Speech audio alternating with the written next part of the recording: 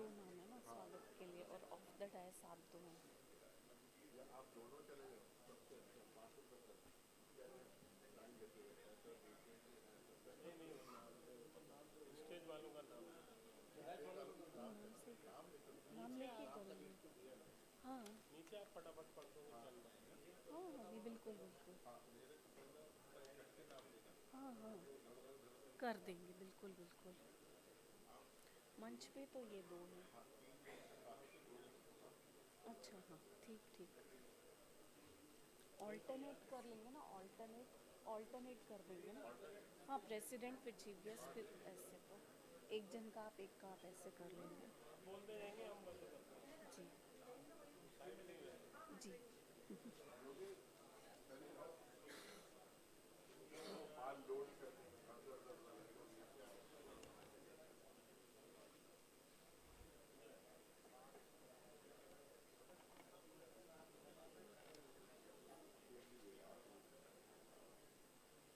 कितने को देती थी अभी प्रोविजन सबको देना है, सबको देना है प्रोविजन सबको देना है।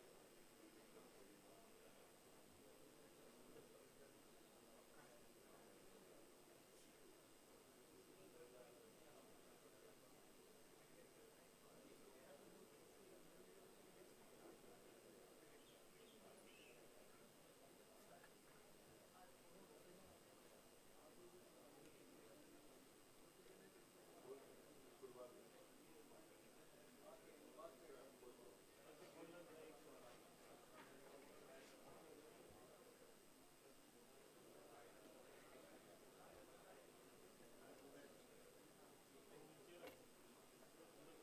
एक बबल बबल वाला भी है,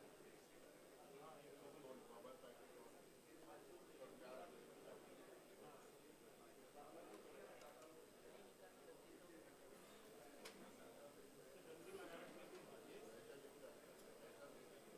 लिख रहा है, पैसा दे देंगे, हैंगर वैंगर दे देंगे।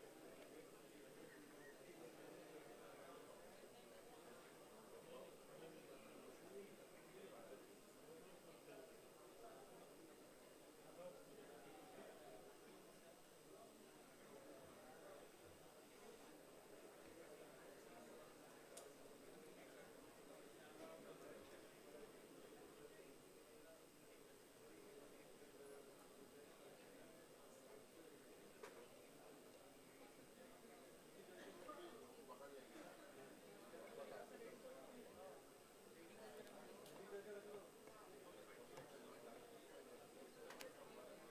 हो जाएगा।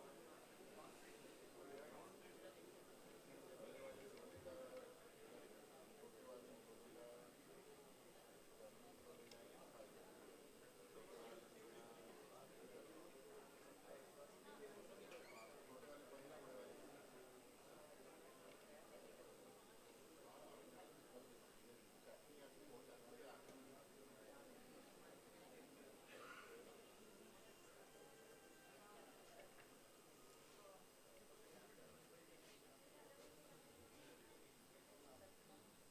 सभी को जो है मोमेंटो दे रहे हैं, सीएमडी मॉइल जो डिग्निटरीज डायस पे हैं। बाद में पीपीटी। हाँ हाँ हाँ,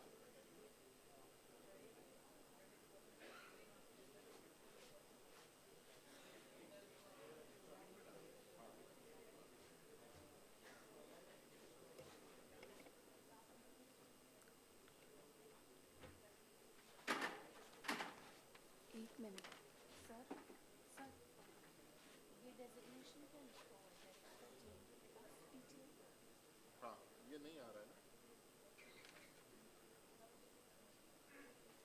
डेजिग्नेशन अलग ये सा। दो हो गए, डीडीजी डेप्टी डायरेक्टर जनरल और वेस्टर्न जोन श्री रामाचार्य सिंह यहाँ आ रहा है, सीओएम आईबीएम डॉक्टर वाईपी काले आ रहे हैं, सीएमडी एनईसीएल और ये दो जैसे president of the function chief guest, बाकी गेस्ट ऑफ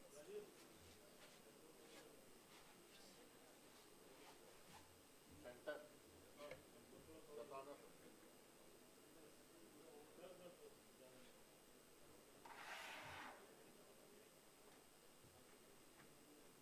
नहीं नहीं थोड़ा इधर टेबल का जोड़ पड़ रहा है, इसीलिए जोड़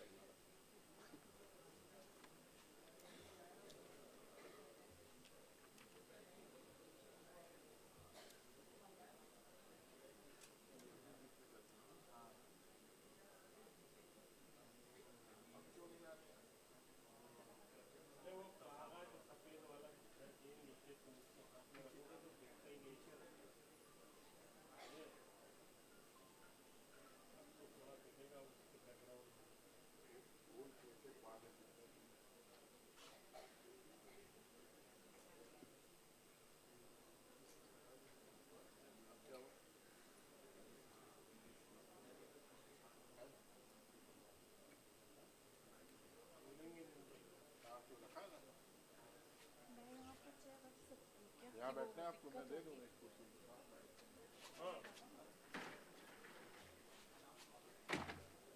पहले क्या था, यहाँ तक के तो मुझे लग रहा था उनको आने जाने में दिक्कत ना, बट अभी नहीं बैठा हाँ सही। अच्छा शादी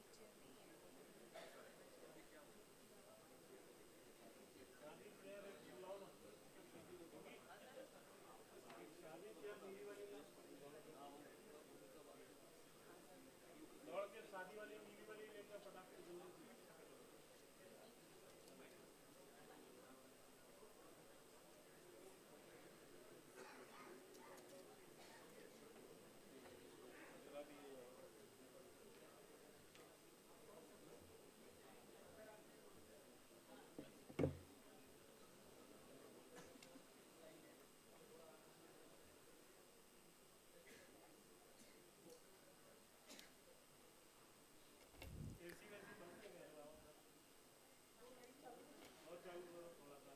जब भी इस तरह के वर्कशॉप्स में हम लोग बैठते हैं, चर्चा होती है, तो जो भी लोग उसमें हिस्सा ले रहे हैं, ट्रेनीज़ को तो निश्चित रूप से फ़ायदा होता ही है, क्योंकि बहुत सारी नई चीज़ें जानने मिलती हैं, नई तकनीक के बारे में जानकारी मिलती है।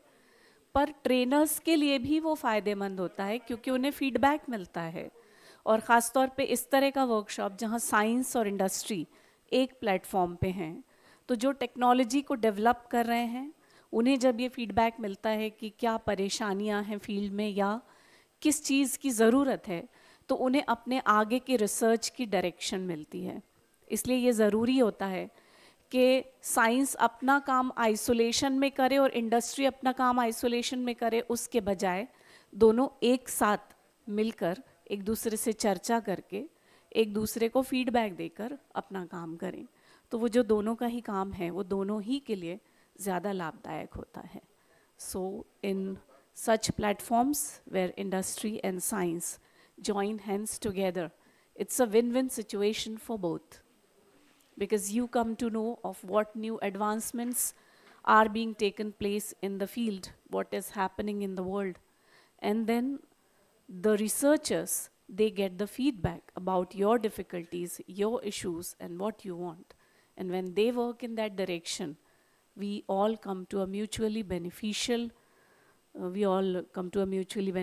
conclusion. So such workshops are the need of the hour, और इस तरह के और ज़्यादा प्रशिक्षण कार्यक्रम वर्कशॉप किए जाने चाहिए हर फील्ड में, न सिर्फ माइनिंग में बल्कि बाकी फील्ड्स में भी। तो मुझे लगता है कि इस तरह के वर्कशॉप एक प्रेरणा होंगे, बाकी सब लोगों के लिए भी एक मिसाल होंगे, और आगे और इस तरह के वर्कशॉप्स का आयोजन पूरे देश भर में अलग अलग संस्थानों और संस्थाओं के द्वारा किया जाएगा। आज के इस कार्यक्रम के अध्यक्ष मॉइल के सीएमडी श्री ए.के. सक्सेना जी हैं, और मुख्य अतिथि हैं director CSIR CIMFR Shri A K. Mishra ji. कुछ ही देर में वे हमारे बीच होंगे।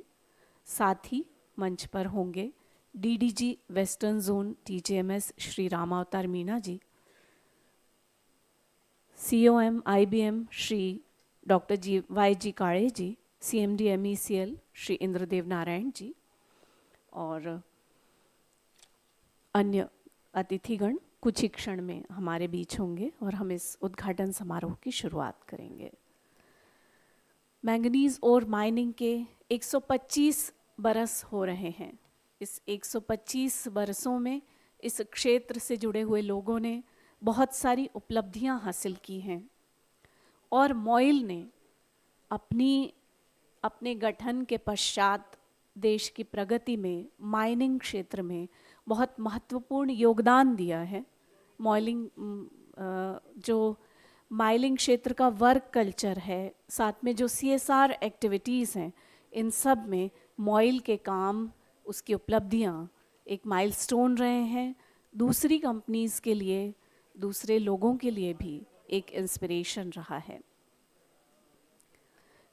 कुछ ही दिनों पहले जब सेफ्टी वीक की प्रतियोगिताएं संपन्न हुई थीं और उसका पुरस्कार वितरण समारोह संपन्न हुआ था, तो उसमें एक बड़ा हिस्सा पुरस्कारों का मॉइल के अलग अलग माइंस के नाम था।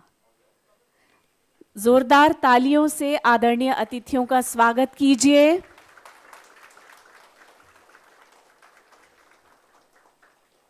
A very warm welcome to Honorable Shri A.K. Saxena ji, CMD Moil, and the President of the inaugural session of this workshop. Honorable Shri A.K. Mishra ji, Director CSIR Simfer, the Chief Guest of the program. Honorable Guest of Honors, DDG Western Zone DGMS, Shri Ramavatar Meena ji. COM IBM, Shri Dr. Y.G. Kare ji. CMD MECL, Shri Indradev Narayan ji. Shri Neeraj Kumar ji, DDG in charge Nagpur Region 1. Shri Ravindran ji, DMS in charge Nagpur Region 2. Shri Manoj Gupta ji, DMS Western Zone. Shri Vastav sir, DMS Mechanical. Shri Putturaju sir, DMS Electrical.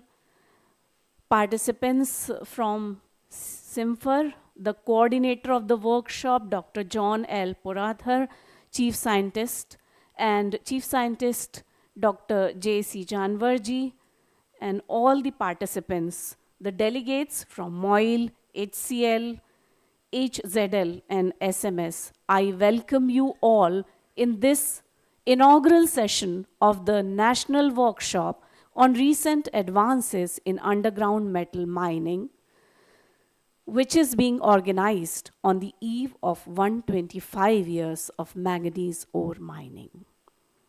In this workshop, where science and industry come together to discuss new technology and its uses in the field, organized by CSIR Simfer and sponsored by MOIL and co-sponsored by HCL, we are looking forward to have 2 days of brainstorming sessions, interactive sessions, question answers, which will be beneficial for all the stakeholders. Once again, a very warm welcome to you all.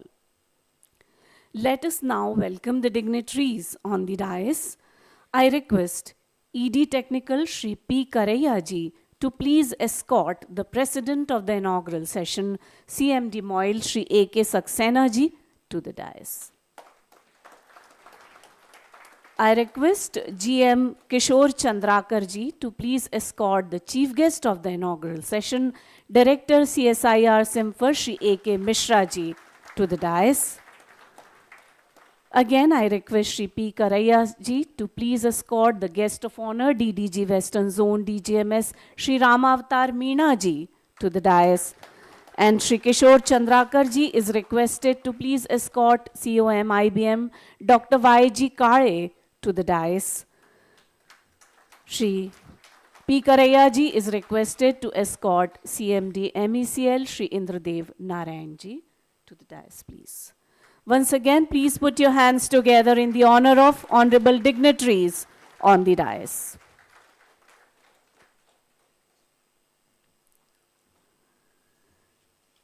And as we inaugurate this 2 days national workshop in this season, as full of spirit as we all are, I request Shri P. Karaiya ji, ED Technical, to please present a plant sampling, a shawl, and Shrifal to the President of the function, Shri A.K. Saxena ji, as a mark of respect and honor. कार्यक्रम अध्यक्ष श्रीमान A.K. Saxena ji का स्वागत Shri P करैया जी कर रहे हैं। निवेदन है श्री किशोर चंद्राकर जी से कि वे कृपया मंच पर मुख्य अतिथि श्रीमान A.K. मिश्रा जी का स्वागत करें। Director CSIR CIMFR to be welcomed by Shri Kishore Chandrakar.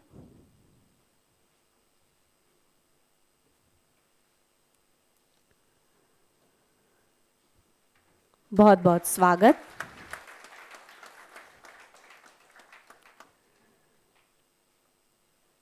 Shri P. Karaiya ji is now requested to please welcome guest of honor Shri Ramavatar Meena ji, DDG Western Zone DGMS. विशिष्ट अतिथि श्रीमान रामावतार मीणा जी का स्वागत।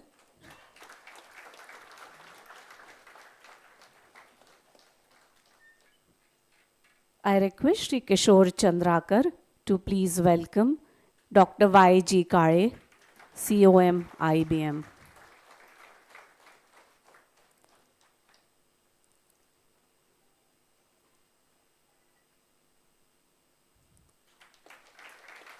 And once again, I request Shri P. Karaya to please welcome Shri Indradev Narayan Ji, CMD MECL.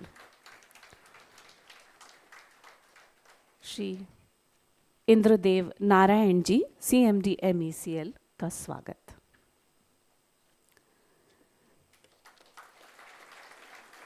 Now I request Joint GM Shri Rajesh Bhattacharya and Joint GM Shri Vikas Parida to please welcome the dignitaries of the dais. Shri Neeraj Kumar ji, DDG in charge, Nagpur Region 1. Shri Ravindran ji, DMS in charge, Nagpur Region 2. Shri Manoj Gupta ji, DMS Western Region. Shri Vastav sir, DMS Mechanical. Shri Putturaju sir, DMS Electrical. Shri G. Ram, RCOM in charge, Nagpur Region IBM. Dr. J. C. Jhawar, Chief Scientist, CIMFR. Dr. John Louis Porathar, Chief Scientist and Coordinator of Workshop.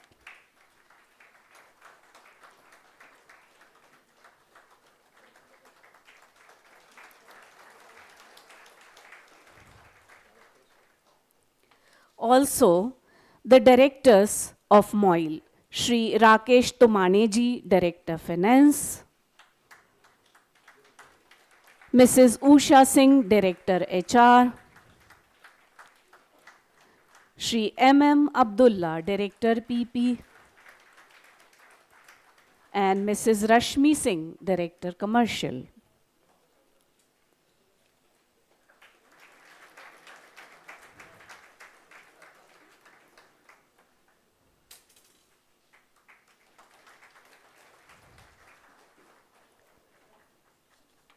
Thank you so much.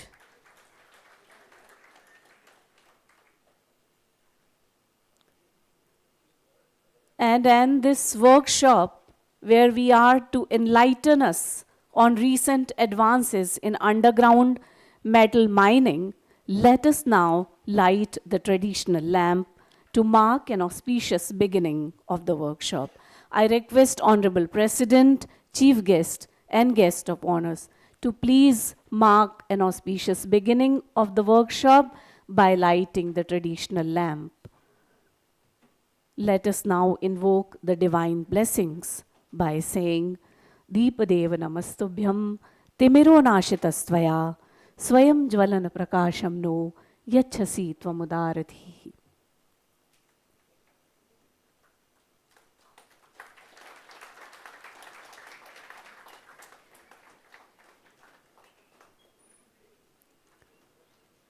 ज्ञान का दीप प्रयासों की बाती और समर्थन के तेल से सदैव प्रज्वलित रहे, यही कामना है। और विज्ञान, तकनीक और उद्योग के बीच समन्वय का ये दीप सभी के कार्य क्षेत्र को नया प्रकाश दे, आगे बढ़ने की नई दिशा दिखाए, यही मंगल कामना है।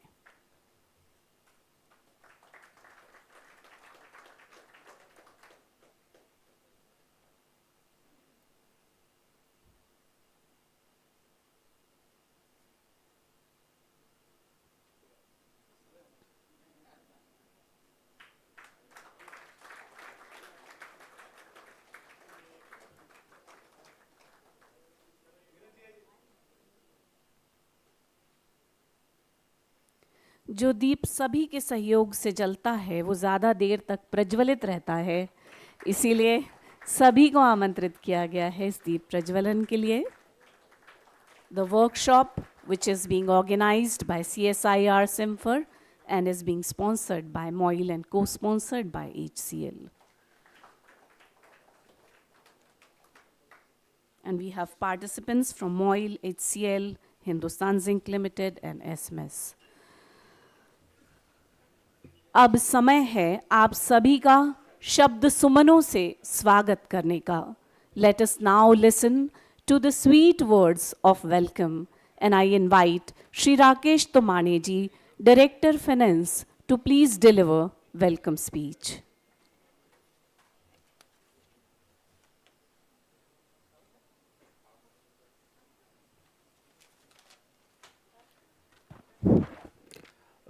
Very good morning to all of you. आज मॉइल में कहाँ कशा उतर आई है. आज मॉइल में कहाँ कशा उतर आई है. इसमें कोई चांद, कोई सूरज, कोई सितारा है. So all the luminaries are present on the dais and of the dais. So I welcome one of the luminaries on the dais, today's president of the function, Shri Ajit Kumar Saxena ji, Chairman and Managing Director, Moil Limited. And today's the Satkar Murthy, the chief guest, Shri A.K. Mishra ji, Director, CSIR Simfer. Then I also welcome DDG Western Zone, DGMS, Shri Ramavatar Meena ji, Controller of IBM, Shri YG Kaleji, CMD, MECL, Shri Indradev Narayan ji. Then off the dais, a lot of luminaries, the guests are there. I welcome Shri Neeraj Kumar, DDG in charge Nagpur Region 1. I also welcome Shri Ravindran ji, DMS in charge Nagpur Region 2. Shri Manoj Gupta ji, DMS Western Zone. From IBM, Shri G. Ram, Regional Controller in charge Nagpur region. And similarly, the other guests which have come from Simfer, Hindustan Copper, SMS, and Hindustan Zinc Limited. So indeed, today is a historic day that we are celebrating 125 years of manganese mining in India. We, Moil, started as a British company which got its license in 1899 at Mansar to do the mining, manganese mining, and the historic event we are celebrating this year. And as we know, in our ancient text, Vedas, it is talked about Hiranyagarbha. Basically, the earth, the Srishti, the universe has a core of gold. And if everything that is inside the earth is gold. If it is not gold, it's copper, it's mineral, it's manganese, it's iron. So from the core of the earth is Hiranyagarbha coming out, the minerals, and we are all the protector of this Hiranyagarbha. We are all inheritors of this Hiranyagarbha, and it is our responsibility to mine and exploit this Hiranyagarbha in a very scientific and responsible manner, so that what we have taken from the previous generation, we give better to the next generation. And as far as the mining is concerned, there are two themes which have emerged in the recent days, which is the often repeated word that whatever has been mined and found, easier has been done. Now whatever is available is actually difficult to mine and difficult to explore. So today's topic of recent advances in metal mining would be a great help in that direction, because if something is very difficult to find and difficult to mine, then mining that thing commercially, very efficiently, responsibly is very important, so that what we get from the mining is basically what we get and give to the next generation. It is in the best efficient and best effective manner. Similarly, these days, one of the most important topic in the world is the carbon neutrality and the reduction of the carbon footprint, which basically again puts a responsibility on the mining fraternity to mine the products in a responsible manner with utilizing the minimum of resources, so that whatever we give to the next generation is sustainable and in a most responsible manner. So today's topic of which we'll be discussing for the next 2 days, recent advances in underground mining, would basically help in efficient mining, would help in the responsible mining, and what we learn in these 2 days would basically be a big learning insights for how we should do the mining, and how effectively we should do the mining, and how efficiently we do the mining, so that mining is sustainable and responsible. Thank you very much, and I hope that with this sorry, with this 2-day session, we would be basically taking the nuggets of knowledge which will enable us into making the better miners and better responsible corporate citizens. Thank you very much.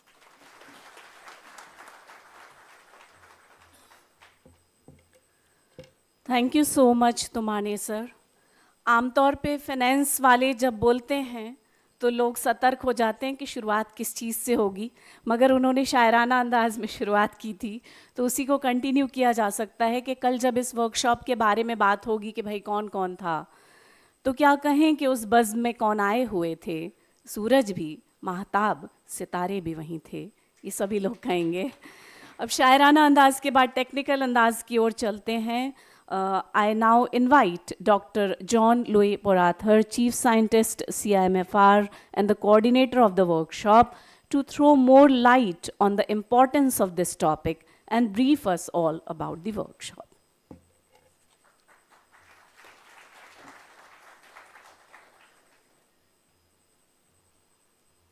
Thank you. Good morning, everyone.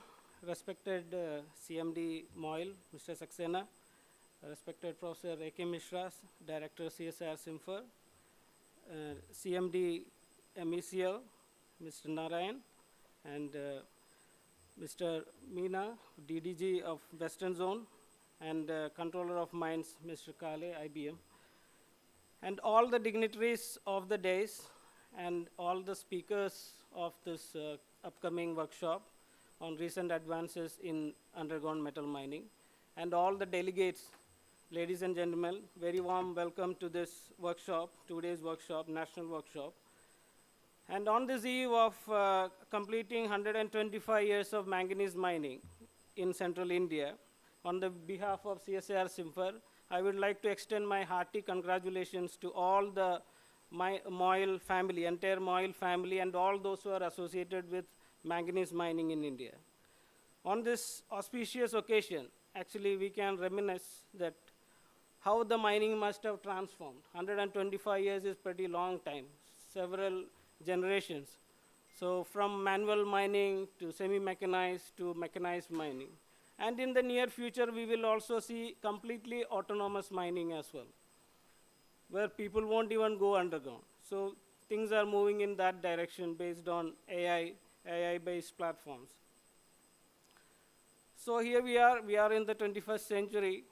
So we should also reflect, that's what my point of view is, that how we should be doing mining at this age and how we'll transform and move forward in the coming future. So in this workshop, we brought experts from the industry as well as from the scientific field to deliberate on various topics related to metal mining. So we all know that Government of India has a vision that is Viksit Bharat 2047. So, and the concept of becoming a developed nation, it should percolate to all walks of our lives. So we all belonging to the mining fraternity, what we can do, our mining should be Viksit mining. We should envision a Viksit mining, that all our mining operations should be safer and also productive, and up to the state-of-the-art technology should be used in all our mines. So when we enter into a mine, the first impression is that, yeah, it looks like a state-of-the-art mine, and it's one of the best in the world. So Moyle is going in the right direction. They are moving in the right direction, and then soon, I believe that in few years to come, we can see that there will be the best mining technologies will be deployed in their underground mines. Coming to this national workshop on recent advancements in underground metal mining, first of all, I would like to thank Moyle for giving us this opportunity to conduct this workshop here, and they have sponsored this workshop. So I would like to thank the CMD Moyle and also the directors and general managers and all the staff who work for this workshop.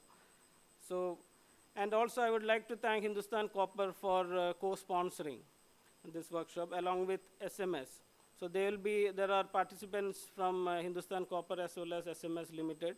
they are doing, and they will also contribute a lecture during this workshop. Their executive director and unit head of Malanchkan Copper Project will be presenting a lecture on the success of Malanchkan Copper Project. And at this juncture, I would like to thank DGMS Western Zone, especially Mr. Meena Sahab and Neeraj Kumar Sahab. They had initiated this idea of this transformation and change required in some of our mines here. So to move towards more safer methods. So in fact, this concept of this workshop also came from brainstorming with them. So I should really thank them for this. We have speakers from the industry as well as from CSIR Simfer. And I would like to thank all the speakers who had prepared for their lectures and spent their valuable time, and for their generosity to share their knowledge which they have acquired in the last few years. And I should say that about 10 years ago, a joint team of CSIR Simfer scientists and Hindustan Zinc Limited engineers, we had visited some mines in Western Australia to see how they are doing the paste fill method of stoping in underhand mining, overhand mining, etc. So because it was not known in our country, and people were little bit, they were doubting whether this underhand mining, how the backfill will stand there. So when we saw the mines there, and within a couple of years, they have implemented it in Agucha mine first, and now it's fully operational in SK mine. So you can see that within 2 years, after seeing this, it's all implemented. So now you don't have to go to abroad to see the modern mines, modern and best mines. It's already we have in India. So we have invited 3 people from Hindustan Zinc Limited, Mr. Ayan Giri, Mr. Pradeep Kumar, and Mr. Shubham. So they will be giving the lectures on the modern techniques they are using in Hindustan Zinc mines here. So we have lectures. Mr. Ayan Giri is head of Geotech Department and Long-Term Planning. He shall deliver a lecture on sub-level open stoping method which they are doing in Jawar mines. Mr. Pradeep Kumar, he is head Geotech Department, Sindeshwar Khurd mine.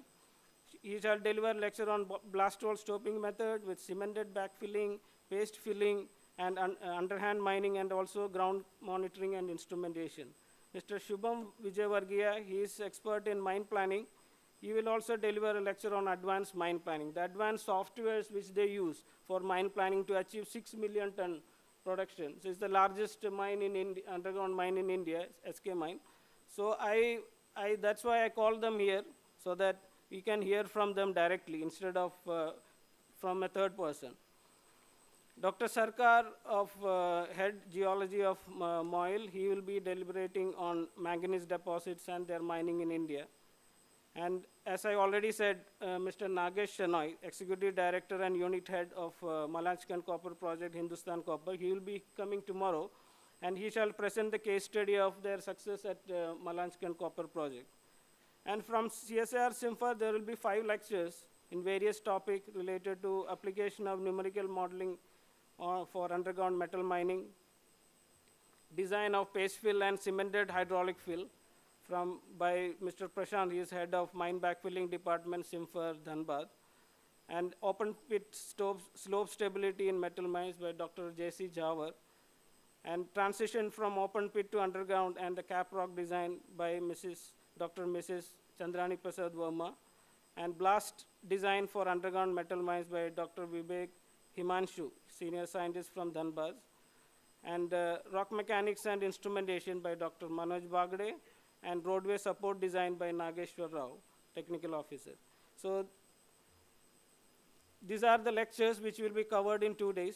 And there are delegates who have joined, and I'm really thankful to all the delegates who have joined. And there are many delegates from MOIL. And apart from MOIL, there are delegates from Hindustan Copper Limited, SMS Limited, AP Trivedi and Sons, Indian Metal and Ferroalloys, IMFA, Orissa Mining Corporation, Hatti Gold Mines, Gemco Technology Services. So we all are here from various mining companies. So it will help to interact with each other. And I wish that this workshop will be really fruitful to all of you, and the lectures will be more interactive in nature, and please make them more lively. And I would like to state one thing, that this workshop is not just for knowledge gaining and learning. So this has a specific purpose. And we like to see tangible results in the coming few years. When you go back to your respective minds, that you should bring the changes in your mind. Whenever there is a unsafe practice or anything you observe, you should be the one to point out. You may be junior or you may be middle management, it doesn't matter. So you should bring the change in you. So in the coming few years, I think Moil mines will become one of the best mines, state-of-the-art mines in the country, and people will come to see the mines in Moil, to see the most advanced technologies being practiced. So with these humble words, I would like to close, and I once again thank all of you who are present here, and I wish the very best for this workshop. Thank you all.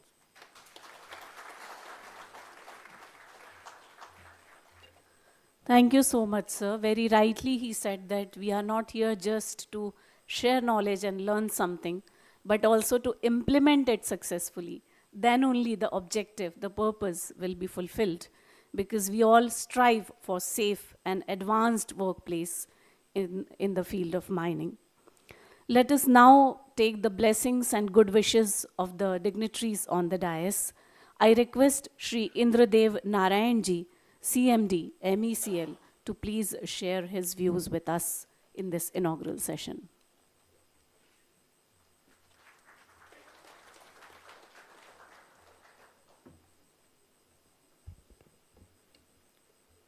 Thank you, ma'am. Honorable Shri A.K. Saxena Sahab, President of the function, CMD Moil.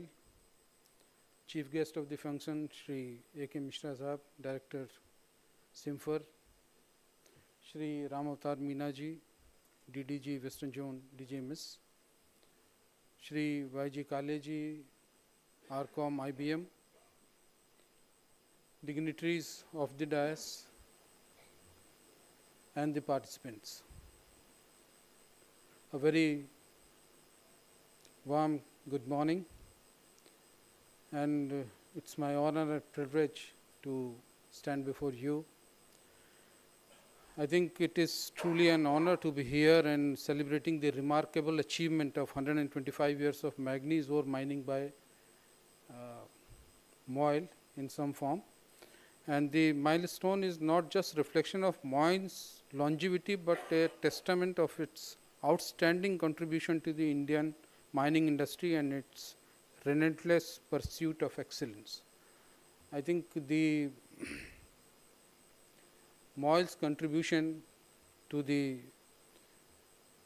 India as a whole, particularly to the steel, is phenomenal, and the present team led by Saxena Sahab and the board of directors and the last person working in the mine is doing commendable job, and the growth of Moil is dream to any CEO. 30% growth in last year in production and sales, I think, and doing 30% growth last year, and this year I think it is hovering around 10% mark, something like that. My best wishes for continuance of this phenomenal performance. As CMD of MECL, an organization dedicated to unlocking the India's mineral potential, I share a deep sense of pride and camaraderie with Moil in its commitment to responsibly and sustainably harnessing the nation's natural resources. Over the decades, Moil has established itself as a leader in manganese ore production in India, but what truly sets apart its unwavering focus on innovation, safety, and environmental management. These principles have been integral to the success and are guiding forces for the future of mining in India. The 2 days national workshop on recent advances in underground metal mining is a significant step forward in our shared goal of modernizing the mining practices. In an era where mining operations are becoming more complex, with challenges like deeper ore extraction, environmental concerns, and the need for cost efficiency. It is imperative that we continue to collaborate and innovate. Forums like this provide us with the opportunity to share knowledge and find solutions to the pressing issues of the industry. The underground mining sector, particularly in metals like manganese, is facing challenges that demands advanced solutions, whether it is mechanization, higher productivity, or meeting the sustainable standards. The road ahead will require us to adopt cutting-edge technologies. I commend MOIL for its dedication for skill development, which is crucial for building a future-ready workforce. Its focus on safety, automation, and sustainable mining practice will keep MOIL at the forefront of India's mining industry. As we celebrate this extraordinary 125 years of journey, it is also important to reflect on the responsibility that lie ahead. The mining industry, as a cornerstone of the industrial development, must lead the way in adopting sustainable approaches. Our efforts must be balanced economic growth with ecological preservations and ensuring that the industry thrives without compromising the environment for the future generation. On a related note, I am pleased to share that MECL has been working very closely with MOIL in Balaghat and Kandri areas for exploration purpose. Further, in collaboration with GMDC, MECL has completed a detailed exploration in the Pani manganese deposit in Gujarat for MOIL and established resources of manganese. MECL and MOIL, by working together, have opportunities to set new benchmark for the industry, not only in India, but on the global stage. Once again, I extend the heartfelt congratulations to the whole organizing team, the entire MOIL team, for achieving this milestone. I wish the workshop great success and eagerly anticipating the insightful discussion over next 2 days. Together, let us unlock the new possibility and ensure the mining sector remains a cornerstone of India's economic progress. As Tumane Sahab started with a couplet in Urdu, I would like to end this with a couplet of Faiz Ahmad Faiz, which goes like this: ke gulon mein rang bhare, badnao bahar chale, chale bhi aao ke gulshan ka karobar chale. Let us work together for the advancement of underground mining. Thank you so much.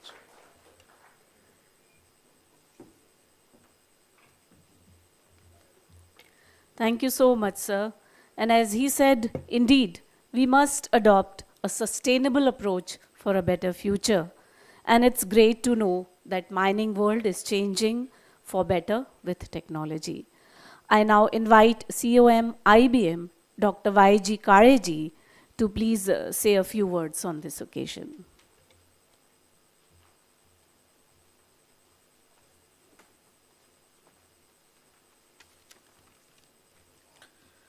Namaskar, dignitaries sitting on the dais, today's President, Shri A.K. Saxena, CMD MOIL, today's Chief Guest, Shri A.K. Mishra Sahab, Director SIMFAR, Shri Ramavatar Meena Sahab, Deputy Director General, DGMS, Shri Indradev Narayan Sahab, CMD MECL, senior officers from DGMS and IBM, scientists from the SIMFAR, delegates from the various organizations,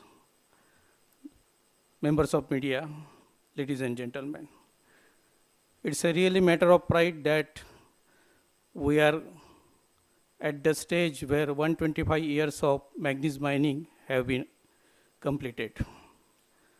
You can see that at the time of 125 years of manganese mining, the high-grade manganese was one.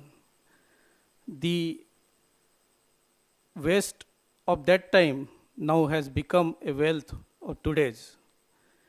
The 10 to 15% of manganese, which was considered as a waste, now it is coming as a boon in today's generation.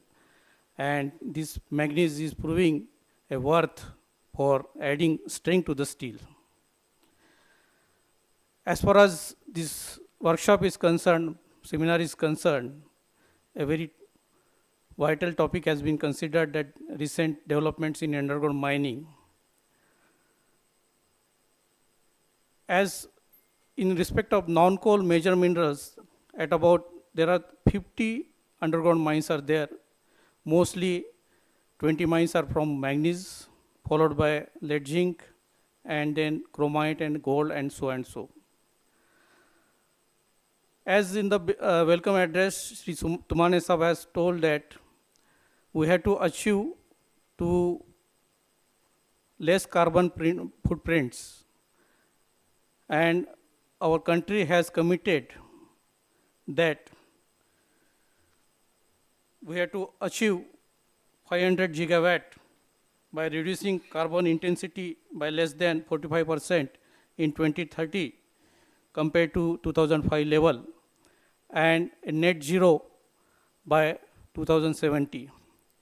And for this purpose, we have to depend on the non-fossil energy resources, and for this purpose, we have to mine the critical minerals. As we have, India has declared 30 types of critical minerals, and out of these 30 critical minerals, at present we have only 14 critical minerals available, and we are fully dependent on import of 16 type of critical minerals, mainly from China and other countries. And out of 14 minerals, critical minerals which are available, only in respect of 7 minerals we have reserves and resources proved.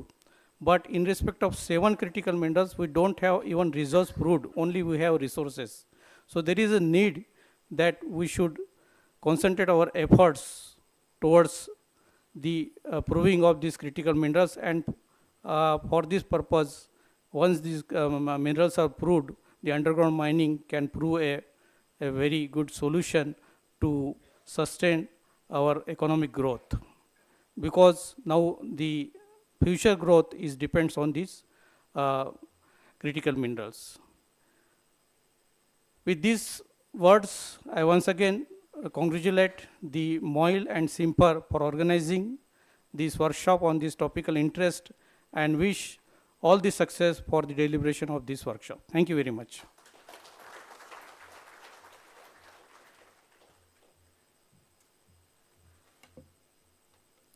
Thank you so much, sir.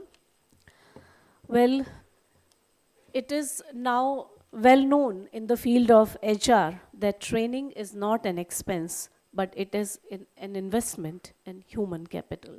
So this workshop is also an investment which will give great results in future.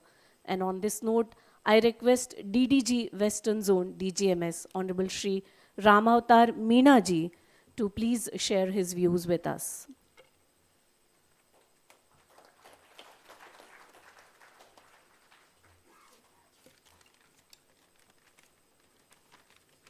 Thank you, ma'am.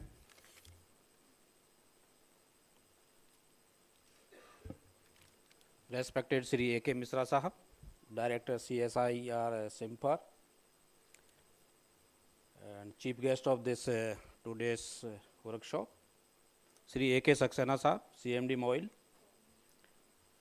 Sri I.D. Narayan Sahab, CMD MECL, Sri Y.G. Kale Sahab, COM Central Zone IBM, Sri J.C. Jhamar Sahab, Chief Scientist, SIMPER, Coordinator of this workshop, Sri John Louis Sahab,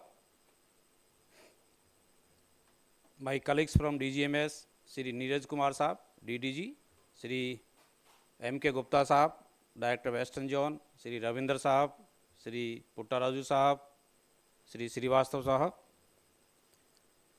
Director P&P, Sri M.M. Abdullah Sahab, Director Finance, Director HR, Director Commercial, learned speakers, all senior officers of MOIL, SCL, SZL, SMS, all delegates, good morning to all.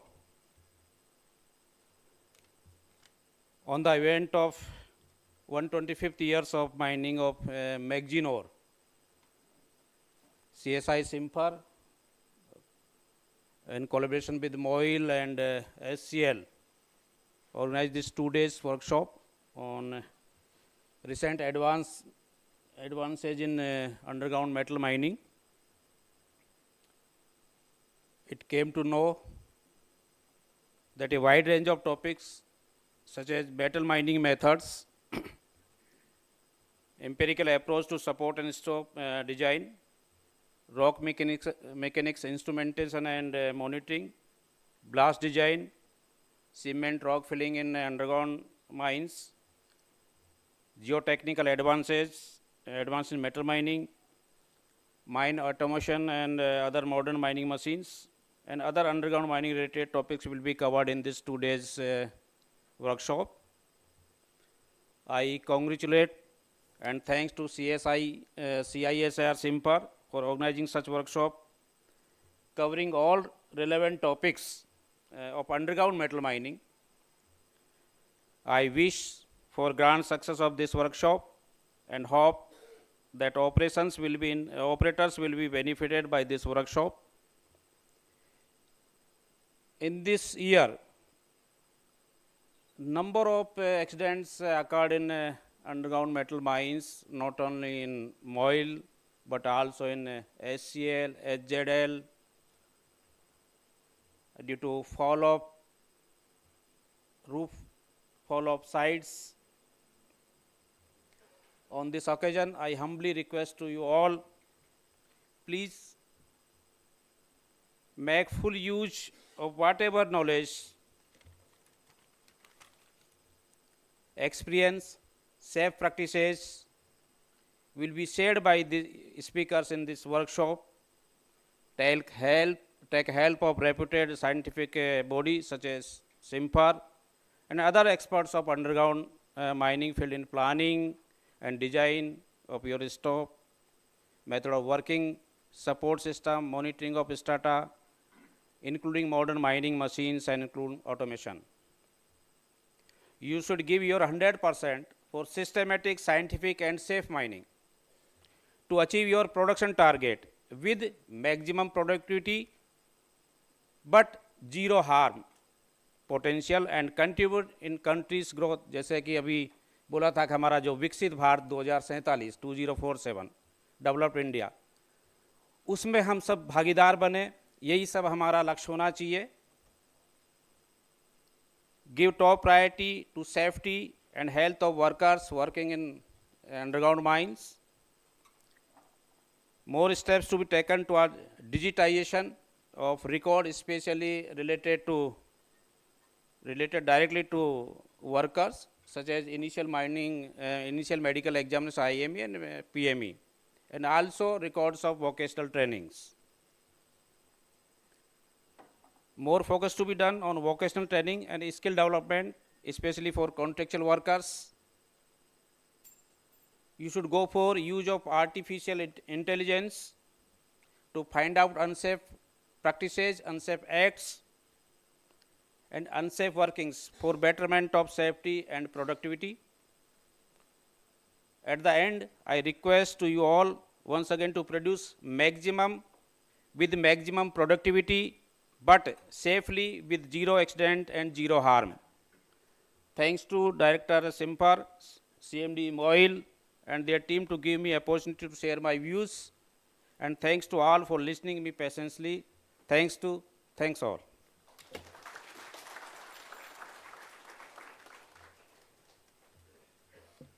Thank you so much, sir. And in his address, he emphasized that we must stay safe while working, and also the importance of skill training and increased use of AI for the benefit of all. Thank you so much. It is time now to release a souvenir to mark this workshop, which is being organized on the eve of 125 years of manganese ore mining.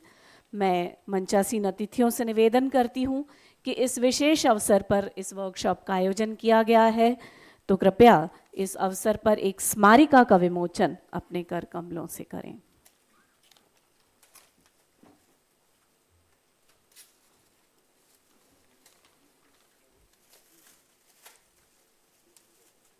Where industry challenges the technology and technology inspires the industry and thus both complement each other. Such workshops are an example of this.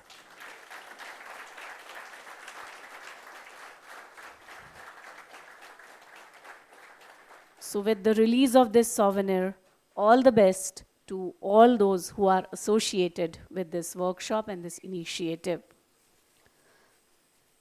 And let us now listen to the words of wisdom of Honorable Chief Guest of the program, Director CSIR SIMFER, Shri A.K. Mishra ji. I now request you to please address the gathering.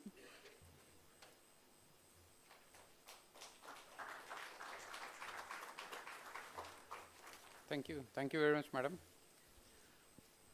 आप सभी को सप्रेम नमस्कार और इस सभागार में आप सभी का स्वागत है.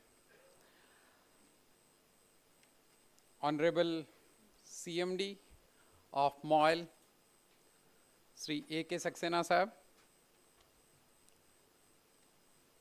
Shri Ramaavatar Meena ji, DDG DGMS, Shri I.D. Narayan ji, CMD MECL, Shri Y.G.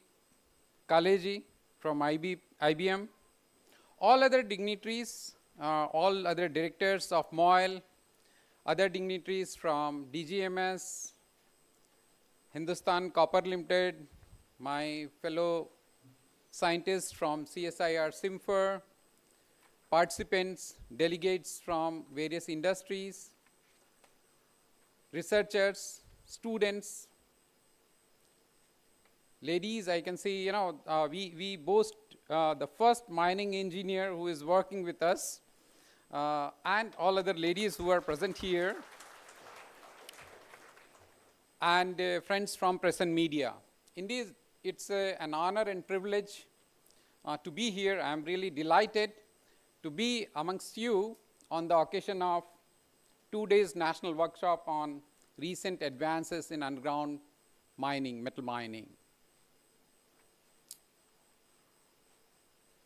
If you look up the contribution of mining industry to India's GDP, it nearly comes out to be somewhere around 2.5%, which seems to be very, very low compared to the other industries. But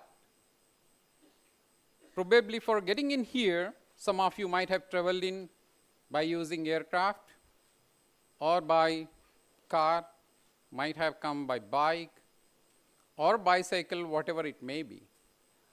Everything ultimately was being, it started its journey, let it be automobile or your bike, it started its journey from a mine. So the raw material gets in from a mine and you get in final a product. And the building in which we are sitting in, this building is not possible if you don't have a mine. You will never get a cement, you will never get steel, and so on. You can't even think of fertilizers. So if you look up, you can't even think of power. Let it be thermal power, hydropower, or renewables. So nothing is possible without a mine. So its contribution to the GDP is much, much more than what it looks like. And we all must appreciate the commendable job done by MOIL. For the last 125 years, they have contributed in the development of country's economy, the service which they have rendered to the economic building of the country, and the contribution of each and every one of Moyle family. The miners who go deep down the mine, and the kind of time, effort, energy, and sweat being provided for running the economy, being the prime mover of the economy of the country.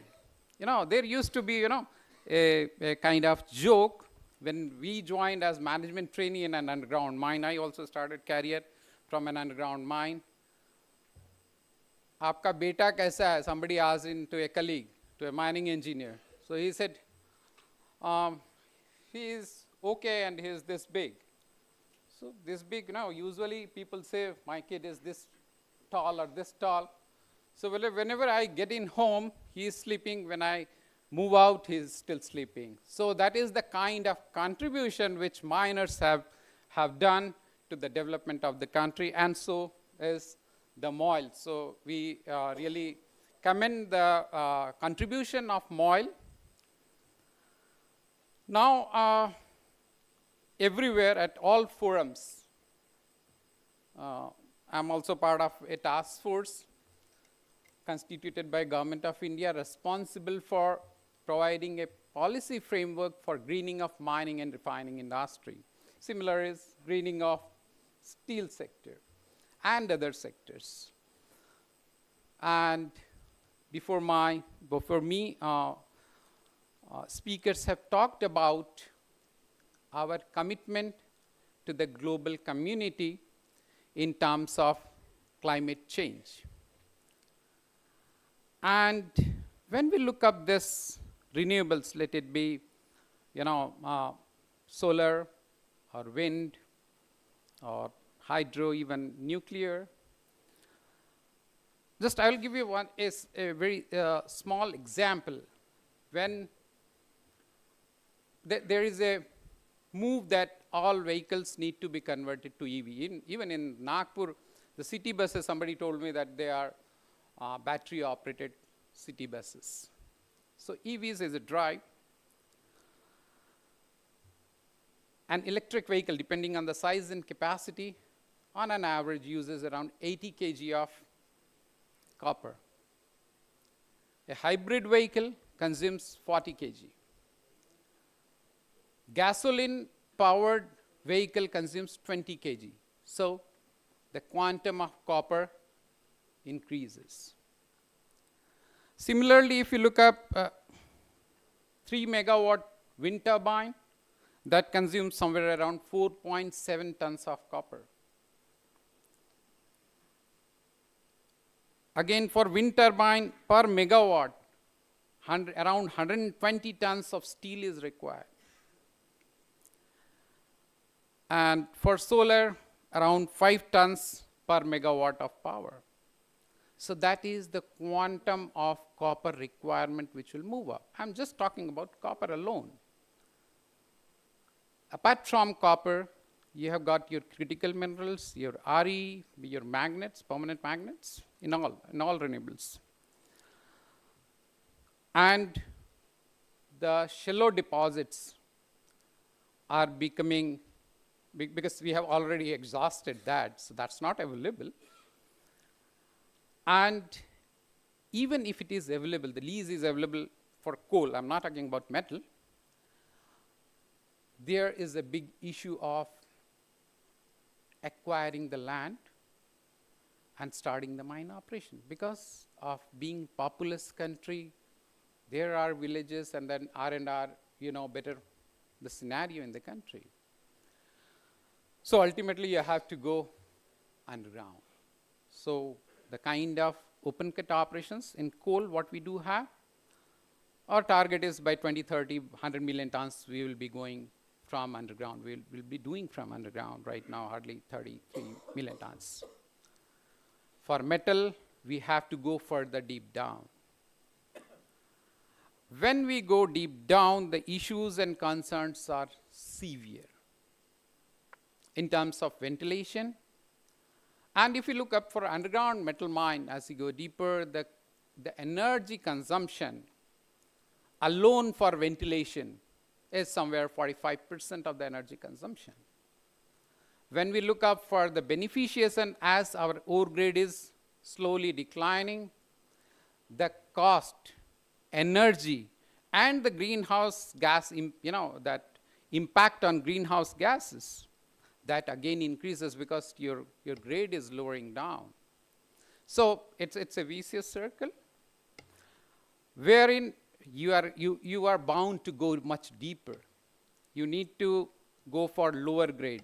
I remember, some time back, the kind of iron ore cutoff grade which we used to have, and right now what we do have. Similar was the scenario for copper.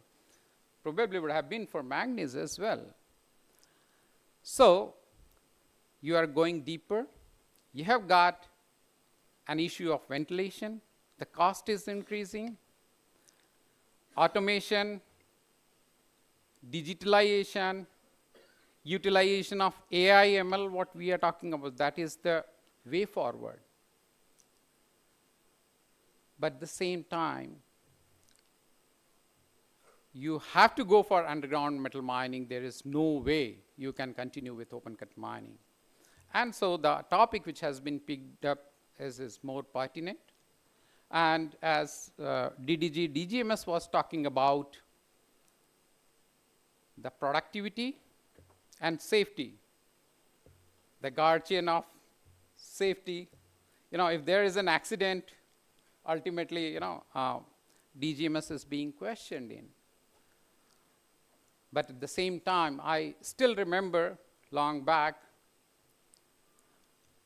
there used to be a saying, DuPont safety, they stated that if there is an accident, let it be minor or a fatal accident, whatever may be the kind of accident. Accidents are always failure of the organization. It has got nothing to do with an individual. So it becomes more so important for an operating miner when you go deep down. So ventilation, method of working. Dr. John was talking about the strata control and the other issues. So far as rock mechanics is concerned, in stope design, your dry weights, you talk of all operations, underground openings. Strata control is another big tough task when you go deep down. And there are few deposits wherein the country rock is not competent enough, but you have to do mining. There is no way that you can stop. So I'll not go much, further deeper. And the exposure of miners. When the driller is there or the drill operation is there or blasting or evacuation or excavation, the exposure of miners and their health parameters being monitored, which Meena Saab emphasized. So there are various challenges. But at the same time, country has committed, right now being the 5th largest economy, we are poised to move up to 3rd. And this, to become 3rd largest economy, who will be driving it? The base block is mining. And so the more responsibility lies on miners to do the responsible mining. So I think this is the most pertinent topic which has been picked up, and wherein the industry experts are there, the industry practitioners are there, the regulators are there, and the scientists are there. This is the best platform one can get in, wherein there will be deliverables. And I will request all of you, those who will be participating in, be free, feel free to ask in any kind of question to the speakers, and pose in whatever issues, problems, concerns, challenges is being faced by you at the mine level, and try to get the solutions. Right now, there will be few which you will get in off the shelf, and for some of your challenges, probably a scientific intervention will be required. And scientifically also we have progressed a lot in terms of mining, non-mining, all, you talk of all. So I think this is the best platform. I will urge all of you, please take advantage of this workshop. And once again, from deep core of my heart, I will put on record the appreciation and a big congratulations to Sri A.K. Saxena Sahab for achieving the remarkable milestone of 125 years completion in service of the nation. So with these words, thank you very much to all of you, those who have gathered in here. Thanks a lot, and I wish a great grand success. Jai Hind. Thank you.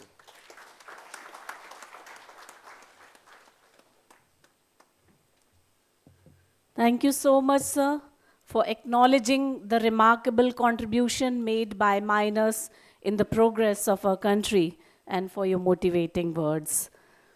Well, we all are here in this workshop to raise new questions, think of new possibilities.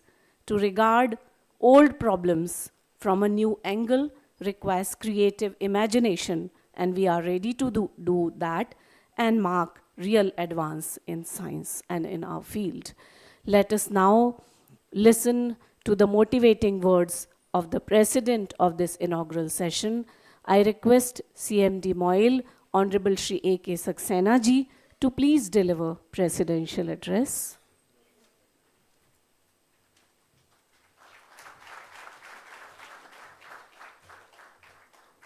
Good morning.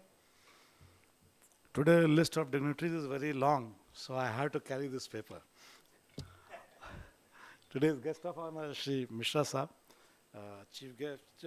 Today's chief guest, Director Simfer, CSIR Simfer, Shri Ram Avatar Meena ji, DDG Western Zone, DGMS, Dr. Y.G. Kale, Controller of Mines, IBM, Shri Indradev Narayan ji, CMD WCL, Shri Neeraj Kumar ji, DDG in charge Nagpur Region 1, Shri Ravindran, DMS in charge Nagpur Region 2, Shri Manoj Gupta, Shri Srivastav ji, Shri G. Rom, Shri J.C. Janwar, Shri John Louis Parthar, and all the participants from different organizations, researchers, students, my fellow directors, my team from MOIL, ladies and gentlemen, and all those who have not been covered under this category. My apologies to them. It's a very big conclave of dignitaries or future dignitaries who are here to contribute in such a historical moment. When we were just identifying what could have been, or like even Mr. Indradev Sahab was asking, this way you can celebrate many occasions, like 125 years or so. So the basic reason or basic theme of this kind of conclave or seminar is, that is, commemorate, celebrate, and deliberate. When we say 125 years of manganese mining or 125 years of any organization, so it is not MOIL. As when we were lighting the lamp, the lady who was anchoring the program, she said कि जो दिया कई लोग मिलकर जलाते हैं, वो दिया बहुत लंबे समय तक जलता है. So this 125 years of manganese mining done by MOIL or CPMO or by anyone, it is really commemoration not only to those, is not to remember only to not only those who have contributed in mining, but all that organizations, district authorities, IBM, DGMS, and whomsoever were responsible for that. So it's really a collective effort of so many years that we are here to commemorate that, and these are the persons who have given us a platform for where we are talking today. As rightly told by one of the speakers, that it is the waste of yesterday has become wealth today. And perhaps that has given rise to this concept of waste to wealth and circularity and many other things. So I think it is considered not good to be in past, but it is always good to learn from the things of past, because everyone's life is very limited, few years, 40 years of doing. So you don't have sufficient time to do a mistake of your own and then learn it. And that is why we must look back what all has been done And what they are, many times they are learning points even today, what has been done by our predecessors in past. So it is to commemorate all the efforts, all those who have given their life, all those who have given their ideas, their blood and sweat to make this organization and to make this successful operation of 125 years of mining. Celebration, yes. Often mentioned in this whole calendar year, 35% growth of oil, and not only in production, but in sales and revenue and many other things. So yes, there is a reason to celebrate, but more than celebrating is our vision. I mean, what we try to achieve. And here I would like to say what Prime Minister has already said, that in fact, that is a trigger point for all of us, that self-reliance is not possible without a strong mining and mineral sector. Because minerals and mining are important pillars of our economy. So what our chief guest has said, that 2.5%, perhaps developed economies do contribute to that tune of 8 to 10% in GDP through mining. So I think with the Prime Minister's vision as a starting point, having achieved this success of 35%, now what should be our vision? So vision, what MOIL has identified, that adhering to national steel policy of producing 300 million tons of steel, by the year 2030, we would be required to produce at least 11 million tons of manganese ore. We decided with a very humble target of whatever we were producing till 21-22, we will be doubling it in 3 years' time. And I'm sure the way things are moving, that by the year 24-25, we will be achieving 2.4 million tons.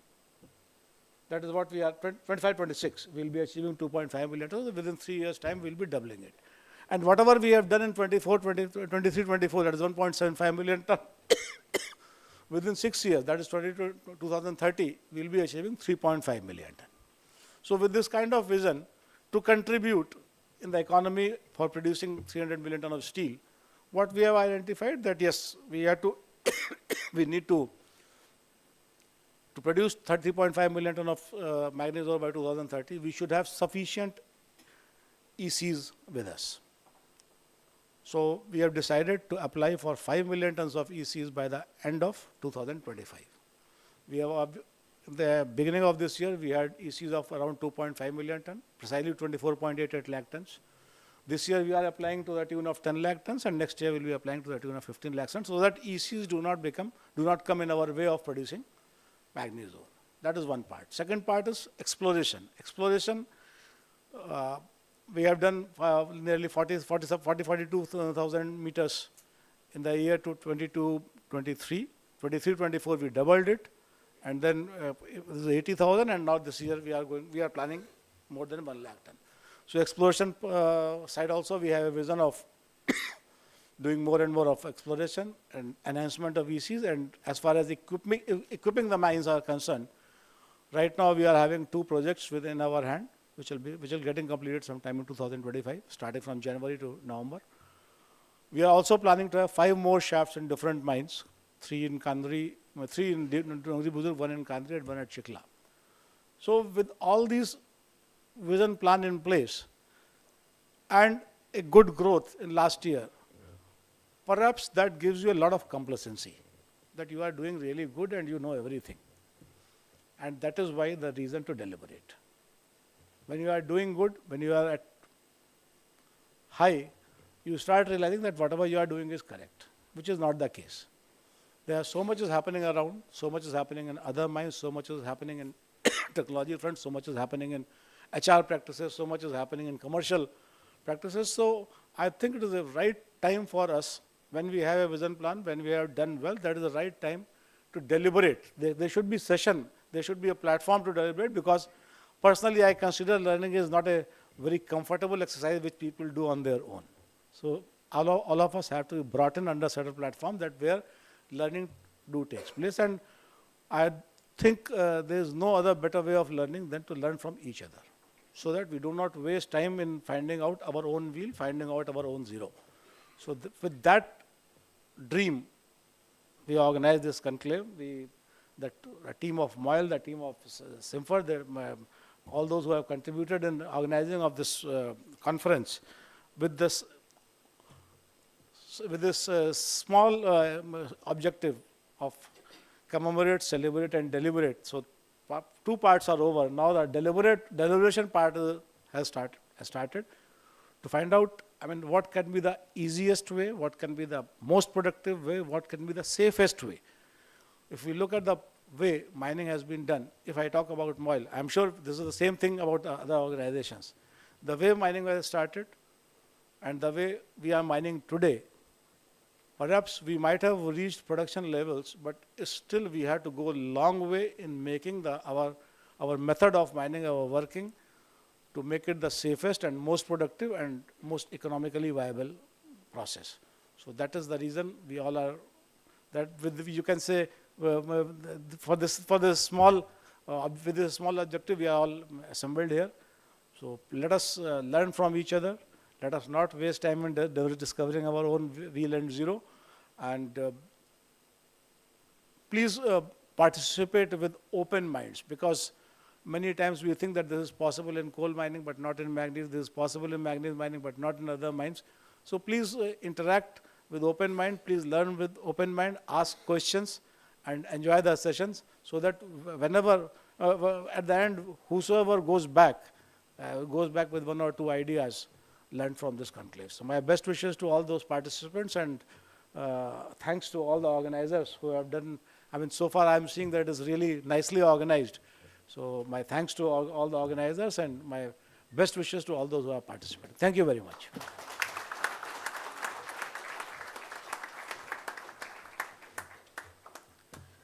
Thank you so much, sir, for your motivating words. It is time now to sweeten the moment by presenting mementos to the dignitaries on the dais as a token of appreciation and acknowledgement. I request CMD Moyle, Shri A.K. Saxena, sir, to please present a memento to the chief guest, Director CSIR Simfer, Honorable Shri A.K. Mishra ji.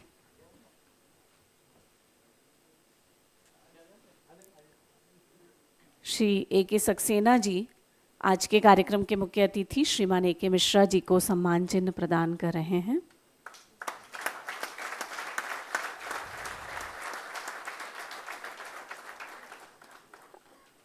I request Saxena sir to please present memento to Shri Ramavatar Meena ji, DDG Western Zone DGMS. श्रीमान Ramavatar Meena ji.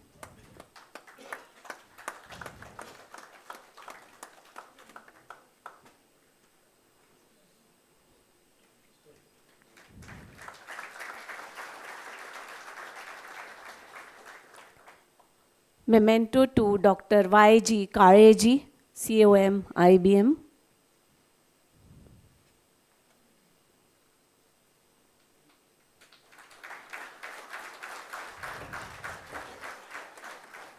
And to Shri Indradev Narayan ji, CMD, MECL.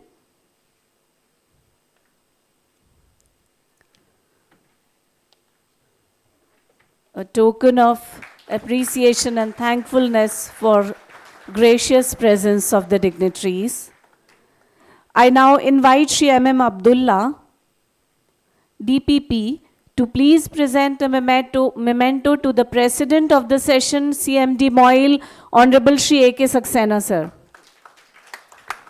Thank you so much, sir, for your guidance, your kind words of motivation. Thank you so much. And I now request GM Shri Kishore Chandrakar ji to please present mementos to the dignitaries sitting in the front row. Shri Neeraj Kumar sir, DDG in charge Nagpur Region 1.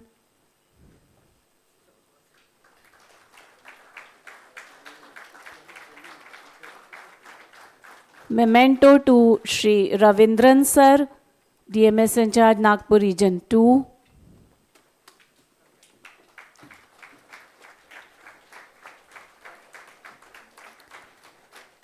Shri Manoj Gupta ji, DMS Western Zone.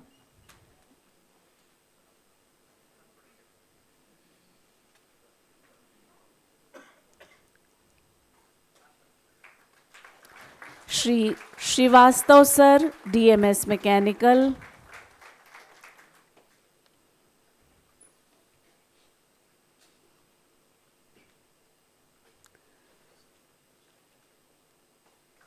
Shri Putturaj sir, DMS Electrical.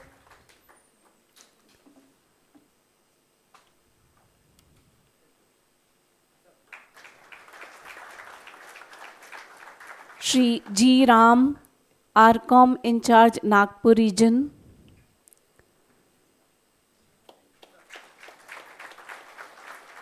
Dr. J. C. Jhanwar, Chief Scientist and SIC of SIMFER.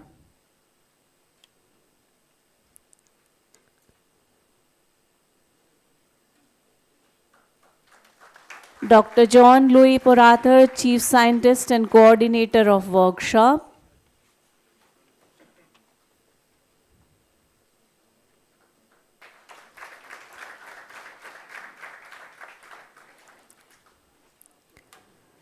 Shri Rakesh Kumar ji, Director Finance.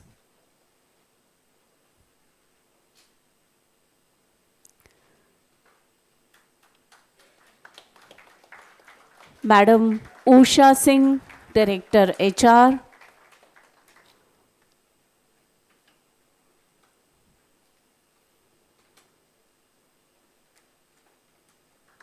Shri M. Abdullah ji, Director PP.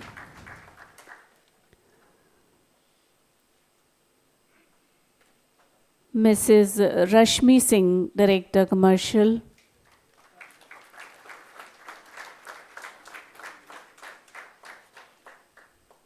Thank you.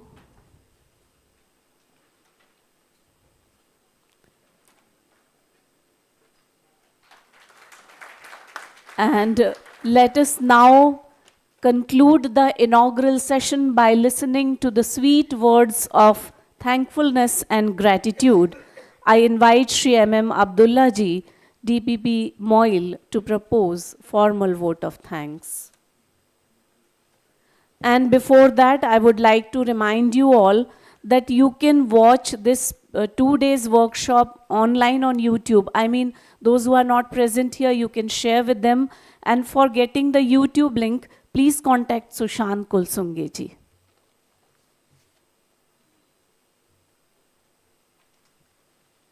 Thank you, madam. Respected dignitaries on the dais and off the dais, I am very much thankful to our CMD, Adharaniya Saxena Saab, for presiding over this function and guiding us for the organization of this event. I am also thankful to A.K. Mishra Saab for attending this function by traveling from a long distance and gracing with words. Thank you very much, sir. I am very much thankful to DDG Western Zone, Adharaniya Meena Saab, for attending this function and guiding us to make this event live. It is sir's idea to put this program on YouTube and to record it so that the people who are not present here can watch it also, and we can view these lectures in future also for discussions, etc. And I am thankful to Kale Saab for attending this function, and I am also thankful to Indradev Narayan Saab for attending this function, and dignitaries of the dais, senior executives from DGMS, Neeraj Kumar Saab, Manoj Gupta Saab, Ravinder Saab, Puttaraju Saab, Srivastav Saab, and senior executives from IBM, G. Ram Saab, and executives from SIMFER, Jhanwar Saab, Louis Saab, and my fellow directors, DF Saab, DHR Madam, DC Madam, and all the participants from different companies. I thank you all, and I request the delegates and participants in this seminar to be interactive during the sessions so that you can have more knowledge and discussion. And I request, my sincere thanks to agents, managers, and other executives from MOIL who have come from our mines and head office to make this opportunity to design a better stoping method which is safe and productive, because the way the targets are increasing and the conditions which are going tough when we are going into deeper levels require definitely a new method of stoping which is safe and productive. I thank you all for organizing this function. Thank you very much.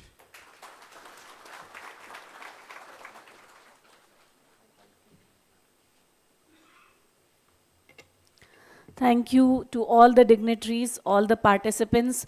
With this, the inaugural session, with the permission of Honorable President, comes to a close.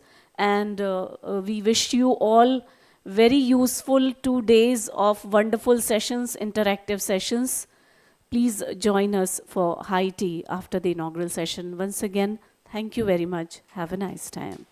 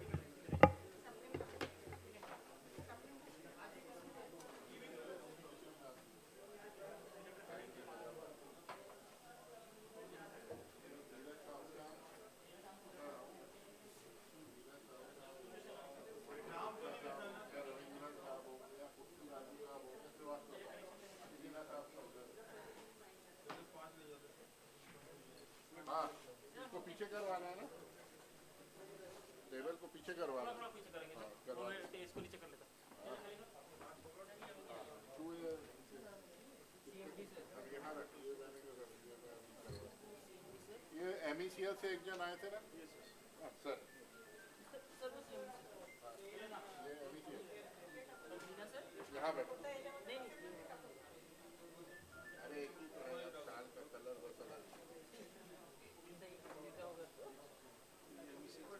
हाँ? हाँ।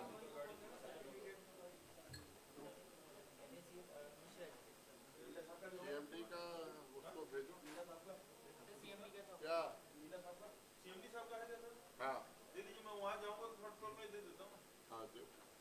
ये अब्दुल्ला साहब का खाली अकेला। हाँ ये CMD साहब। ठीक।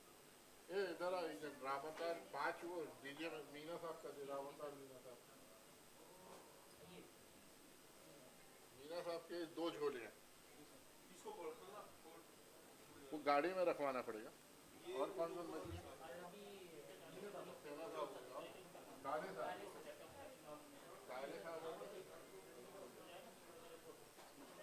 काले साहब और कौन है? सिंपल के एक चाहिए, एक कम पड़ गया। गुना राम नहीं वो नहीं, मैं तो लगेगी। हाँ ये एक गुना राम वाला, ये जी राम, ये काले साहब हो गया।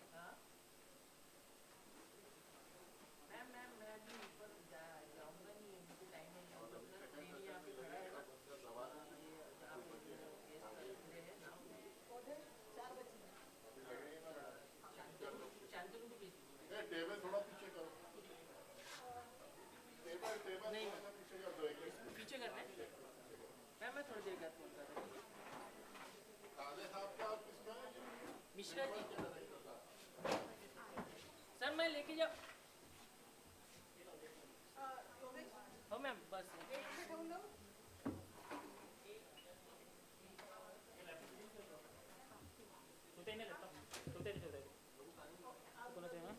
त्याच्या लॅपटॉपमध्ये ना त्याच्या चार्जिंगचं जो आहे ना बोर्ड त्याला इकडे खिच ना, खिच शेअर फ्री पाहिजे का? तिथे सप्लाय आहे का? तिथे बोर्ड आहे का?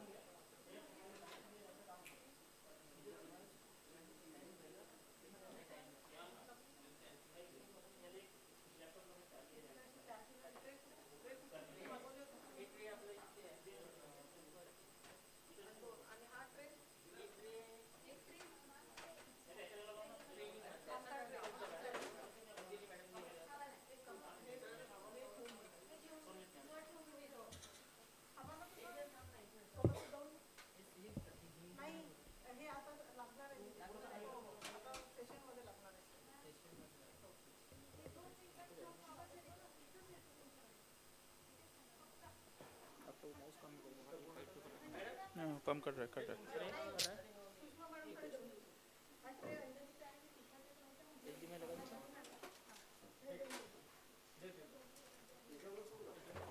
निबल लगाइए तो स्क्रीन की में कैसा आ रहा है देखिए।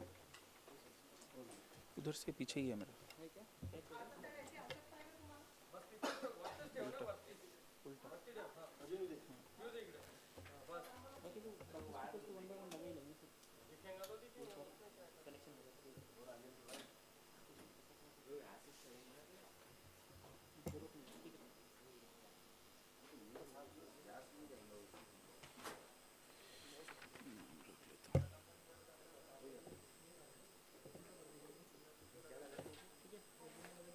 एक बार स्क्रीन चालू कीजिए।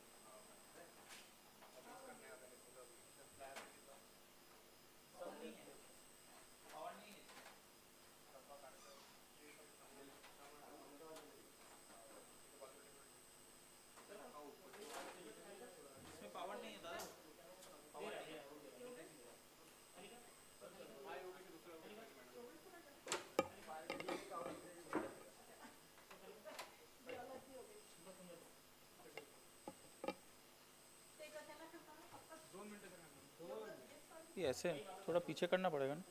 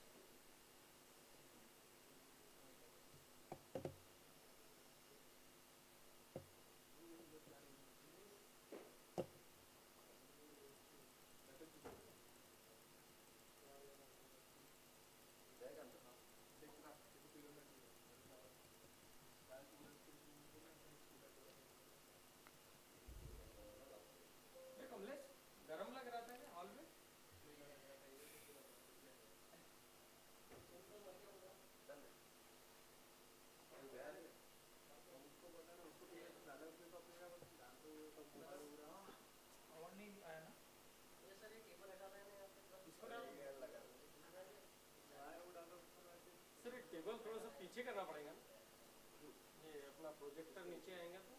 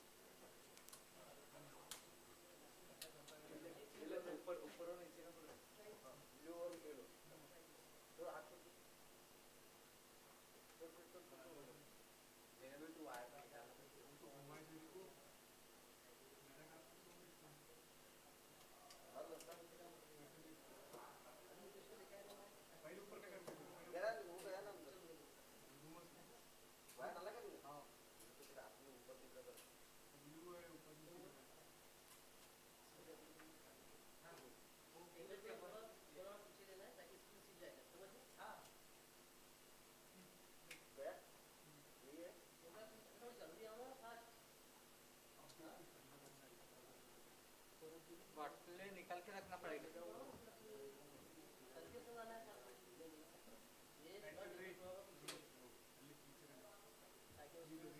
बाटले निकाल लेते यार, बाटले गिरी गई तो हाँ?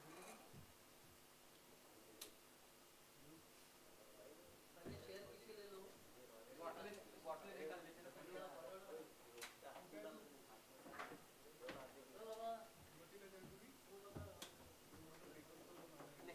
ये उधर से ले बता बॉटल।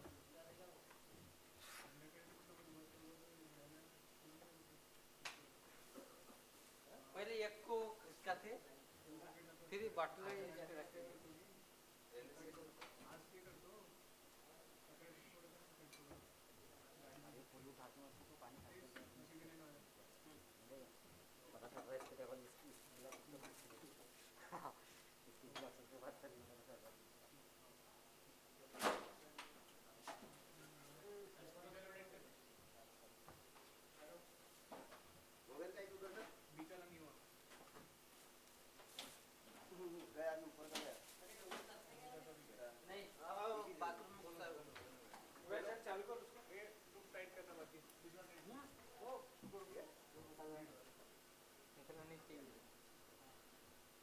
आगे इसके हाँ देखो इसके नहीं क्या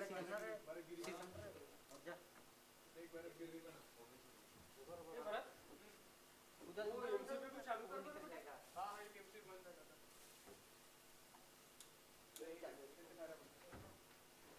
खराब है ना पगले उसको खराब है ना एक काम कर उसका फिर उसमें डाल क्या इसका हाँ ऊपर में नहीं हल्का हल्का कौन सा हाँ ऊपर ही डालनी चाहिए ऊपर बहुत पीछे लेना पड़ेगा पहले मेन वाला लेना ना पहले हाथ धो जा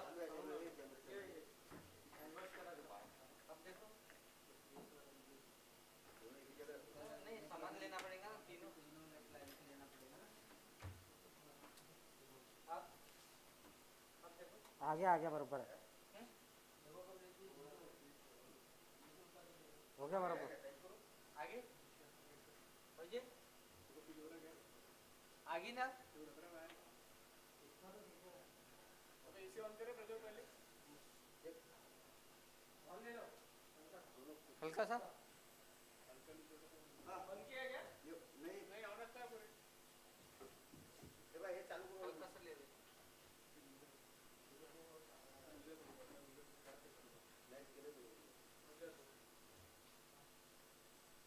झालं का रे एसी थंड फेस कोणती आली तुमची कुठली ते फेस हां ते चालू बरोबर आहे ओके डिस्प्ले फक्त गेले सांग मग येतो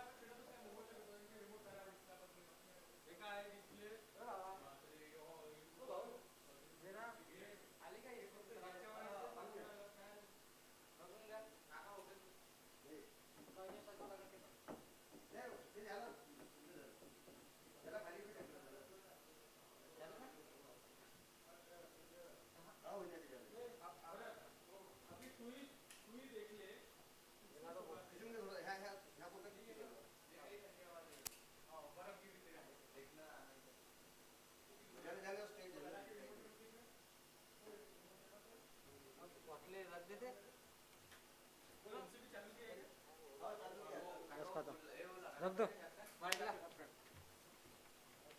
देखना आराम से ये डेस्कटॉप किसका है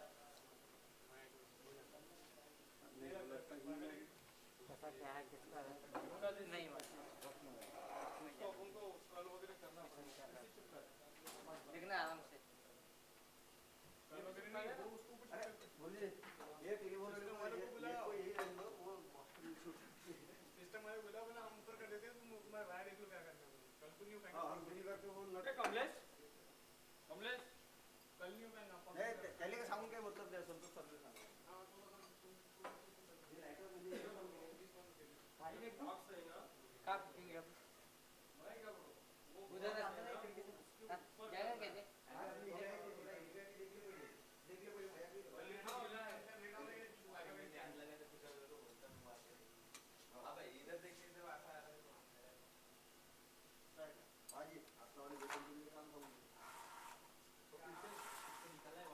ये पीछे वाला लाइट बंद करना है वो काम करेगा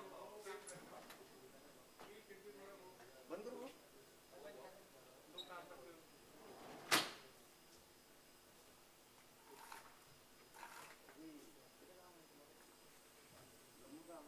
अभी कहां डाला बे किसने लालवार कहां की सप्लाई कहीं के लिए वो कल अपने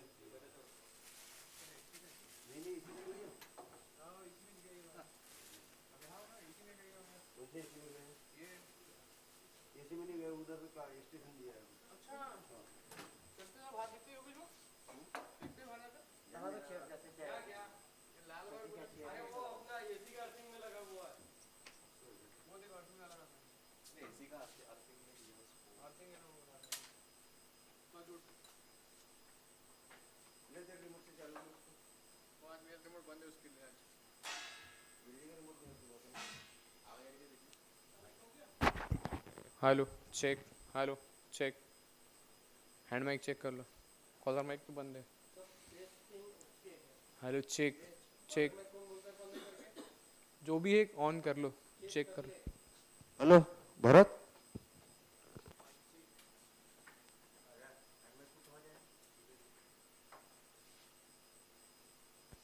hello mike check hello hello hello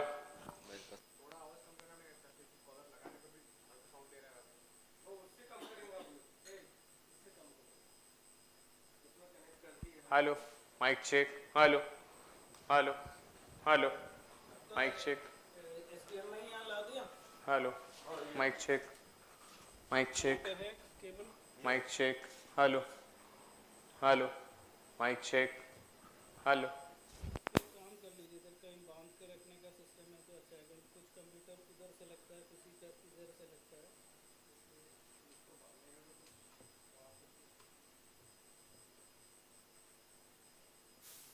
तो यहाँ कहीं पे सेव कर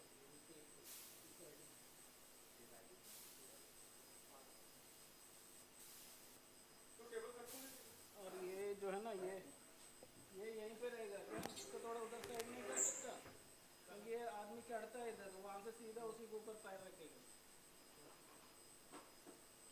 एक काम करो हाँ, उसको टेप कर दीजिएगा थोड़ा साइड कर दीजिए वायर नहीं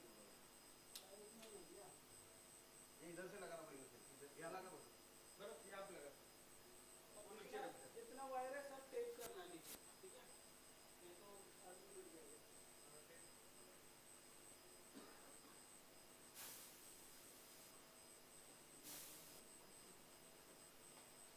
पूरा पूरा नीचे अंदर वो बोर्ड है अरे वो बोर्ड तो नीचे अपना पूरा चीज जब लेकिन नहीं आता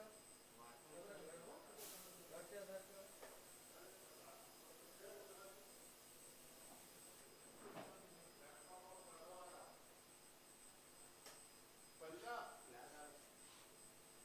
लैपटॉप एक नंबर और वो पैनल माइक बज रहे तो होना ये सर ये बज रहा है बहुत बढ़िया और एक वो वाला माइक ऑफ करके रखें अगर कॉलर फेल हुआ तो एक कोपचे में डाल के कर देंगे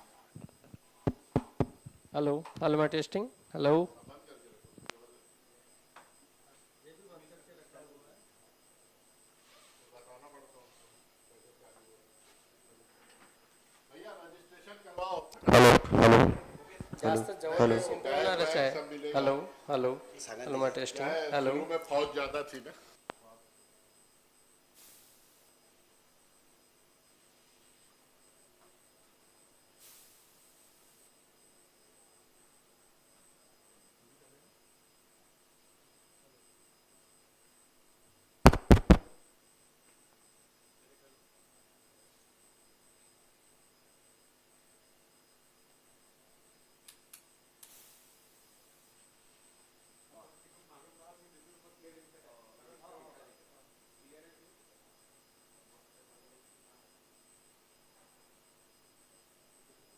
अरे अभी कितने सिंफर से कोई है क्या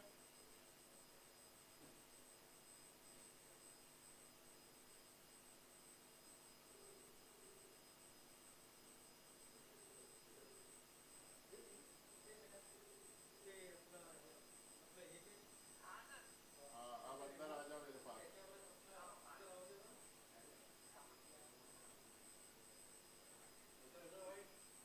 चलो बस ये चालू कराना एक बार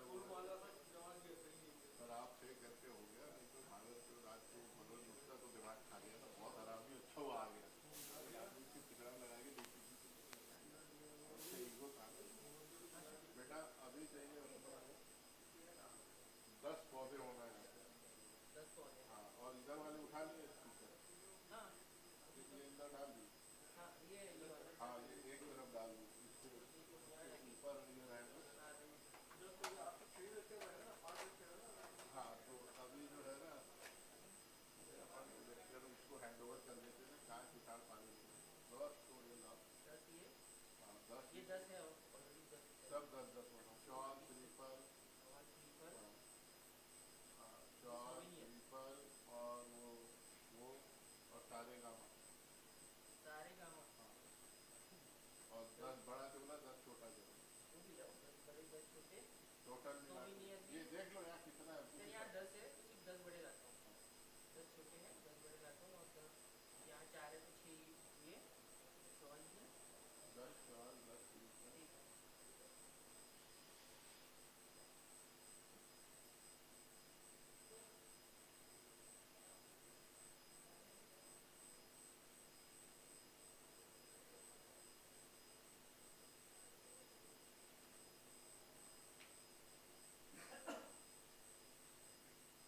चलो अब सामने से बैठ जाइए अब कोई बहुत वो लोग नहीं है सामने आ जाइए अभी इनॉग्रल सेशन में ज़्यादा लोग थे सामने अब सब सामने ही बैठिए अभी पाठशाली की बात यहाँ क्या मतलब एक यहाँ पे बाकी एक रख बाकी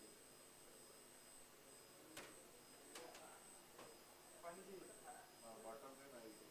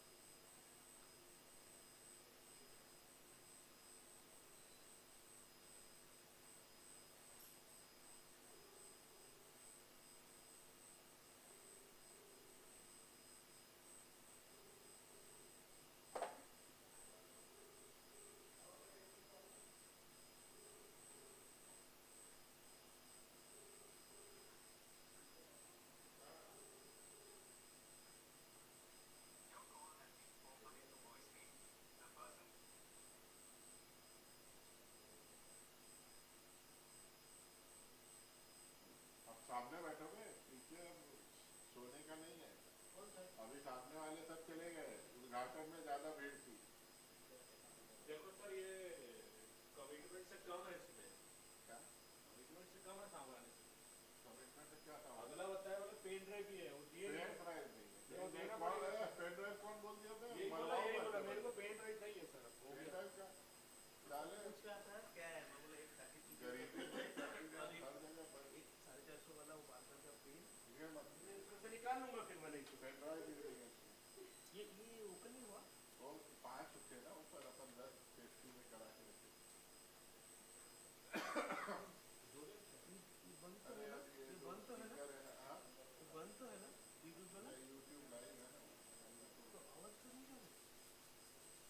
अरे भाई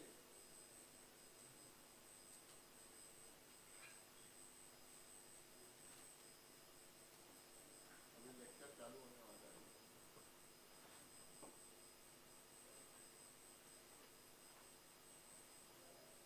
तुषार, अभी यूट्यूब का वॉइस बंद है क्या? हाँ देख ले, अभी वो मैन्युअली बताएगा। वो लिंक लगा के देख ना।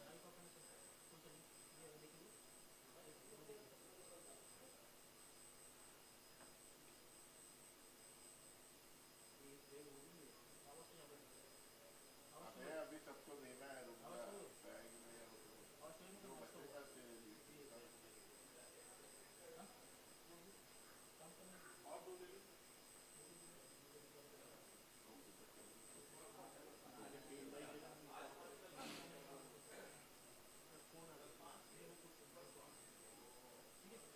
अरे सरकार उसको बुलाना, इसको जॉन लुई साहब को, कितने स्पीकर और कितने करना है वो कुल बातचीत डाटा इकट्ठा करवा लूँगा।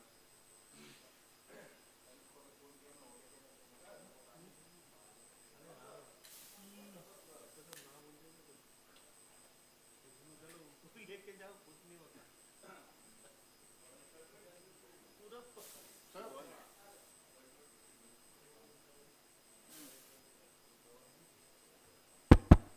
टोटल स्पीकर कितने हो गए? बोल स्पीकर 12 है, लेकिन जस्ट है कि दो इसमें काम नहीं करता। स्पीकर 12 आप और सामान का दो दिन स्पीकर है। मैं बता रहा हूँ हर स्पीकर को हम लोग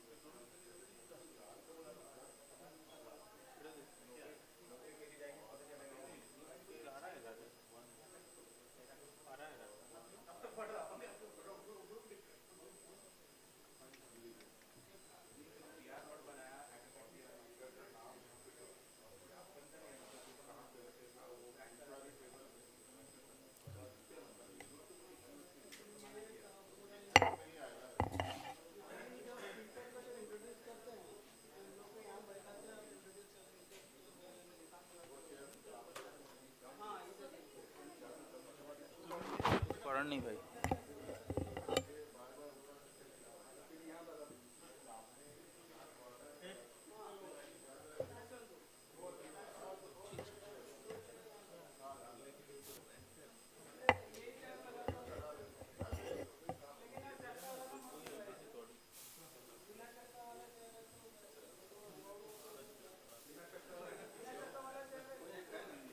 बिना चक्का वाला चक्के वाले, बिना चक्के वाला एक ही है।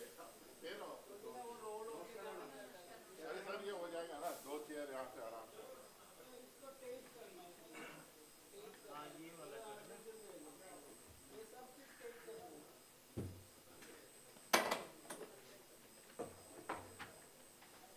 तो कनेक्ट दे दो, उधर से जा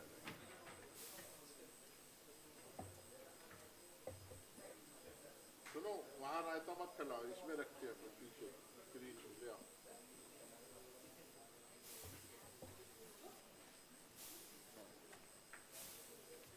पीछे पीछे रख दो।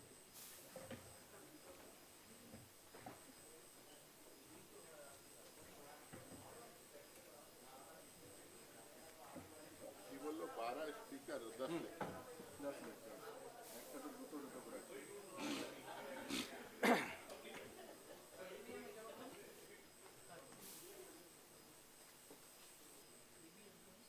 प्लास्टर में लगेगा।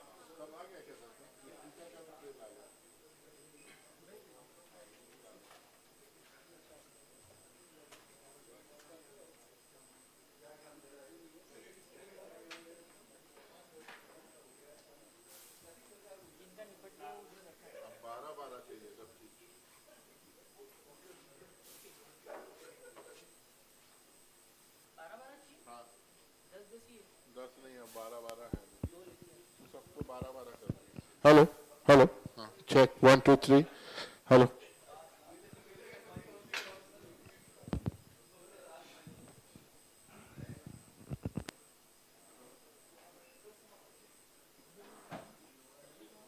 अरे सामने से बैठो,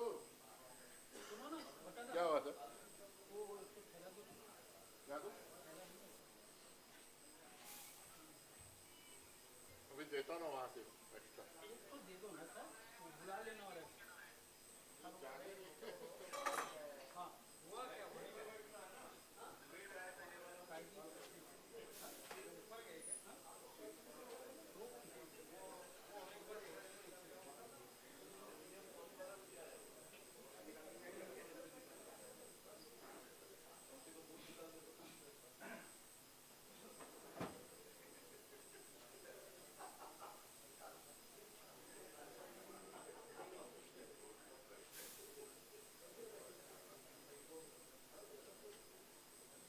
अरे भाटी सब नाश्ता तो पहले बहुत देरी में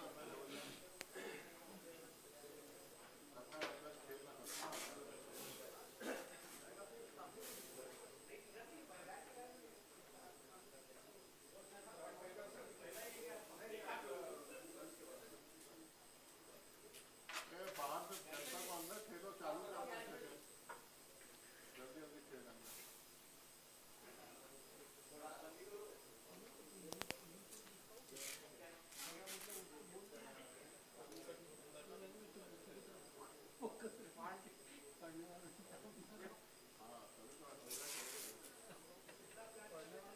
सर सामने से भरिएगा, अभी सब चलेगा ना।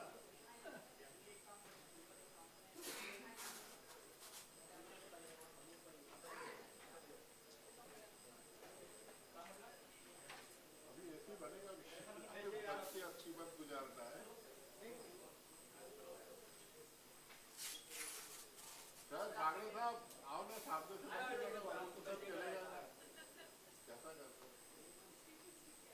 बैठेंगे सर, आप बैठेंगे। हमारे धनबाद से इधर आए हैं, हमारे साहब भट्टाचार्य साहब जीएम में थोड़ा सा कम है, पाइपलाइन जीएम में पाइपलाइन जॉइंट में अटक गया हूँ। नहीं वो टेपिंग कर रहा, पैर वैर अटकने वाला खेल है ना,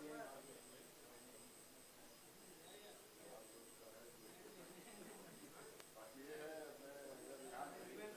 बहुत अच्छा होगा। सेफ्टी का भी है ना,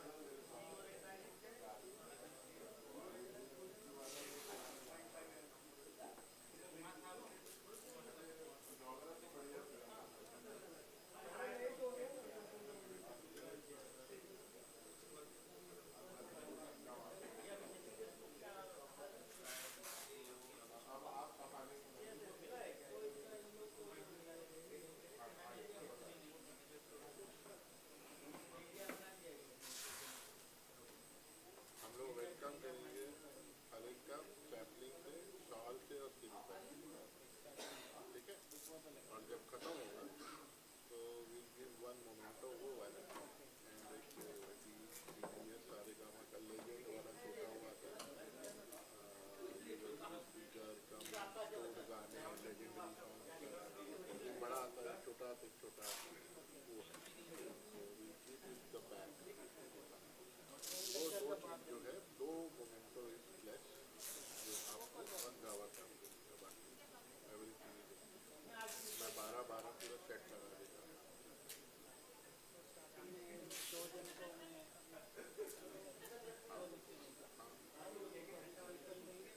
हाँ चार चीज़ जैसे आप बैठाएंगे वो बैठे रहेंगे क्या, नहीं आप इंट्रोड्यूस करके सामने बैठाओगे ना, इंट्रोड्यूस करेगा और यहाँ किसी को बुला लेना, हम लोग शाल सिंपल से उसका स्वागत कर देंगे, एंड करेगा लेकिन अरे सामने से किसी सिंपल से मॉइल से किसी को भी आप बुला लेंगे, किसी को टू वेलकम। और तो फर्स्ट में आप रहिएगा ना, मैं तो बीच में थोड़ा कटूंगा, लेकिन मैं बता देता हूँ भाटी है, आपको जो जो पहचान के है ना बुला लो। जैसा हमें अभी सभी रहेंगे अभी। ठीक है सब लोग कहाँ?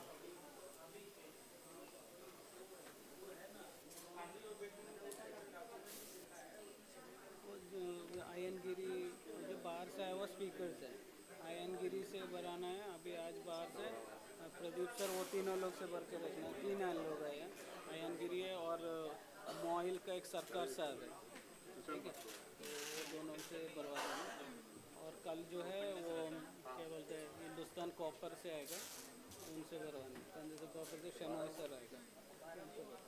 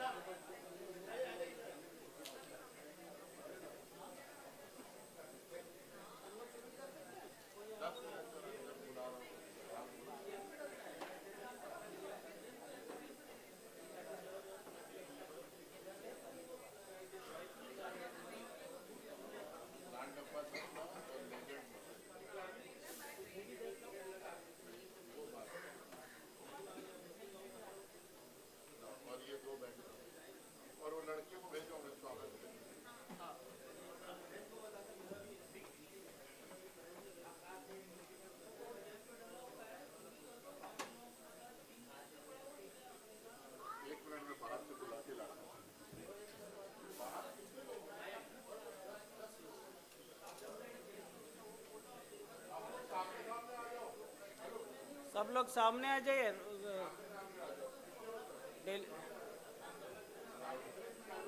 Please come forward. सामने का सीट सब खाली है, सब लोग सामने आ जाइए। उतना पीछे तक हम लोग को चिल्लाना पड़ेगा ना।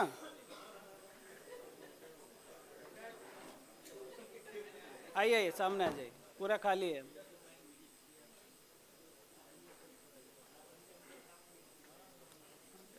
इधर नेक्स्ट रो में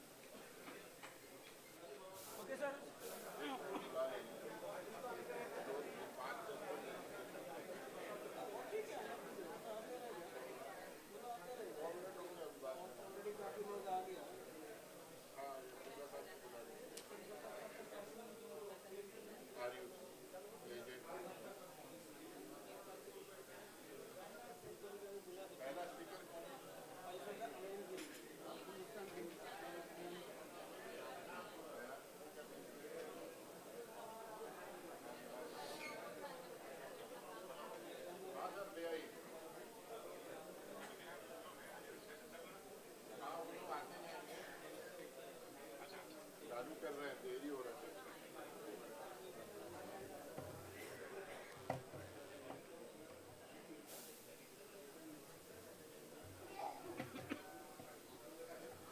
ये आप लोग ये जो फ्लावर रखे ना, एक आइडिया है कि कुछ सामान ऐसा है तो उसके ऊपर रखते हैं।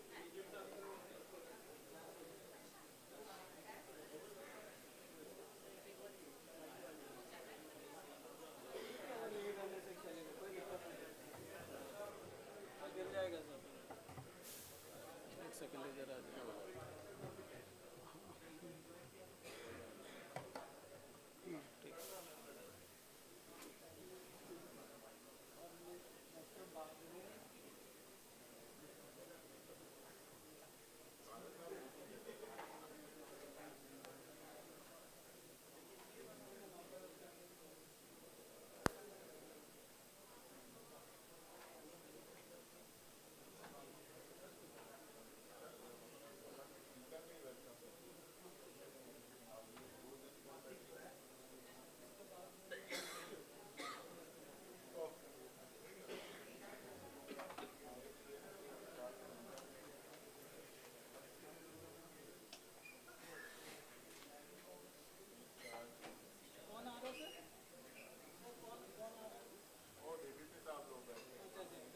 आप एक बार वो तो चालू कर दें, डीटीडी साहब।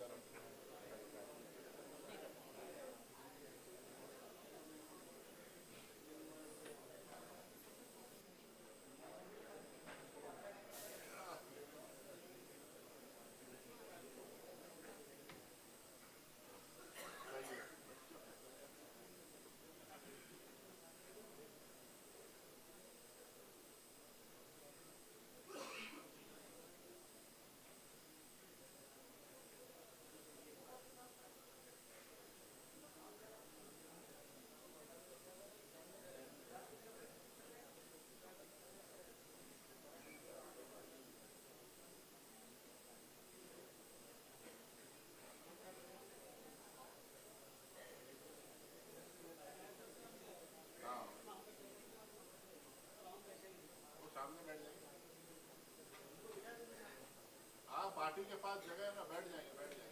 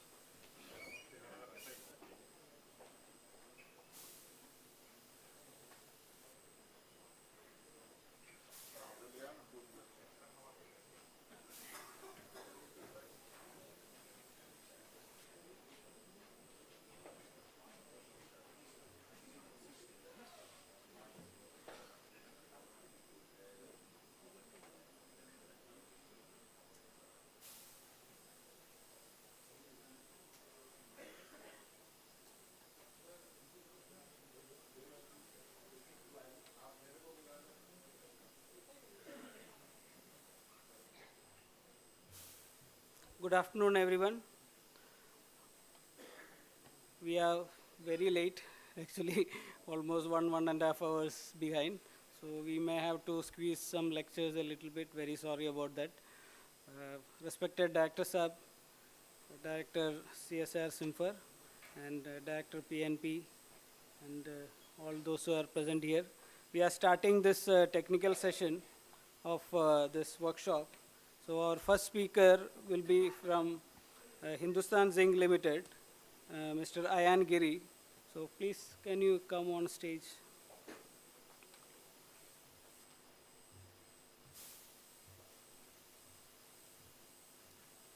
So we like to welcome him. I'd like to read his brief biodata. Ayan Giri is head of Geotechnical Engineering Department and Long-Term Planning of Jawar Group of Mines. And he's a seasoned mining professional with over 11 years of experience, currently serving as head of Geotechnical Engineering head at Hindustan Zinc Limited, Jawar Mines. His expertise spans stope and pillar design, ground control, tailing dam stability, and numerical modeling with a focus on enhancing safety and efficiency in mining operations. Mr. Giri has driven innovations such as the use of split sets as primary ground support and automation of numerical modeling with FLAC 3D using StopeX software. His efforts in optimizing backfill strategies and improving stope recovery have significantly advanced Hindustan Zinc's operations. Currently, he is pursuing a PhD in geomechanics from ISM Dhanbad. Mr. Giri also holds an MBA in finance from BITS Pilani and a bachelor's in mining engineering from BESU Shivpur. He is a recipient of the Young Engineers Award 2024-25 by IEI this year. He has published extensively in leading journals. An avid photographer, painter, and outdoor enthusiast, Dr. Giri blends creativity with technical acumen in his approach to challenges. Now I request Director CSR Simfar to welcome him with a plant and shawl and a sprinkle. Yes.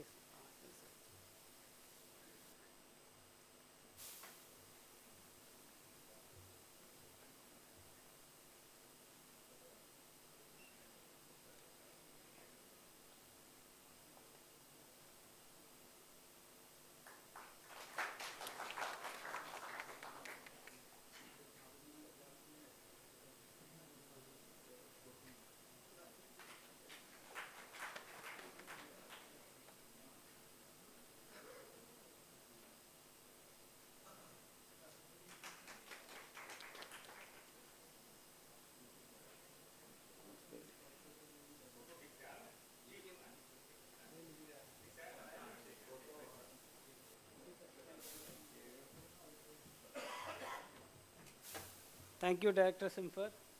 And now I invite Dr. Giri to give his presentation.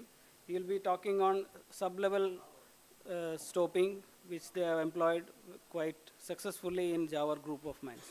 Over to you.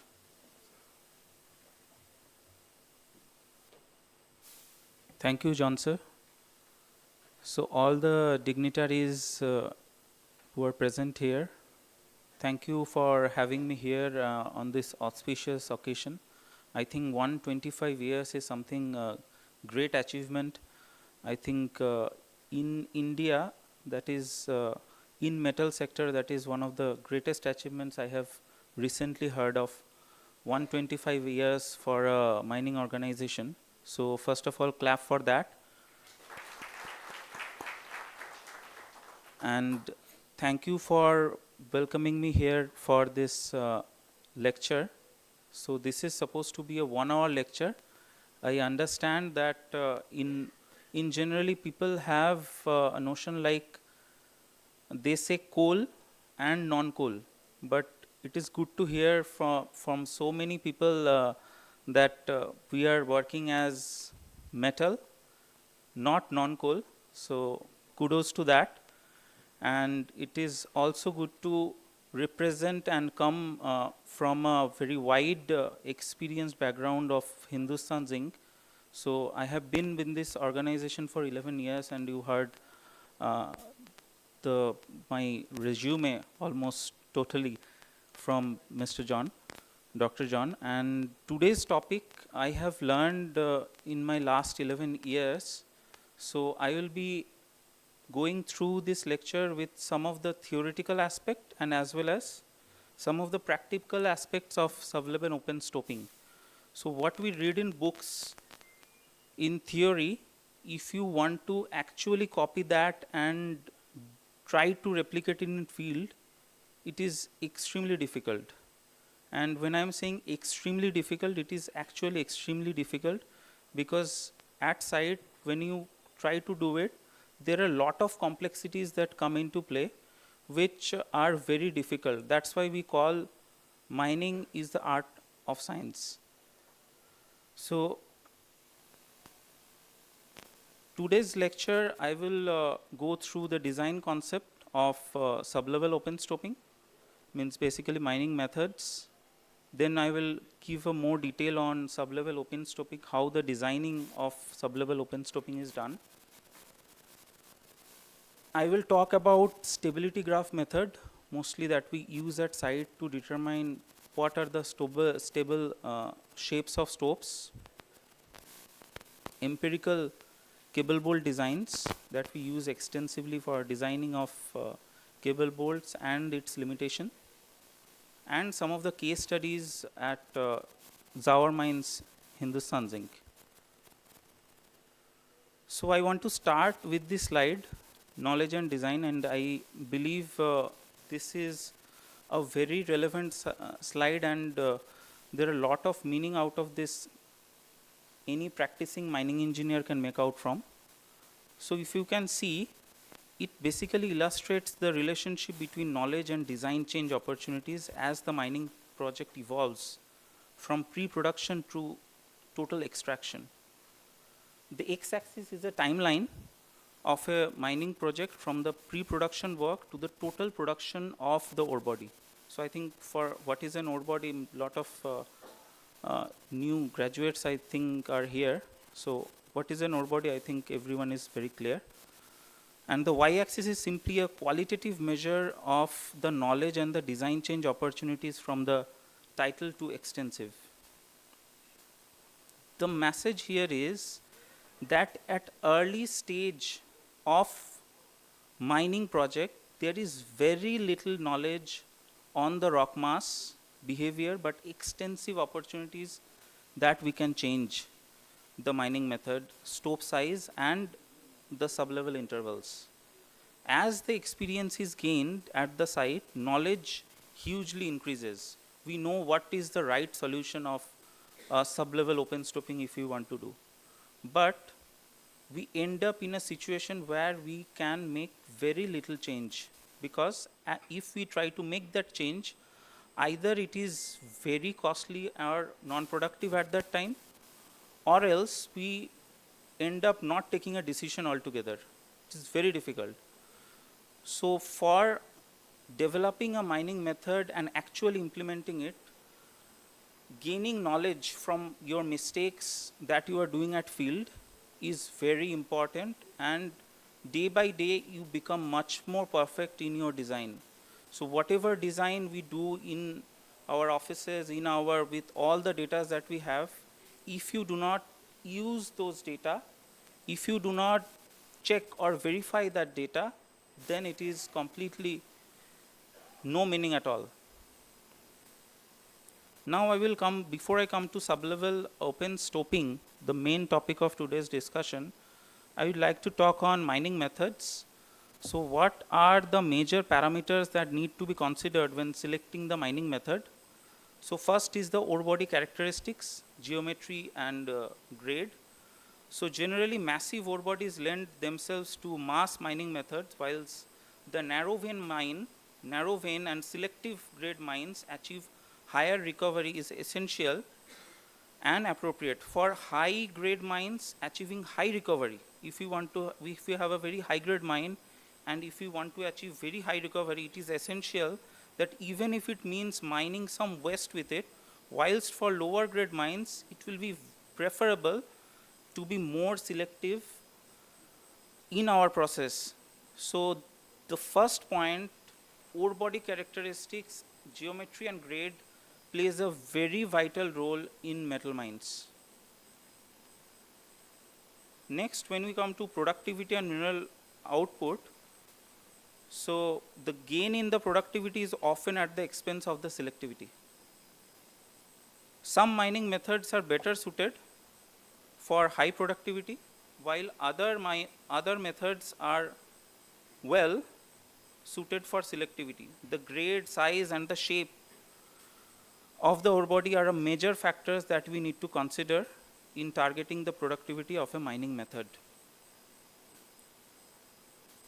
Next, we come to capital and operating costs and the unit cost. So different mining methods have different requirements in terms of capital, operating, and unit costs. Requirements for capital, operating, unit costs are very important when you decide a mining method. And the characteristics of the ore body, all those actually play a major role in deciding what will be your capital cost and your daily revenue cost that you incur. Then you have the ground conditions, which actually we cannot change.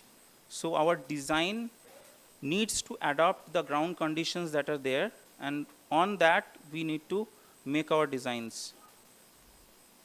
Next is the entry versus the non-entry.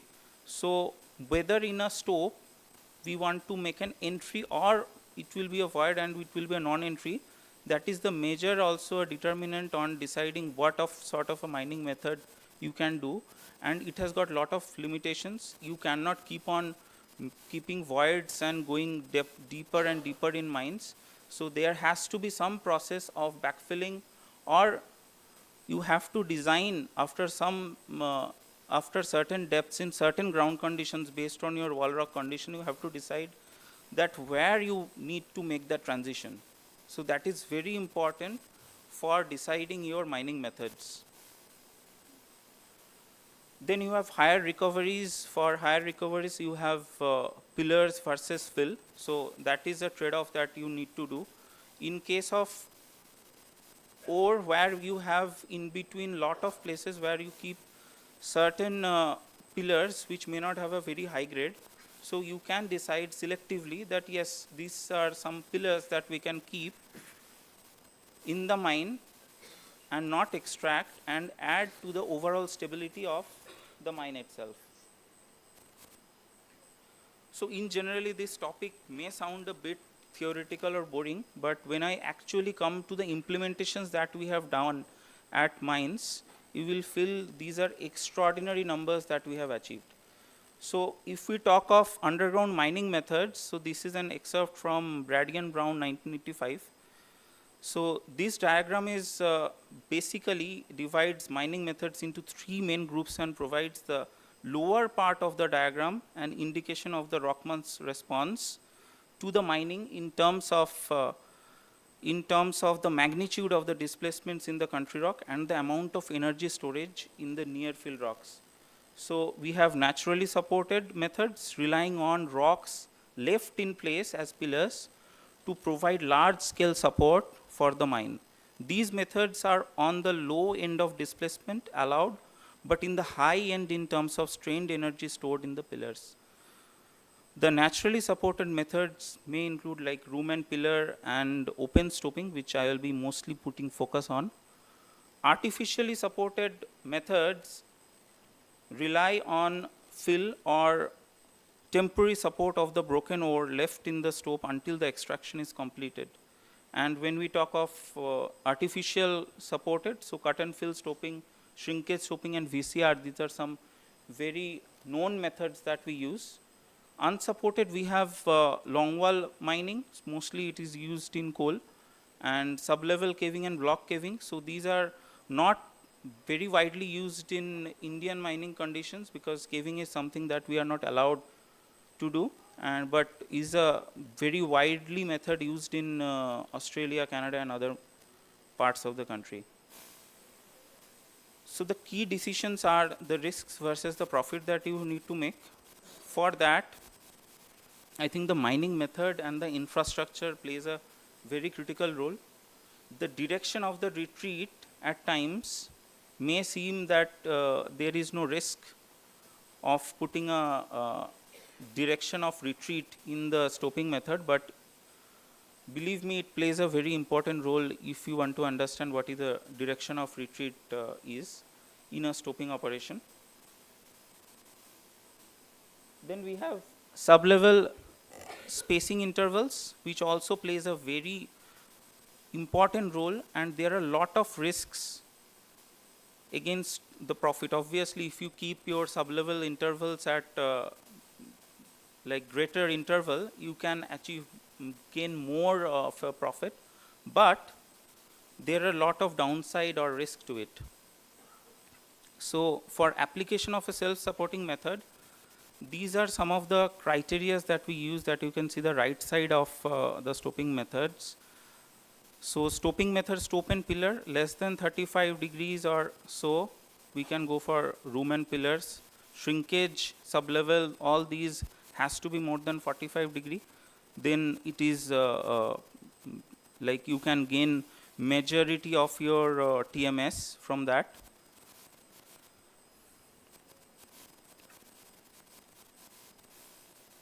So this is what an open stope mining looks like. So everyone is well aware of this diagram. So we have sublevels, we have ring drill dives, we have ring drilling long holes, stope. So this boundary is called the stope, and you can see the blast hole. And below this we have haulage drive and loading crosscuts, which are used for mucking.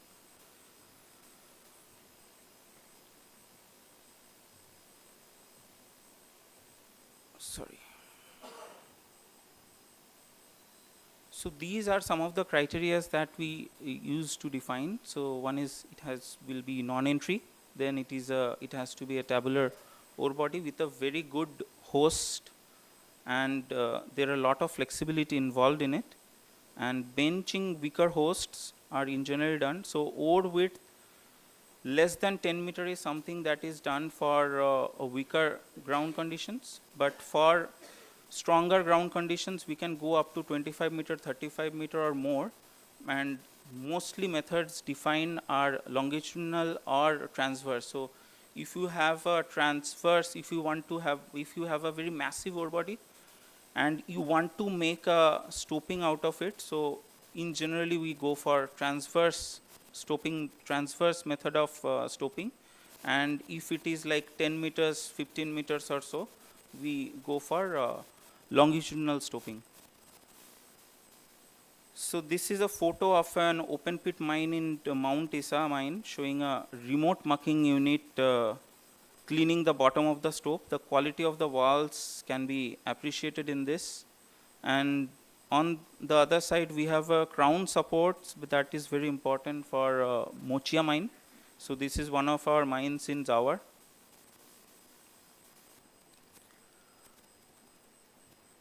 So when we talk of design, we need to consider ore body delineations, rock mass characterization, sub-level spacing, and position of drive, and drilling and blasting practices. So these are some of the key points that we keep into our designing of your sub-level open stoping.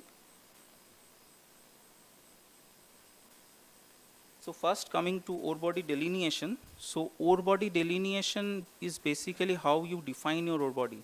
So for that, lot of exploration work is required. And believe me, if you do not do the exploration correctly, and you believe you can make some saving out of exploration, then you are fooling your mining method itself. Because, just skip one slide, you see this information. So we do a 50 feet information interpretation, and we find that this is the shape. This is the shape we will ultimately interpret from this, that this is the shape we get. Then you go for a 25 feet information interpretation, and you find the stope shapes have changed, the waste and the ore boundaries are completely different. Then you further go for methods like cut and fill, where you have a much more exposure to the surface, and there you actually know what is the actual ore body is. So when you mine this, any of the method you try to define, and you define your mining limits, and you know that your ore body in between you have such waste, actually you are not mining ore, you are mining waste and adding it to your tailings, not achieving majority of your metals, but you are actually adding to the tailing dams, which is another risk that you do. And obviously the same cost increases because you are milling it, and through the whole cycle you are doing this. So doing an ore body delineation properly, be it from the surface exploration or be it from underground, you need to define your ore bodies perfectly. So in our mines, I'm there in our mines for 10 years. So we had situations that we have designed certain stopes which are almost like 25-meter wide and height of around 60 meter and strike of 60 meter. So that big a void we make. And in between that, we have certain waste barrens that are included of 10 meters or 12 meters or more. And we could not actually separate that waste because for a mining engineer, what it comes at the end of the day is tons. So all mine managers will ask how much tons you have produced, and they will be very proud telling that we have done 1200 tons today instead of 500 tons, though 500 tons can be of a major grade. And we do not know that what a crime we are doing. We are actually adding more tailings, increasing the cost, and since last 2 years, we have put a lot of focus. At our group of mines in Hindustan Zinc, we do not talk on production numbers. We talk on what is the metal you have generated this month. So whatever philosophy of mining was that we have to generate this much of ton, obviously tonnages are important with quality. So next, very important point, if you want to keep your stopes open, are influence of your critical joints. So you need to understand the difference in the dips of your stope structure and also the unfavorable critical joints. You need to understand the persistence, the spacing, joint rock roughness, and joint alterations. So these are something that each and every rock mechanics engineer or a mining engineer have studied in their 3rd or 4th year. And these are very important, mind me, very important if you want to have a stable stope shapes. So when I come to the case studies, it will be much more clear why I am saying these are very important. That if you do not do, you do not guarantee a success in your stoping operation. Next, I will show you a reference of a capital cost, how a capital cost in a mine change. So this diagram is of a mine, and the red line is showing like 5 to 10 meters, and the vertical line is the mine shaft, and the bottom bottom of the mine almost reaches 1 kilometer below the surface. So this is a reference of a Kid Creek mine in Canada, and you can see that as the mine grows deeper, so you need to maintain your sublevel intervals, and there is a lot of reduction in the sublevel intervals. And with depth, you can see the average stope tonnages also reduces. So the capital cost, like whether you will go for a decline, whether you will go for a shaft, whether you will go for a crusher chamber means crusher hoisting system interlevel. So all those decisions has to be taken upfront before you can decide for the mining method. Because if you cannot decide, maybe 10 years in your mining life you are 100% successful, but in a longer run, the mines will not be productive and will come to a situation that you have to have a much more capital cost incurred in between your mining life cycle. And that is what we are currently facing at majority of the mines in Hindustan Zinc. So we had shaft, and we had some decisions that we will mine with declines. So declines have gone deeper. And now we are in a position that we are trying to decide that maybe after 2028, we cannot run with declines because there's a lot of operating cost that comes in equipments you have to change throughout your mining life cycle, and also the mining methods you cannot ramp up that fast. If you want to ramp up that fast, you have to add equipments after equipments in terms of loaders, you have to add dumpers, so that becomes very unviable. So if you compare other mines that have gone deeper, maybe in Canada or in South Africa, one thing that you will find very common is all have shafts. So that capital cost is the decision that you have to take upfront when you decide upon your method of working. Next is obviously the risk of stability. So now we will look a much more closer into what risk of stability we are talking of. So when you have a stope open for 60 meter, we need to decide for how many days the stope will be open. For how many days I will be actually mucking in that stope. So all those parameters are very important when you decide upon what stability you want to attain. So when people say the stope will be stable, so that is something you need to correct. So there will be some probability will it be stable 80%, 90%, or for lifetime it will be stable. For that you need to have certain parameters that we also consider. The ground condition means the rock mass characterization, everything has to be done so accurately that you can assess that yes, for the stoping period, means maybe I will be stoping in that area for 2 months or 3 months based on the stope dimension. You have to define that you can have 50 meter wide span, 50 meter height of the stope that will remain stable, and if you cannot keep that stable, you need to have certain reinforcement in place, maybe cable bolts, maybe leaving a pillar. So all those comes into your methods. Then very important point is your sublevel spacing. This diagram is very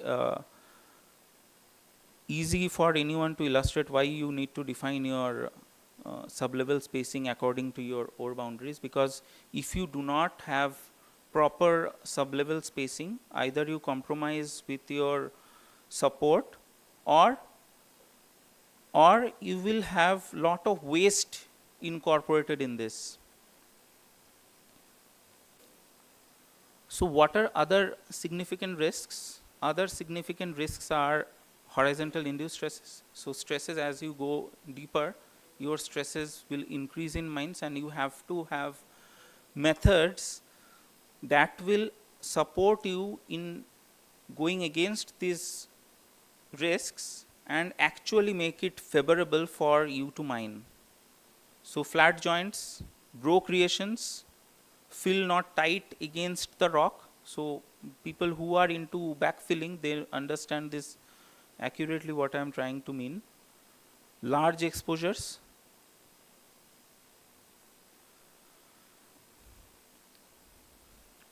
So assessing stope dimensions for stability, whether the stope is stable, if it yields low dilution, if there are no ground fault related problems, unique acceptable dilution rate for every mining operations are very important. For that, your ore grades, costs, grade of dilution material, and obviously very important is the metal price. So these are some of the parameters that we use for assessing our ground conditions. So these are almost same in many of the mines that they use, but we use Q more than RMR in metal mines. So we decide upon the joint set spacing and put much more focus on joint characteristics. Mine induced stresses is always a very peculiar thing, because everyone has a lot of concepts on how to calculate mine induced stresses. UCS, structures and the stope geometry interactions. Stope size and shapes, structural geology, whether there are any major features. So these all things which seem to be very boring, and whether all of these things are necessary for your deciding upon a sublevel stoping may seem may come to as a question to many of you. But when we will be actually going to the live, means the examples that are there in this presentation, you will understand that without this you actually cannot decide what is the stable stope shapes. So stability graph method is one of the common methods that the mining industry are using since 1980s, and it has evolved certainly. So what we decide is the hydraulic radius and the stability number. So stability index is, so these are all empirical methods that we use. So this is an hydraulic radius, how to determine hydraulic radius. This is area by perimeter, simple example. Then we defined stability number. We take Q prime and multiply with ABC. So ABC is not like the letter ABC that we means first letters that we study. So it is really complex, and to how to define this ABC.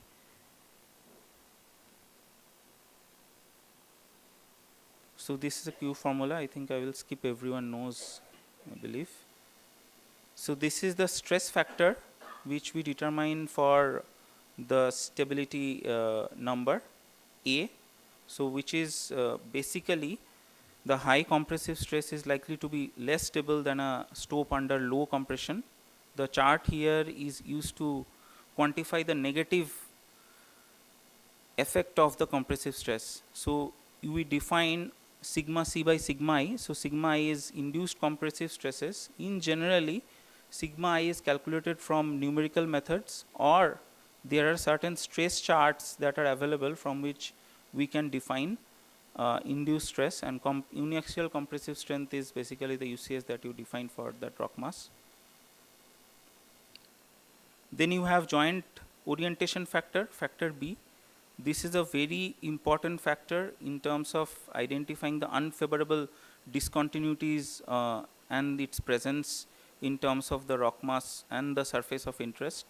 So defining a factor B for that surface is very important if you want to understand, if you want to know that where your structures can fail and where you need to do your cable bolting or reinforcement if you want to keep your stope longer for a stable span.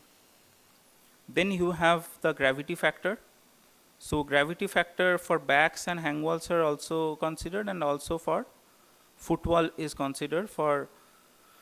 So this is basically a gravity adjustment factor. So from that we get NQABC, and we define the graph where we get the hydraulic radius and the NQABC and find points where will be your stable stopes be. Based on this, you can have a ballpark idea of your stopes will be stable or not. But there are a lot of limitations to it. So there are stress sheets that are used. We use this at our mine to understand sigma, the induced stress levels. So induced stress levels mostly people calculate from numerical analysis, but earlier there were methods through which you can, there are empirical graphs available for different conditions of the stope, different features of the stope. You have, I think there are total 8 graphs available for this longitudinal open stope stresses. There are 4 graphs and 4 graphs more available for your transverse method, which you can use to identify, means calculate your induced stresses. And from that, you can actually calculate your factor A stress much more accurately. These are empirical cable bolt designs. So this is an excerpt from Hutchinson and Daedrich. So anyone designing for a cable bolt must read this book. So this talks about where your cable bolt should be and which are effective cable bolts and which are not effective cable bolts. And these are some support recommendations that we can get from empirically. You can decide what is the density of the cable bolt one can have for an open span, or a much more conservative design zone, or a very conservative design zone. So criticisms and limitations for this are, so this is okay for pattern bolting only. Do not account for the type of cables, singles versus the twin strands, etc. are not actually part of this graph that we use. So one must be careful when they decide cable bolt, what number of cable bolts should be there, and does not account for the quality control issues.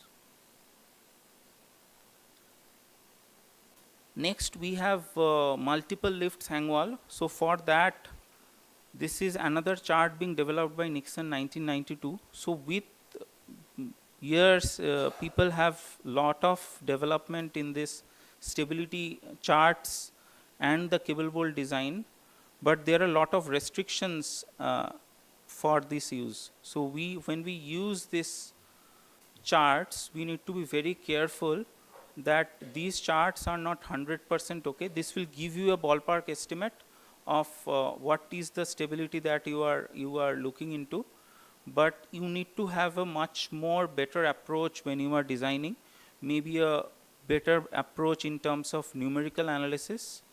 That is the right solution to go ahead. So this is a chart that are many of the engineers use for deciding upon the cable bolt length. Believe me, we have used, and I can tell you this chart is actually, chart can actually give you a wrong assumptions on your supports that you do. So when you decide, because if you can see the points are all scattered over the places, but many engineers use this in their minds to decide, and they say that we have designed based on this chart, and the design actually fails. So we need to understand much more accurately for your mind whether each and every charts that you use empirically are suitable for your mining condition or not. So for cable bolt, we have a much more experience-based rule. So we need to identify the potential failure zone that needs to be supported, and in generally we exceed it by 2 meters, and based on that we keep our cable bolt lengths, and we find that it is working well for us. And generally we do not go for more than 10 meters, because more than 10 meters there are a lot of issues with the grouting application.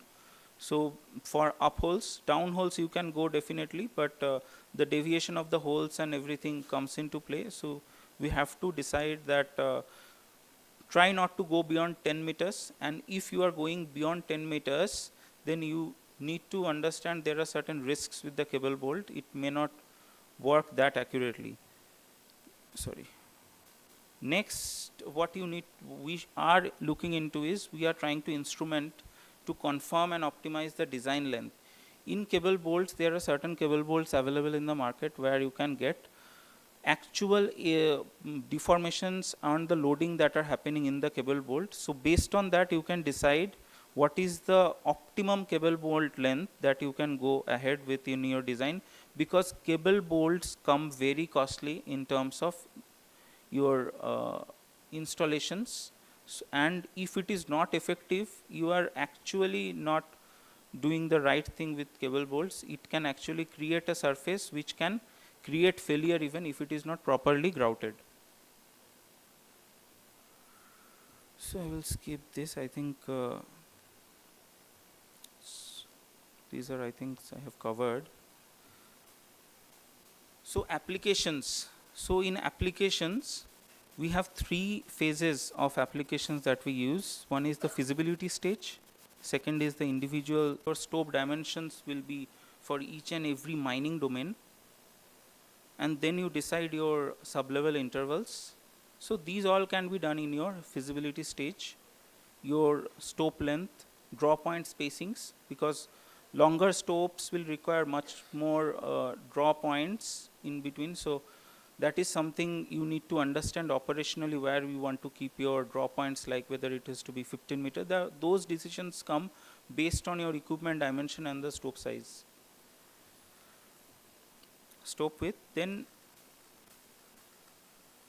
so engineering judgment in selecting the hydraulic radius is very important. The smallest hydraulic radius would ensure that all the stopes would be much more stable, but would not likely to be the most optional ones. So in generally, we have a practice of 80% of the cases, we have stable shapes where we want to have maximized dimension, and 20% are dealt with individual using the ground support or different extraction strategies. So this is a strategy that we follow in our mine. Let's skip this. I will come, the paucity of time, and I will come directly to the stope cases. So these are some of the further developments that are happening, and we are using this. We can use effective radius factors that are designed by Milne in 1997, which actually talks about more of a ununiform stope shapes. So these are methods that we use for stability charts. So it has its own limitations. We also use ELOS, equivalent linear overbreak slough. So less than 0.5, we can categorize it as blast damage only. So this is a categorization that we do.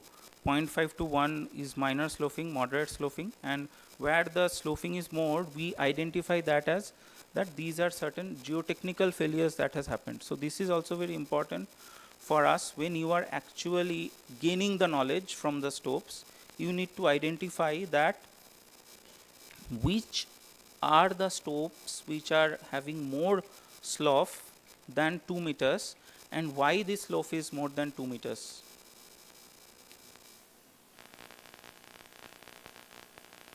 Then comes the most important part of a sublevel open stoping that any industry wants to have, is the dilution control. So for dilution control, the mining method in the sublevel open stoping is very important. The stope design required, which is very important, and these are a part of strategic design. So in strategic design, we talk of mostly the what should be the stope size, shape, and what should be the sequence, everything. In tactically, when we cannot actually there are certain cases where you have to have individual controls in the stope. We have cable bolts, blasting and fill and draw control that can have a tactical approach in dilution control. So this is a shape that we are currently achieving at one of our mines in Mochia. So you can see red one is the ore body and the stope limit is the blue one, and you can see the control that we have had with the drilling and blasting and the cable bolting been done. So not only support, not only your stope design, but also drilling and blasting is very important when you have to they like their big equipments to fit in your drives, fit in your stopes, so they like everything big. But consider your stopes are 2 meter, 3 meter. So for having large equipments working in your development and you want to achieve a 2 meter stoping, that means the development you have created is much more bigger and you want to create stopes which are much more smaller. So we call it a disparate control. So in strategic control, we have like small stopes, mine with fill, pillars and sequences. So this is a representation of that. In a criticality of that stope design that provides a reliable estimates of the stope stability, so appropriate dilution control measures can be implemented at the right stage. So in a feasibility stage, you can get a ballpark. In early production, you can do your calibration. You should do. This is considered as a good stope design methodology. in your production, you can have optimization, means you have already committed a crime, you want to rectify it.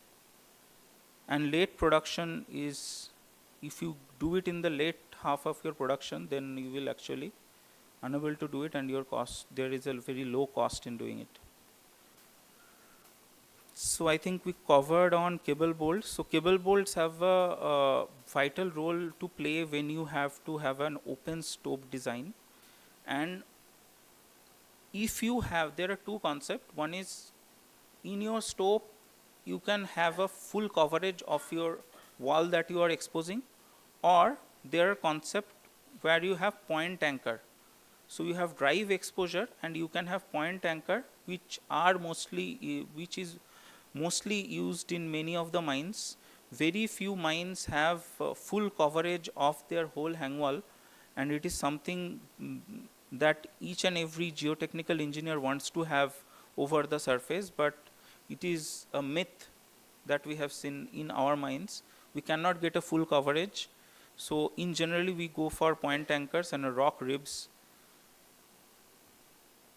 And cable bolts in shear, this is also something that I have not very good faith of. So in shear, actually if you do a cable bolt, you need to decide how long you want your cable bolts to survive in holding that shear. How long you are going to extract in the stope. What will be your anchoring in your cable bolts. So if you are unable to decide that, do not do cable bolt in shear, because it does not hold. You end up doing a wrong cable bolt and putting a lot of effort, does not serve the purpose, and you add up cost in your mining. Another concept that we do is island pillars. So this is something that we are finding very useful. Somewhere we have, suppose, a 60-meter stope strike, and we have committed that we will have a 60-meter stope strike, and in between there are certain geological features that has come and the stopes has started failing. So you can keep certain island pillars and have a different slot, which, and the island pillars need not to be more than 4-5 meters. I think you can take a good decision on that and have a good recovery in that stope, because you give any geotechnical engineer data, and they, whatever they design, me being a geotechnical engineer, I am saying, whatever they design, they will always complain that I needed those more details, then I would have designed those pillar perfectly. But accurate and 100% accurate data is not possible. So you have to have, being an operational geotechnical engineer, you have to decide what is the minimum amount of data you need to design your stopes, what is the minimum amount of data you need that you need to give your modeler who can design your stope and give you a considerable outcome with which you can continue your mining. So this is a disparate control. So nowadays these disparate controls are the controls that we have left in mines. So we have to live with this. So you can see, so this is an undercut. So any stope, open stope where you have an undercut, there are always chances of failure. But if you design it accurately and you know that where the failure can happen, and if you can stop that failure from triggering, you can actually stop that failure. So you can see a actual case of stope view from -100 MRL and the cable bolts that are done. So in a 4-meter drive, 2-meter width of stope is standing. But we should not be complacent with this, because it is not likely to stand for 5 years, 10 years, or maybe even 6 months. It will collapse. So you have to muck very fast. So blasting control is something very important when you are doing your sub-level open stoping. So when I talk of blasting control, I will not talk about majority of the blasting controls, because lot of experts have lot of opinions on right amount of energy, right amount of explosives, right amount of MCPD. But we have tried all those stuff at mines. But one thing that is very important that you have to do correctly is doing your holes correctly. If you do not do your blast holes correctly, how much you do exercise on your explosives, it will not work.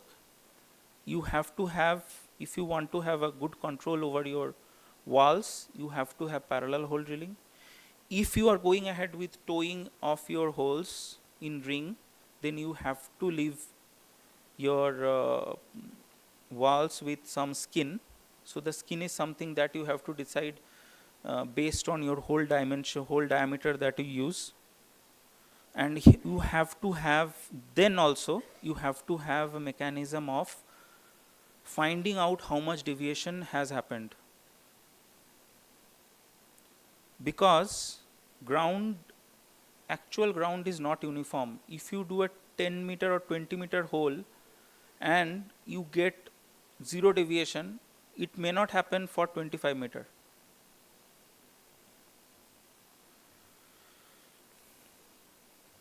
So I will skip this. These are some of the layouts. I will share this presentation. So I have actually put lot of effort in putting out whatever layouts are possible in an open pit, open stope mining layout that one can go through, and what are the parameters. So I have already discussed, so I won't go through all this. I will directly come to, I think, the use cases. So this is a slide I want to talk of. So this is stress shadow of your blast holes. This slide and the following slides will actually describe some of the drill and blast designs, strategies that can be used to address specific situations such as stress shadowing as illustrated in this design. This is basically a plan view.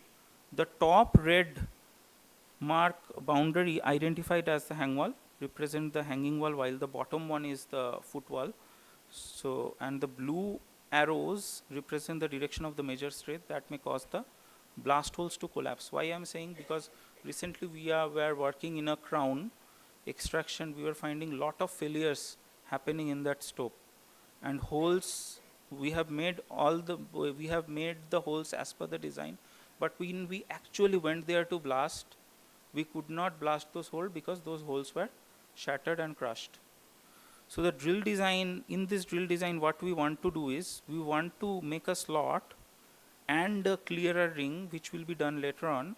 So what will happen, what this slot will do is, this slot will actually have a cut between your hang wall and the foot wall, and then when you blast your rings from your foot wall side, you will not have damage to your rest of the holes. So these are very important when you are working in a very stressed ground condition. This is an example of diaphragm holes, so I will explain this in the next pic. So what we are talking of diaphragm holes are, so these are diaphragm holes. So what we can do is, if you have fill all over and you want to actually ensure, the fills do not get damaged, we have certain diaphragm rings or drill accesses from which we make certain cuts, which ensures that you do not damage the wall that you want to protect. So I will directly come to some of the use cases that we have. So this is something that you need to do, and this is 100%. If you are going ahead with sublevel open stoping and you are not measuring your holes or measuring the deviation, then you are not going to achieve perfectly in your stoping operation. So you will have lot of dilutions that can happen. So we use a borehole camera, and we use this very frequently. At least try to do the hang wall holes. That will give a lot of confidence that at least my hang wall exposure, which is much more prone to failure, is safe. Okay, so this is a case study that I want to talk of. If you do not understand the geology, and if you do not use the right geological features in your design, you will not solve your dilution issues. Mostly people use certain constitutive models, numerical models, where we use it as a rock mass, use certain properties and degrade certain properties and use in rock masses. That works well if you have a same lithology. But if you have different structures and if you do not use it, you will find yourself in a place where you cannot actually turn back from when your design is being done. So this is a stope. So in the top level, when we did, there were some failures we did not learn. In the bottom level, we went and we identified there are certain shears, but we did not incorporate in our design, and people were very confident. So here the height was 60 meter. So like any mining engineer, what they do is they first think of, if the failure has happened, let us reduce the height. So they reduced the height, but still the failure happened, because when they designed, they did not use the geological features in the model. But actually, if you have used the geological features, you will find your models are showing the failure. Your stope shapes you can calibrate. So we calibrated with at 2% volumetric strain, and we found the CMS is actually showing the picture that your models are showing. So you need to use the geological features present in ground, and you need to use it in your model. Otherwise, just modeling for modeling's sake will not give you the right picture. So next is, these are some of the complex ore bodies that we have in Hindustan zinc. So this is an example of Baroi mine BK4. So 276-360 was a stoping block where we had this yellow mark. This was the ore body, and we were trying to find the similar ore body here, but we were unable to find. So, but when we did the development, we found that actually there is a shift in the ore body in the lower block. So you need, as the management, good geologist, very good geologist in metal mines, who can identify the orogenesis, how the ores have actually formed, what are the critical markers that you need to follow in your designs. Then only you can find the actual right shape. Not only drilling will not do. Drilling with right interpretation. And nowadays we are focusing much more on whatever drillings that we are doing, we are trying to do the logging automatically, so that our geologists can do the interpretation much more faster, and they can put much more effort in their interpretation. So after interpreting that, the stope, if you are only constrained to your, if you are only restricted to your drilling, you would have made a stope which is a longitudinal stope. But actually, when we did, we found, and we had to do a lot of development mapping, we found that the stope shape is like this. So if you do not have the right geometry of your ore, you cannot have a good open stoping method implemented in your mine.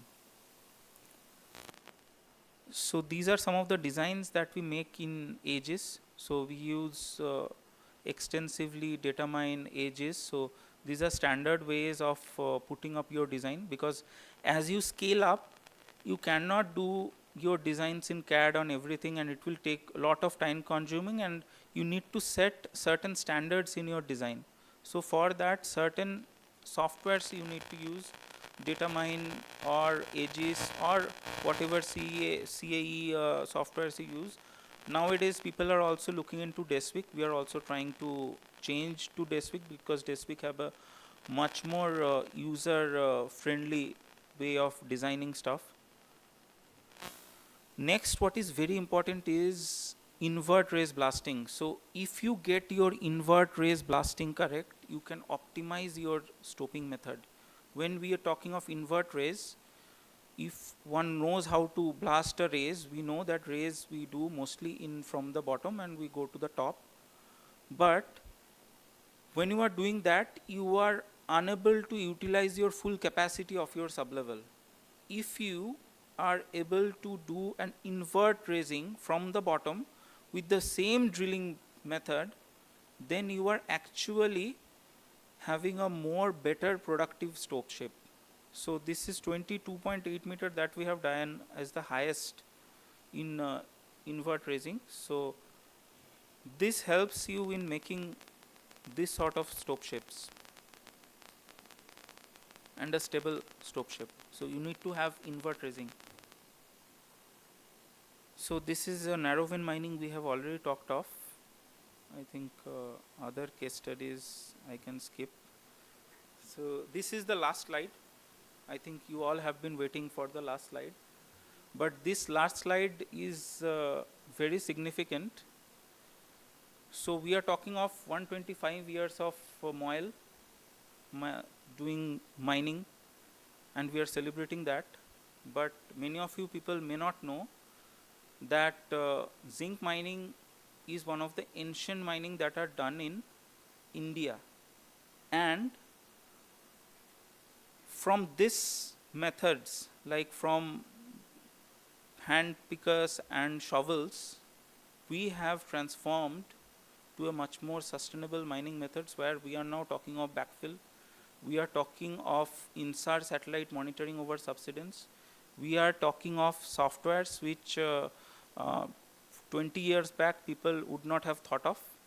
So we have made that journey possible, and that journey has been done in 10 years. So if you can think, you can do it. तो बहुत लोगों ने बहुत सारे आज शायरी बोला, तो मैं भी एक शायरी से ख़त्म करूँगा. नज़र को बदलो, नज़ारे बदल जाएंगे. सोच को बदलो, सितारे बदल जाएंगे. कश्तियों को बदलने का ज़रूरत नहीं है. दिशा को बदलो तो किनारे बदल जाएंगे. Thank you.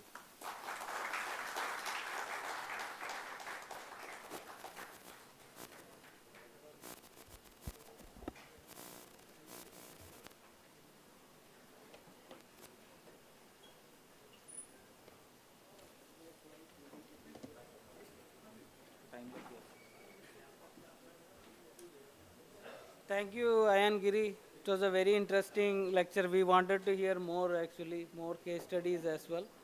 So I would now request Director Simfer to present him a memento. Ayan, please come.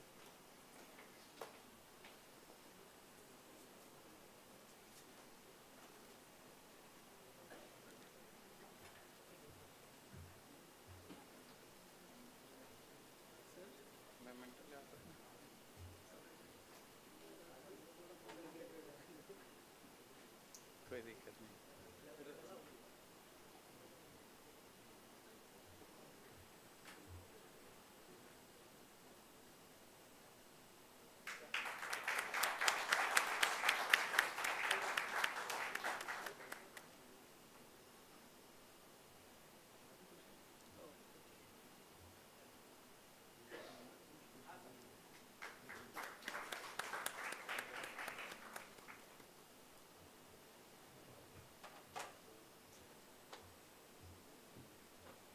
Thank you, Director Sir, and thank you, Ayan, for your thought-provoking lecture.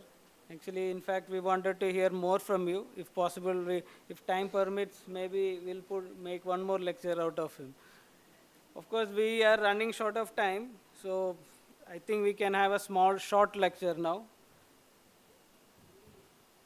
Dr. M.N. Bagde, he is Senior Principal Scientist. Dr. Bagde, I would like to invite him on the dais.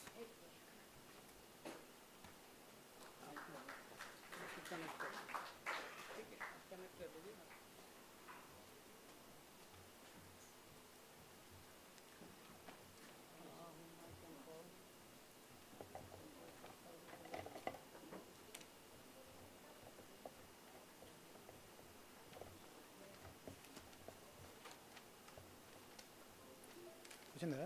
Again, I would request Director sir, please. Okay. Sir?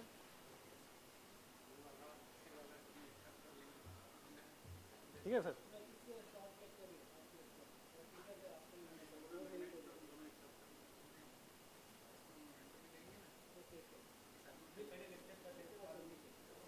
Thank you, sir. Sir सारी तरह के बोलने से नहीं, सारी तरह के बोलेंगे. I just read his brief biodata. Dr. Manoj Bagde, Senior Principal Scientist. He is joined CSIR Simfer in March 1996 after completing his Masters in Rock Mechanics from Civil Engineering Department, IIT Delhi. He has graduated in Mining Engineering from VNIT in 1993. He has done his PhD under Czech government scholarship at VSB Technical University, Ostrava, Czech Republic during 2002-2004. And he was also a Boy Scouts Fellow at McGill University, Canada during 2010-11. His research interests include rock mechanics and mining engineering, fatigue behavior of rock, stope and backfill design in underground hard rock mining, support designing in mines, caverns and tunnels. He has been instrumental in formulation of number of R&D projects, and during his 28 years of career as a principal investigator, he has successfully completed 2 grant-in-aid projects in-house and R&D Boy Scouts Fellowship Research Scheme at McGill University and international R&D project during his PhD studies at Czech Republic and several others as co-investigator. He has served in the capacity of principal investigator and active member in more than 75 sponsored consultancy projects. He has also authored more than 100 technical papers in SCI journals, and he has a total citation of more than 1,000 and an high H index of about 8. So I would like to welcome Dr. Bagde for his lecture. So thank you, Dr. John, and respected Director Sir, Dhawa Sir, and dear friends. So I think after sublevel stooping, we are moving to instrumentation. I think it's a very important topic. So for healthy person, we should not go for investigations. So if you are healthy practices in mining, I think we should not go for instrumentation. If you are healthy practices, right? So it's just like that. So rock mechanics instrumentation, monitoring and data interpretation in underground metal mines. So it will be very simple presentation and simple techniques. I will, take you to journey how data can be analyzed. It's a very simple presentation, but you have to, grasp it. So significance of instrumentation monitoring, it's a practical method to evaluate movement threshold against failure instability. So while going progressive mining, when some dangerous failure or instability can occur, so it can tell me in advance. Then assessing critical values of velocity for carrying out remedial measures. So we can take measures at right time to prevent failure using monitoring data. That's the very important of instrumentation monitoring. To represent the mechanical behavior of the rock mass approaching failure, possibly to compute velocity time theoretical curves, and to define different velocity threshold values like pre-alert, alert, or we are needed emergency to be used for emergency management and like that. So mostly in literature review, people talked about pre-alert like 30 days, points out the need for verification of the reliability of monitoring instrumentation data, the involved volumes and pattern of movements. Then 15 days like alert threshold should lead to carry out measurements daily or hourly, also by an automatic acquisition system to alert the decision makers. And another is emergency one, maybe you can consider 7 days. Threshold should be regarded as an alarm bell, indicating the attainment of the failure stage and suggesting the adoption of the emergency method, like whether we need evacuation, closure, or additional remedial measures. So instruments and application generally used in underground mines, whether it is coal mines or metal mines, one of the MPBX like multi-pine borehole extensometer. So in oil mines, in 7 underground mines, we have used instrumentation, mostly vibrating type vibrant type instruments. So multi-band overall extensometer we are having least count of 0.01 mm, and recorded data range variation could be plus minus 10%. So in MPBX, when we have negative cumulative reading, so internal convergence, that should the internal convergence. If we have a negative cumulative reading, that should the internal convergence. But when we have positive cumulative reading, it means a wall convergence dominates. So you know very well time-dependent behavior of the rock. Like we have a primary stage, secondary stage, and tertiary stage. So this tertiary stage is very important. That will give indication it will be attending to towards the failure. And in another graph you can see normalized deformation with respect to time. So actual versus predicted is shown. So we'll go through this. We'll understand then. So how to analyze the data? Like MP-based electromechanical calibration chart. Sometimes you use mechanical ones. So they give generally calibration chart. So how to analyze? So better is use this calibration chart data like reading in ohm or displacement and plot on axis, like x-axis take a ohm reading and displacement on y-axis and fit the best fit equation and then get an equation. Then you can use your Excel sheet and put this equation into that and you will get a ohm reading from the field through readout unit, or you can go to manually you can get it, and then you will get automatically displacement or cumulative displacement. So it's always better to take a help of the Excel sheet in the lab in computer and get good data. Similar way you can use for 10 bar and rock bolt load cells also. Sometimes we don't use this one, but it helps to analyze the data and take a preventive measure at right time and to know when failure will occur. So this is one of the case study for some unavoidable circumstances or reasons. I will be not divulging a mine name. So just stopping was started. Highlighter nahi hai kya? So just stopping was started in this mine, and just we attained around 6 meter height, and then there was a fall, side fall. So pointer de na.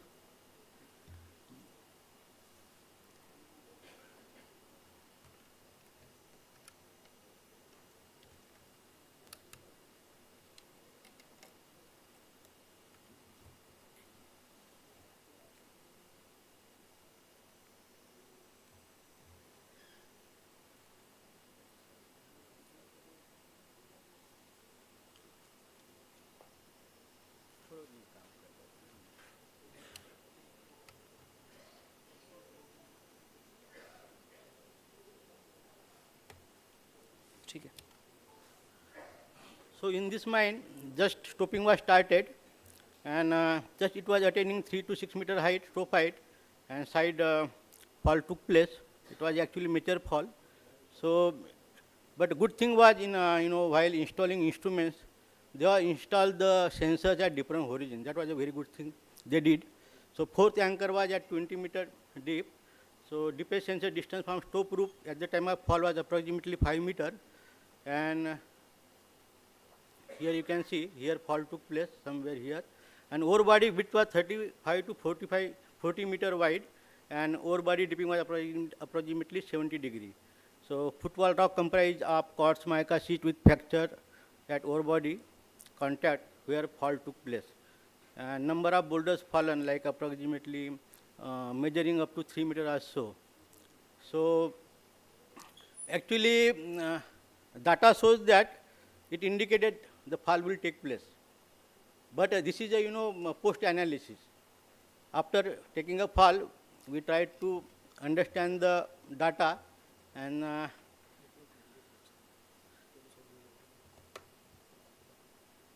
तो problem हो रहा है क्या? Loose connection हो रहा है.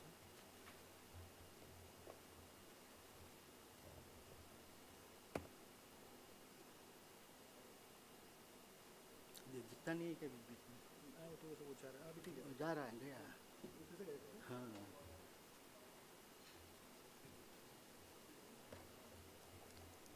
रंग ज़्यादा छेड़छाड़ मत करो.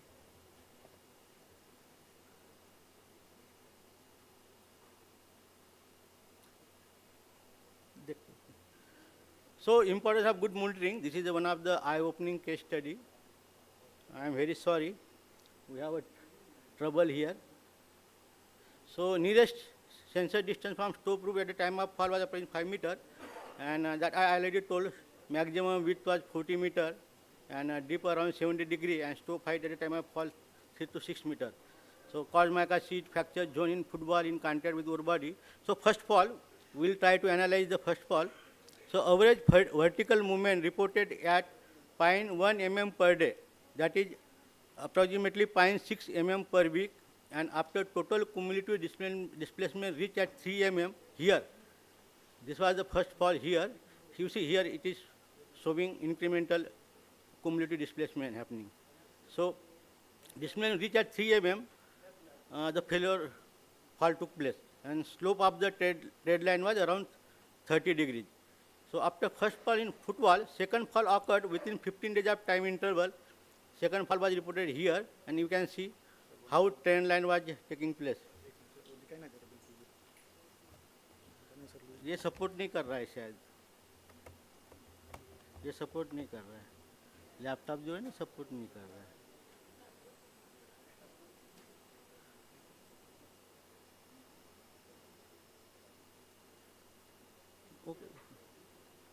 Okay. So second fall occurred within the 15 days of time interval.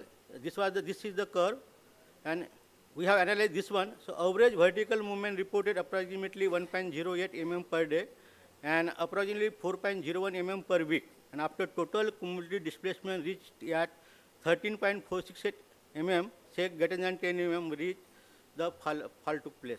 So slope of trade line was, this is a 45 degrees here. Okay. So monitoring trend in MPBX. So whenever you have some data like this, so what I suggest is, when we have sudden, up in the data, so find out the reasons why these sudden changes are taking place. And it's always better is take, velocity. The velocity threshold at like 5-6 mm per day or maximum cumulative closure at 10 mm should be regarded as an red alarm, indicating the attainment of the failure stage and suggesting the adoption of the emergency measures like evacuation of main and machinery or road closure needed or so. काम कर रहा है?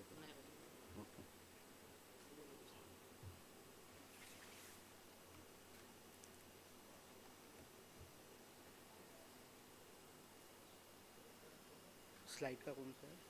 Next slide, back side, back और indicator.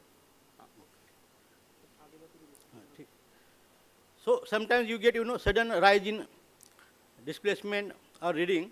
So we have to find out what is the reason, whether blasting happens during that period or any other reason like rainfall, in maybe another reason.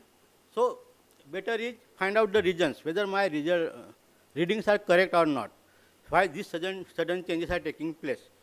And it is always better to take, set of readings, 4-5 readings. If you are not getting correctly, again you repeat it after few hours. That's the better way of taking a reading. Otherwise, it is very difficult to analyze the data. So this somewhat shows good monitoring trend in MPBX. It should be always cumulative addition, cumulative displacement. It should upward trend. So all sensors should follow the similar trend, but sometimes it doesn't. So it shows a good monitoring. So however, displacement values may differ. If abrupt, abnormal readings are noticed, then look for reasons for that. Otherwise, take corrective steps. So this is a Steinbar data analysis. So here, showing the good trend, good monitoring trend. It should be like that. Then again, it shows sudden downward, means maybe resettlement. So find out the reason why sudden changes are occurring. So back to initial reading means shows likely settlement, right? Resettlement. So find out the reasons why sudden changes are occurring, why it is happening so. So always note down in remarks whether that time on that same day, whether blasting took place or any other phenomena happened. Again, this is the Steinbar data analysis. Cumulative wall movement indicating stick slip type. There may be some reasons, stick slip. Why stick slip behavior is showing, like characterized by sudden movements, followed by periods of little or no movements, This type of movement phases often occur as a result of change in groundwater level, rainfall events, mining events, or mostly blast-induced seismic events. So you have to note down in the remarks what are the possibly you can correlate with your readings. Strain bars are installed to observe stability of the corresponding stope and drift crosscut as the leading mining progresses.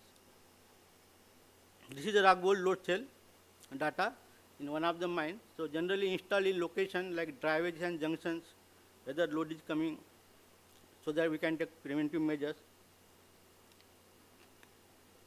So maximum load bearing capacity was 30 tons, and again if cumulative reading, negative cumulative reading is observed, then indicates relaxation of the load, and positive means reading indicates accumulation of load. It should be always positive. Again, whenever there is a some negative indications of reading is there, so you have to find out whether your bolt is tightened or not. Once it loosen, means you have to take again, start again from the beginning, initial reading. That should be the way.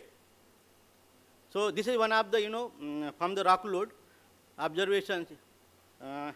Once it reaches some 3 tons or something like that rock load, the mostly failure occur during this period when cumulative load was greater than 1.5 tons and up to 3 tons it was reached. This is from one of the another mine. So mostly failure occur during this period when cumulative load greater than 1.5 tons, and tentative threshold values recommended are cumulative load less than 1 tons, safe, check for regions and correctness of observations. Cumulative load greater than 1.5 tons means barricade the area until readings become normal, check out for regions and correctness of observations and take remedial measures. Cumulative load greater than 2 tons, stop the work and barricade the area until readings become normal, check for regions and correctness of observations and take remedial measures. So this is a predictor equation. In one of the mine we have developed the predictor equation. If you have good data for some time, then try to develop a predictor equation. So this is for displacement in the case of one of the mine. So predictor equation was developed using recorded MP-based data from Balaghat mine. This is I think in Balaghat, and displacement values were plotted against corresponding stope heights. So you know the stope height, so it's always better whenever you take a reading, what was my stope height, and then you can plot your data like in y-axis displacement, x-axis stope height, and develop the linear equation or best fit equation. Maybe it may be polynomial according to your data. So linear equations are developed in this case. So in advance you can plan how much cumulative displacement will be for particular stope height, so that you are ready for that.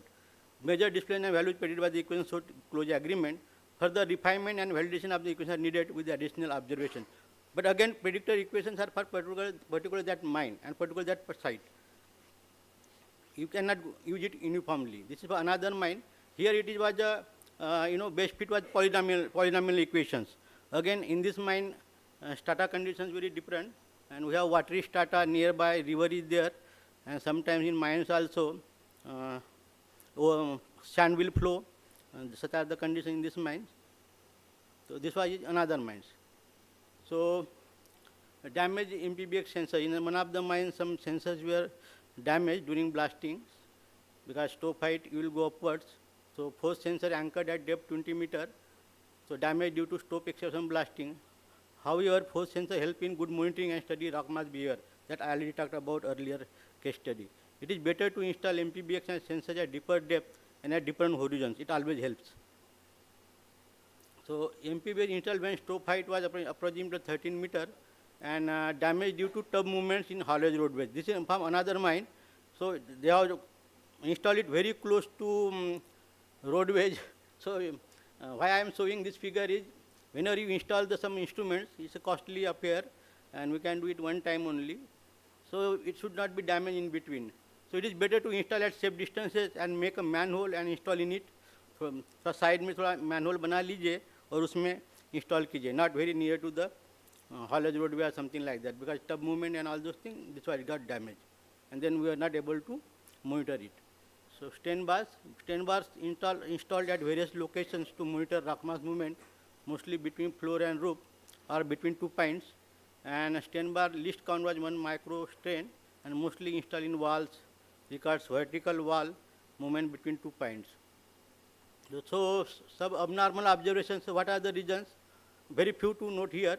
possible reasons, scenarios, like human errors in taking readings, blasting seismic load happen just around that time, maybe sensor errors sometimes, and sometimes change in water level, temperature, other conditions. So one competent mining officer shall be deputed to record and keep observed data in the proper format. Maybe use Excel sheet better. It is strongly recommended to continue monitoring on the daily basis in these mines. In the case of any anomalies observed, report to the higher management and increase frequency of observations. Find out the regions. Note down parameters like stope height, volume excavated, blasting, including others at the time of monitoring, to understand the likely impact of these parameters so that we can correlate better with the observed data. Generally, we don't do this. So one of the author, Ryder and Jagger, summarize the need for rock engineering monitoring. Like in geotechnical engineering work, there is inevitably a discrepancy between prediction and performance. The instrumentation and monitoring of real underground behavior is therefore an essential component of the rock engineering discipline. So we have to ask this question whether we are really following this in our mines. So this is one of the case study from South African platinum mines. Depth was around 400 meters, and large panel collapses, often preceded by time-dependent deterioration of hanging wall and increase in the rate of convergence. An increase in the rate of convergence, 0.6 mm per day was observed that become unstable and eventually collapsed. Average accelerated closure recorded before a massive collapse in one of the underground coal mines reported at 19 mm per day, while before that average rate of closure reported was 4 mm per day. So when failure occurred, that was 19 mm per day, but earlier it was reported 4 mm per day. So we have to observe these values, rate of displacement or rate of movement. So typical continuous closure movement observed in South African mines again, we can see because of different, phenomena taking place like blast, seismic event, how it is, accelerating the closure or movement. So recorded continuous closure movements and rapid increase in closure leading to failure. This is platinum mine, stope in the Bosveld complex in South Africa. Deteriorating panel condition typically preceded by acceleration in the rate of steady state closure, and detailed monitoring was helpful in designing a hazard assessment tool. Possibility of providing per-year winding of large collapses, and heavier, robust and reliable equipment to measure continuous closure needed.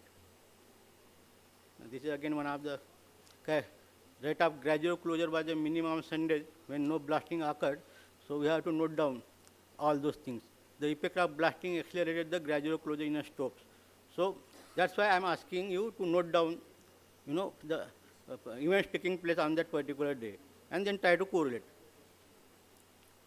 So from this study of 7 mines, we came to conclusion, and we have concluded with some tentative and preliminary threshold values, like 30 days notification, that is pre-alert, the velocity threshold at 0.1 mm per day or maximum cumulative closure at 3 mm, points out the need for a verification of the reliability of monitoring instrumentation, the involved volumes and pattern of movements. If I am getting some 3 mm cumulative closure, so find out it's really my instrument data is correct or not, what were the events, and this is the 15-day notification alert, velocity threshold at 0.3 mm per day or maximum cumulative closure at 5 mm should lead to carry out measurement daily or hourly basis, also by an automatic acquisition system to alert the decision makers and remedial measures to prevent the failure. And emergency red alert, the velocity threshold at 0.6 mm per day or maximum cumulative closure at 10 mm should be regarded as an red alarm indicating the attainment of the failure stage and suggesting the adoption of the emergency measures. We acquisition of man and machinery and road closure or remedial measure any. So these are the some of the for instruments like MPBX, Telltale, bowl load cell, and strain bar, tape extensometer, strain meter. We have given some threshold values, triggering values, and some actions to be taken. So I will not go much in detail. So important observations from this study, 10 mm of rock movement at the maximum alert level, that is emergency type situation, is commonly used in South African mines. And from our study also we found the similar one. An average rate of closure is reported at 0.6 mm per day, leading to the collapse of the area. In our case also the similar things we have find out. Above indicated values can be considered as tentative threshold values signifying maximum alert level like emergency. But Caution is any disturbance, tighten, adjustment carried out after installation means instrument is to be considered reinstalled, and reading obtained after such event to be considered an initial reading.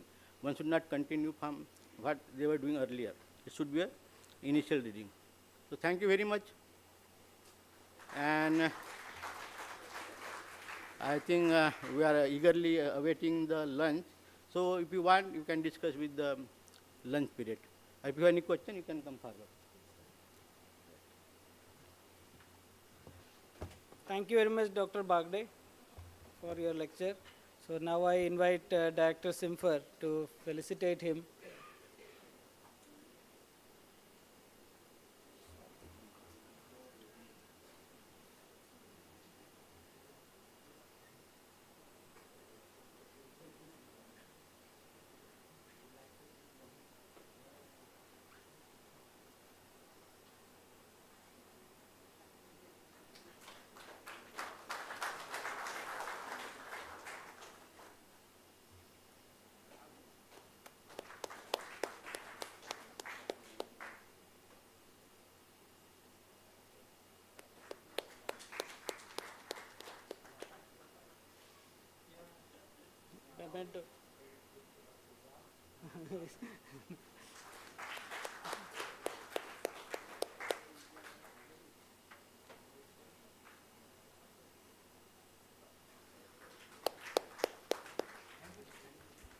Thank you, sir. Thank you, Director, sir. Thank you very much.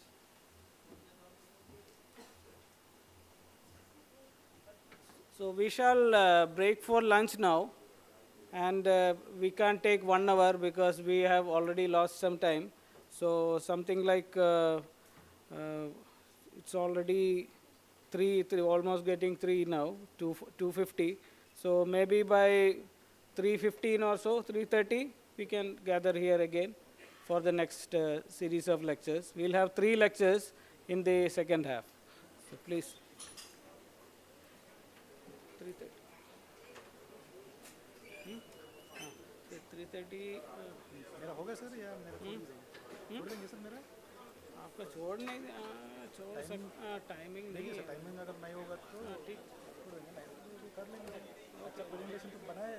हाँ बना है, second देखते हैं। 10 minute time मिलेगा तो फटाफट उसको भी कंप्लीट कर देंगे।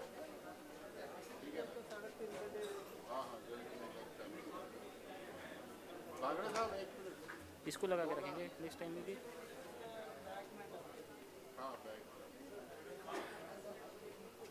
इधर ही रख रहा हूँ, मेरा है। इसी से करोगे क्या? ये मेरा इसी से करोगे? इसी से ही कर लेंगे। ठीक है, बार बार वो लैपटॉप चेंज करने से कोई प्रॉब्लम नहीं, कोई इशू नहीं है। देख लो, ये पॉइंटर भी रहने देता हूँ मैं।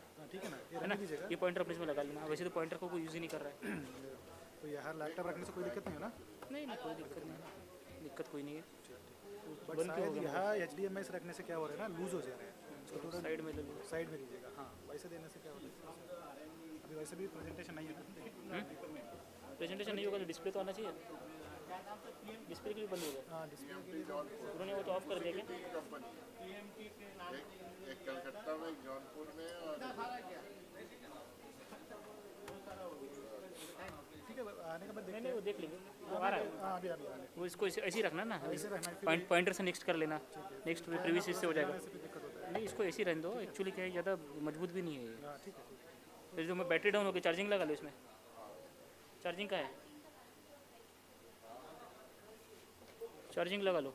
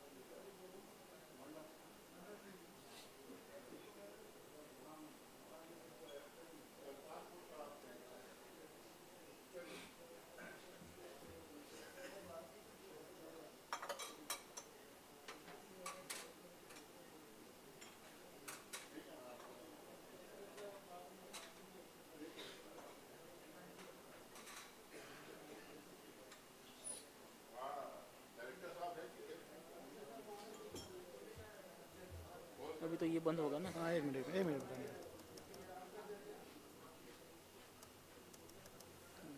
हाँ आ जाएगा आ जाएगा। देखते ठीक है। थोड़ा सा इसको हिलाना नहीं है, हिलाने से नहीं क्या नहीं हो रहा हिलेगा है नहीं, उसमें कुछ करना ही नहीं ना। ये किधर है? ये तो है ही है लेटर ना, लेटर है point क्या? है ना, इससे तुम्हारा नेक्स्ट हो जाएगा। पहले कौन सा प्रेजेंटेशन नेक्स्ट प्रीवियस ये पॉइंट रह गया। पॉइंटर करो, आ रहा है ना पॉइंटर। ठीक ठीक।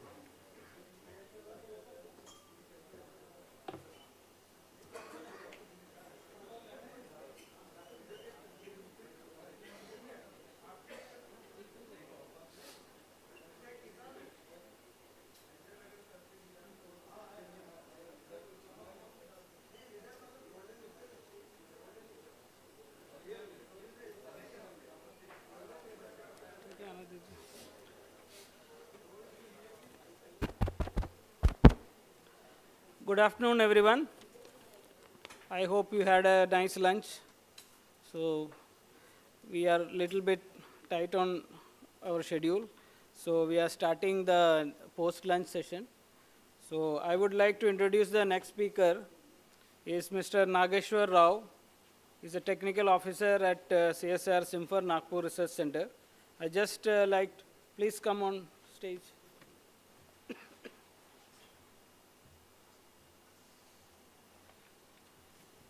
I'd just like to read his brief biodata. Nageshwar Rao Kolikipogu. He serves as a technical officer at CSR, Central Institute of Mining and Fuel Research, Nagpur. Since joining the institute in 2018, he has been actively contributing to the advancement of innovative mining technologies for the underground coal and metal mining sectors in India. Mr. Rao holds a master's degree from Indian Institute of Technology, ISM, Dhanbad, and a bachelor's degree from University College of Engineering, Kottagudam School of Mines. He is currently pursuing a Doctor of Philosophy in Mining Engineering at Indian Institute of Technology, Kharagpur. His professional endeavors encompass a diverse range of grant-in-aid projects, sponsored projects, and consultancy projects. His core research focuses on design of underground hard rock mining methods, while his expertise spans areas including the design of underground coal and metal mining methods. Mr. Rao has authored and reviewed publications featured in international journals and presented the work at both national and international conferences, showcasing his commitment to advancing the field of mining engineering. So I welcome Mr. Nageshwar Rao and to deliver his lecture. Please.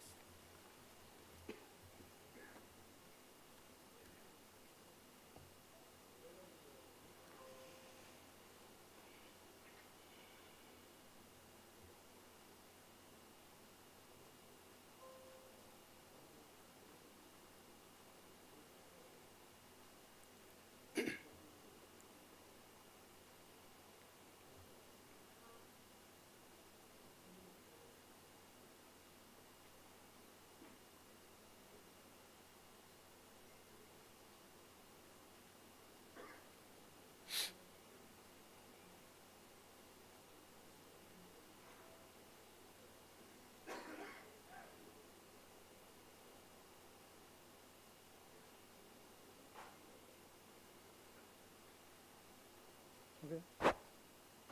వస్తుందా? Okay sir మీరు okay.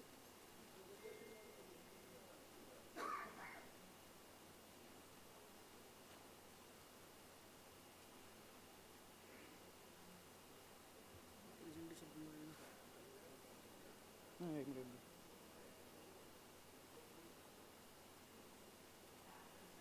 ठीक है ना? ठीक है ठीक है.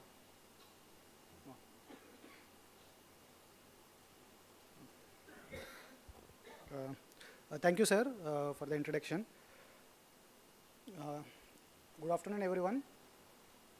At the outset, I would like to congratulate MOIL for the eve of 125 years of excellence in the mining industry.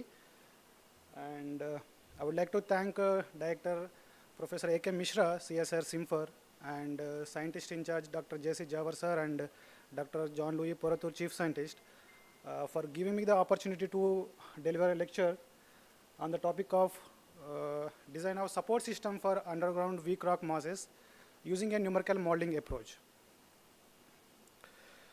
Just I will give you an outline of the lecture, what I'm going to present in the upcoming sessions, upcoming slides, that introduction part.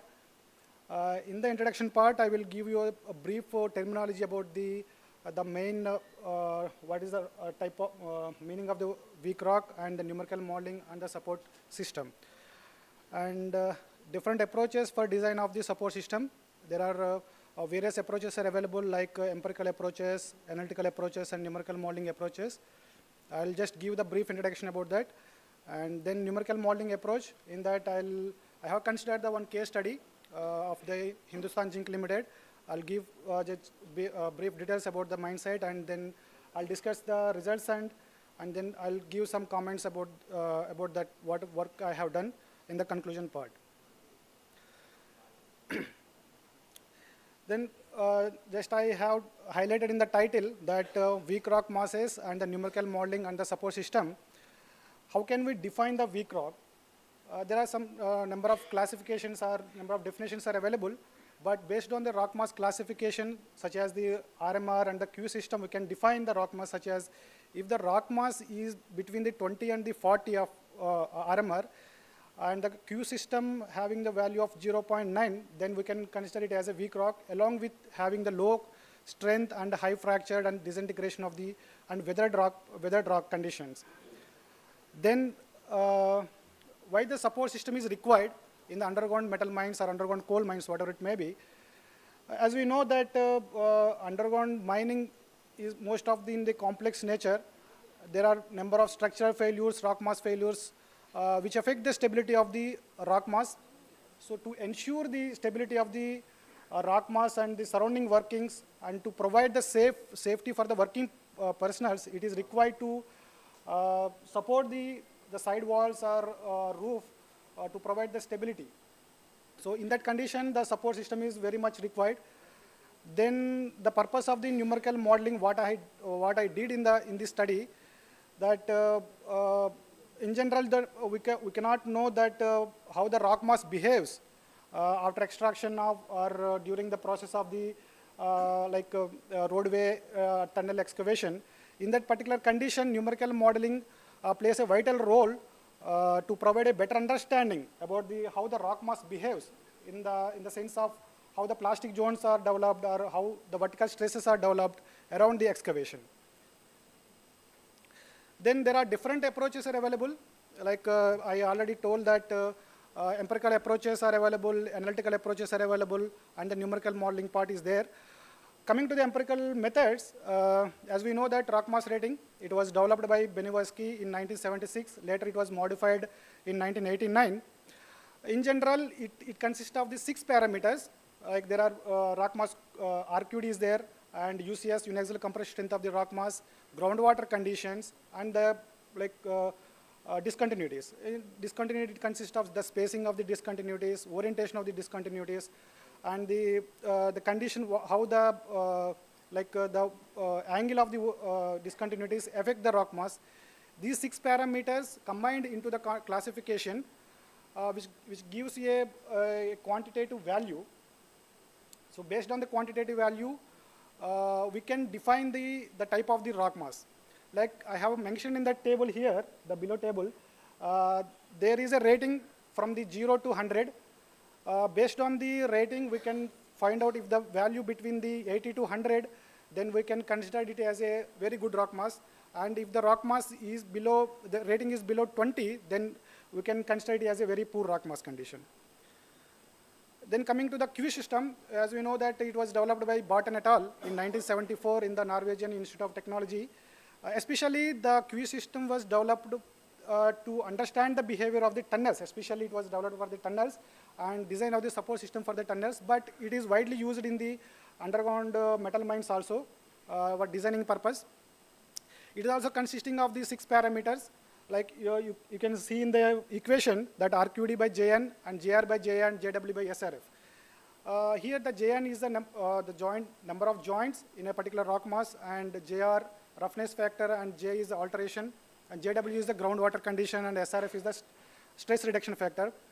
Here the coefficient you can see here, RQD by Jn, which represents the structureness of the rock mass, means how the rock mass is like consisting of the is there any joints are intact, or we can define based on the coefficient RQD by Jn, and Jr by Ja, which represents the roughness and the frictional characteristics of a joint walls.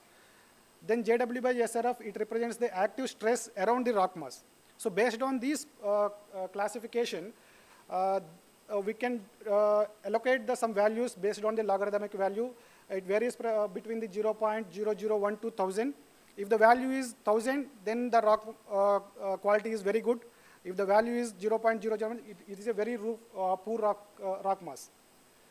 So the Barton developed a chart based on the parameter which they have allocated, and based on the chart we can design the support system for very good rock conditions and the very poor rock mass conditions.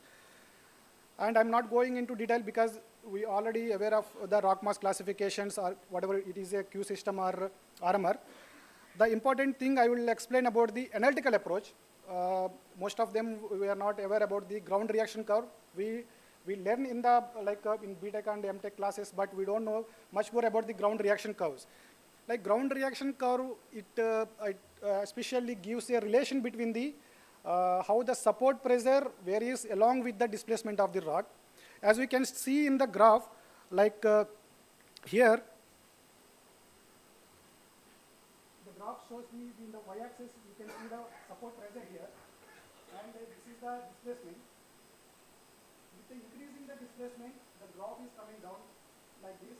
This is the ground reaction curve. Means how the support pressure of the rock mass decreases along with the increasing of the displacement.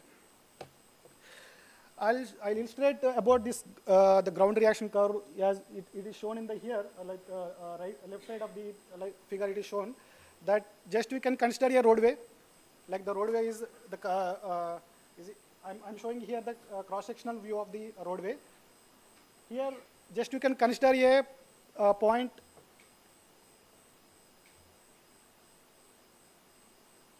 Just you can consider a point here. Our excavation is up to here, and the point is in the non-excavation part. In this particular part, what will happen? The rock mass itself support itself, because there will be no excavation. So in that particular condition, if you consider the point here, the support pressure is equal to the instituted stress field. Whatever it may the stress field is there, it will equal to the support pressure equal to the instituted stress field. Then here you can see here, the P0 is the instituted stress field. That means the maximum stress, support pressure it gives, it says. Once the excavation crosses our observational point, means the excavation up to here, that means that whatever the self-support is there, it was disturbed. The equilibrium state was disturbed. In that condition, the stresses are redistributed. The stresses are redistributed on the side walls, or this side it will distribute. But in this particular condition, the roof will not collapse, because there are the stresses redistributed, means there some tensile stresses are developed, whatever it may be, but self-supporting is there. So you can see the graph here. It is coming down, the support pressure coming down. Along there is a displacement increase. After excavation, some more than this particular length, there will be a chance of the collapse. So that excavation length is called a stand-up time. We can consider it as a maximum excavation length. After that, if you excavate, then there is a chance of the roadway collapse, like roof collapse or side walls collapse. So in that particular condition, we have to give the support system to stabilize the roof and the side wall.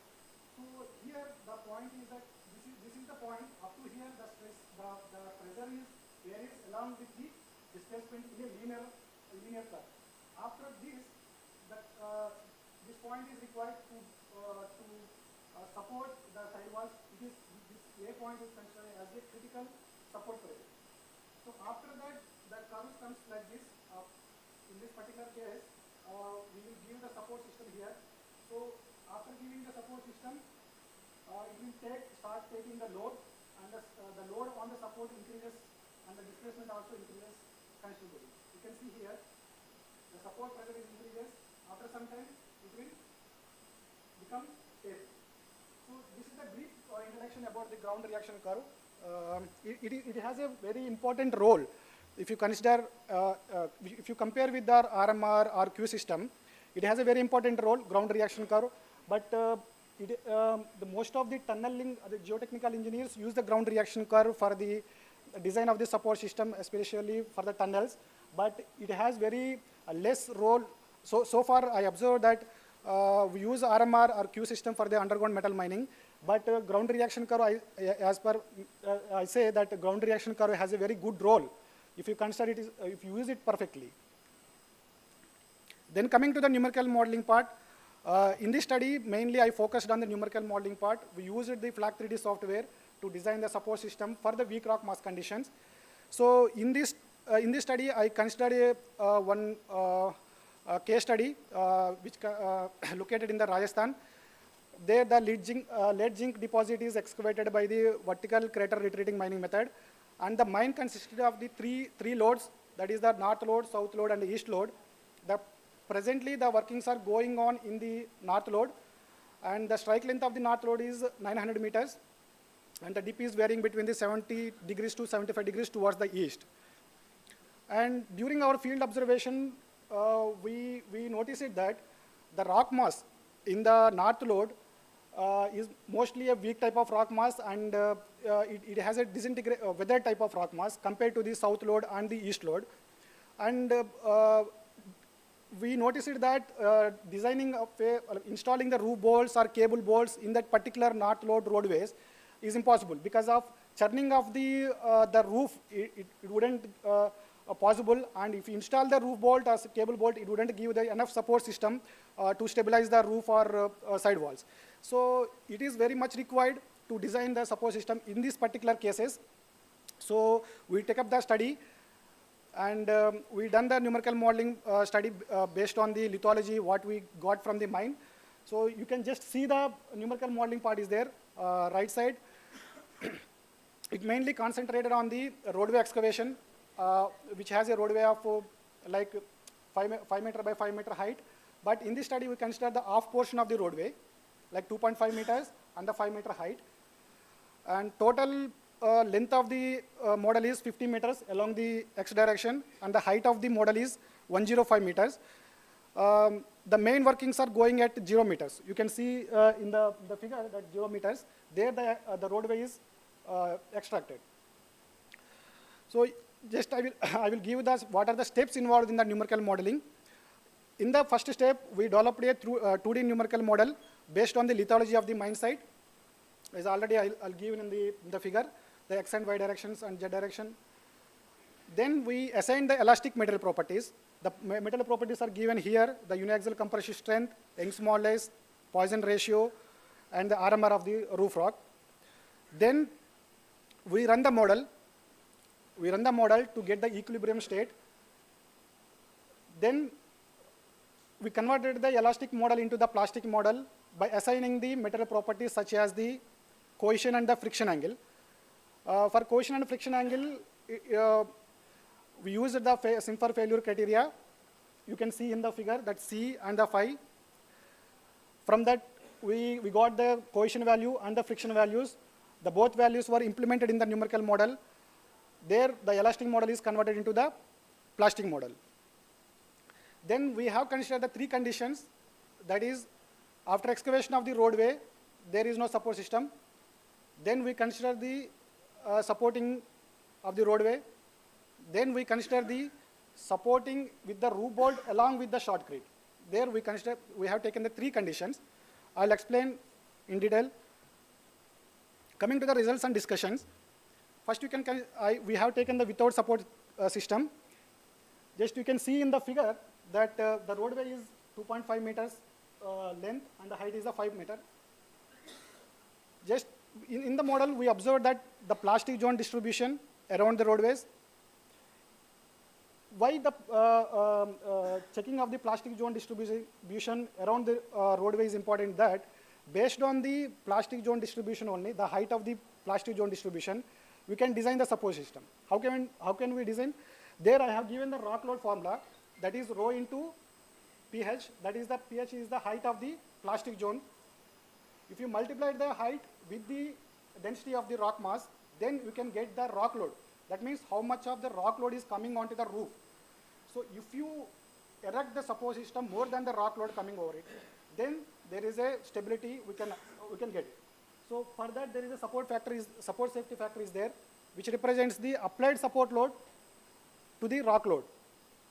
If the applied support load is more than the rock load, then the stability of the rock mass we can get it. Then we, in the without support condition, we noticed that the rock load height is more than 4.6 meters. If you multiply the density of the rock mass, the particular rock mass into the height, then we can get the rock load. In this particular condition, the rock load is coming more and very much required to support the roof and the side walls. Then we studied the vertical stress distribution around the roadways in the without support system. There we observed that the maximum vertical stress is distributed onto the side walls. Just you can see here. This is the side wall, and the maximum we noticed was here. And this is the roof. There the roof, in the roof, the tensile stresses are developed. Means that the stresses are redistributed onto the side wall, and the low stresses are observed on the roof. And the maximum is, we can observe, the maximum we observed here, it is around 29.69 megapascal.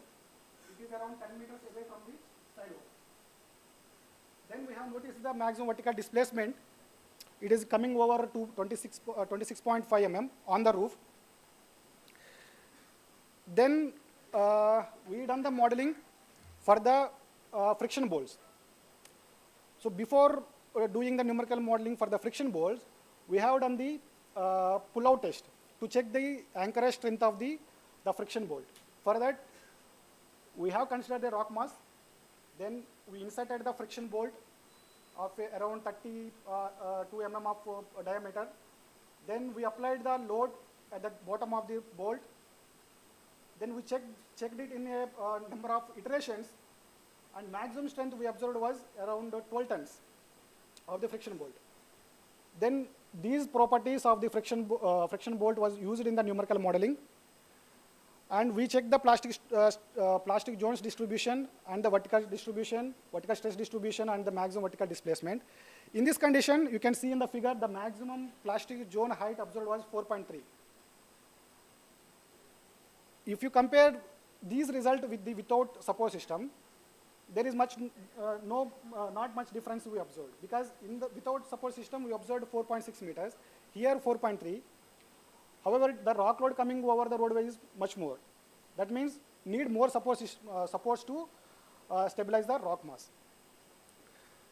Same in the vertical stress distribution also. The maximum vertical stress was observed was 27.1, and the maximum vertical displacement observed was 26.4. From these observations, we noticed that after applying the friction bolts also, there is not much stability we seen in the rock mass or side walls. Then we come across some other type of support system that is called shotcrete. So just you can see in the figure, left side of the figure, there we designed this shotcrete of 150 mm thickness. That is the maximum we considered.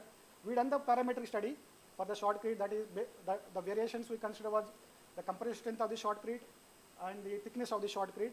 We varied between the thickness 50 to 150 mm.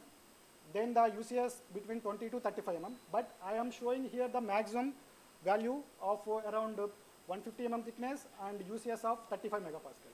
Just you can see in the figure how the friction bolts are installed and how the shotcrete of 150 mm is installed. We got a very good results here. You can see in the figure also, the top figure representing the plastic zone distribution. The height of the plastic zone is reduced to 2.4 meters, which is very well below the result we seen in the friction bolts and without support system. Then the maximum vertical stress also reduced to 22.5 megapascal, and the displacement also coming below 21.5 mm. Just I'm giving you some conclusion part. Here just I have given a little bit study that how the numerical modeling part will play a vital role in designing of a roadways or support system. So here we have studied 3 variations: without support system, with friction bolts, and with combination of the frictional bolts and the shotcrete. Especially why we did this numerical modeling part is that whatever the earlier I told the design approaches, whether it is a empirical approach or analytical approach, they may be overestimate or underestimate the support design. So it may cost stability problem will be there based on the approaches we done, whether it is a empirical approach or analytical approach. So in that particular case, numerical modeling tool will give you a better understanding that how the rock must behave before the excavation and after the excavation. So that's it. Thank you.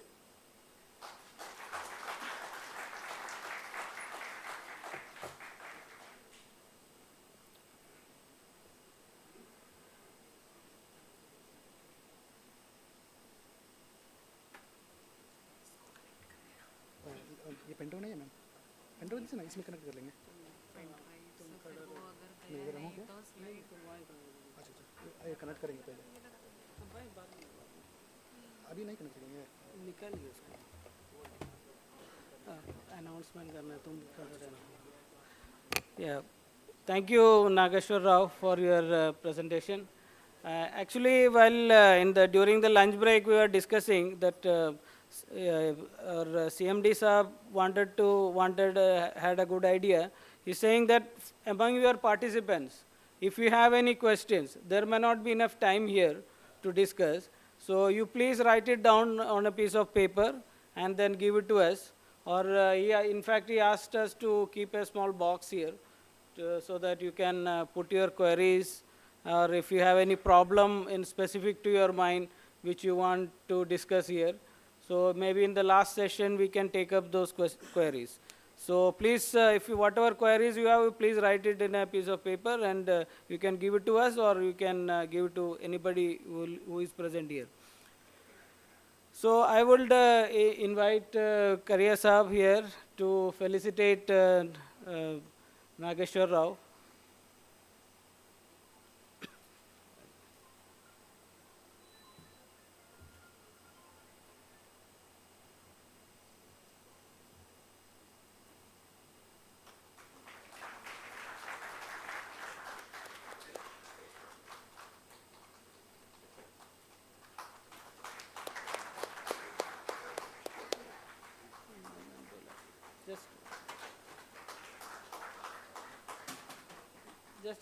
Just a second, memento.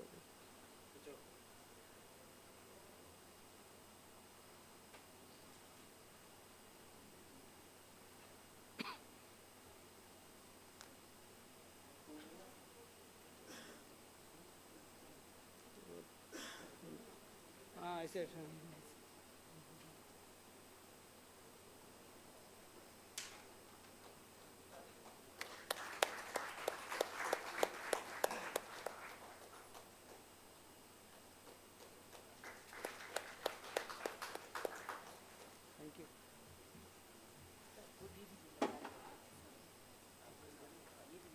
Thank you, sir, for helping us, and thank you, Nageshwar Rao, for.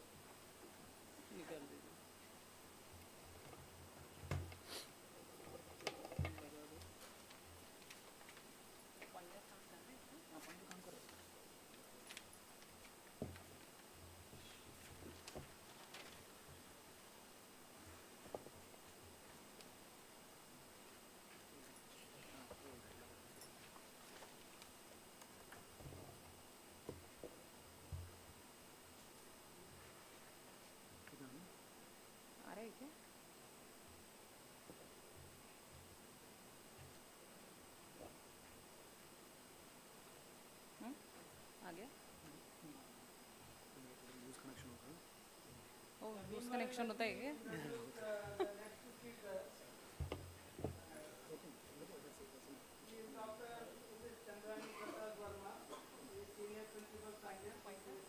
Pointer इधर है ma'am, ये this is the pointer and slide आगे जाने के लिए पीछे जाने के लिए।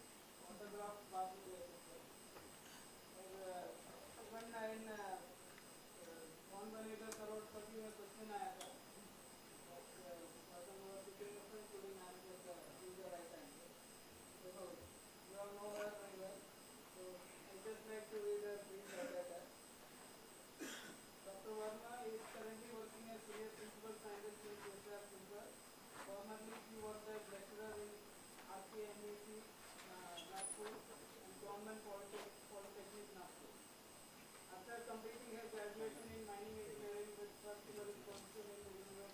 completed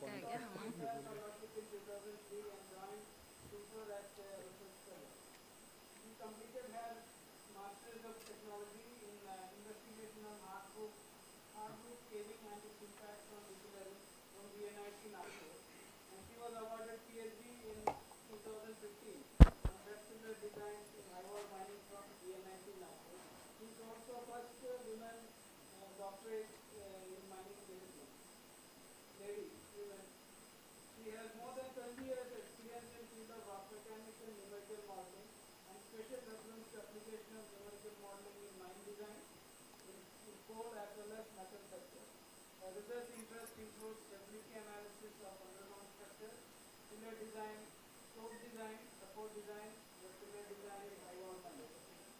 She has published more than 50 technical papers.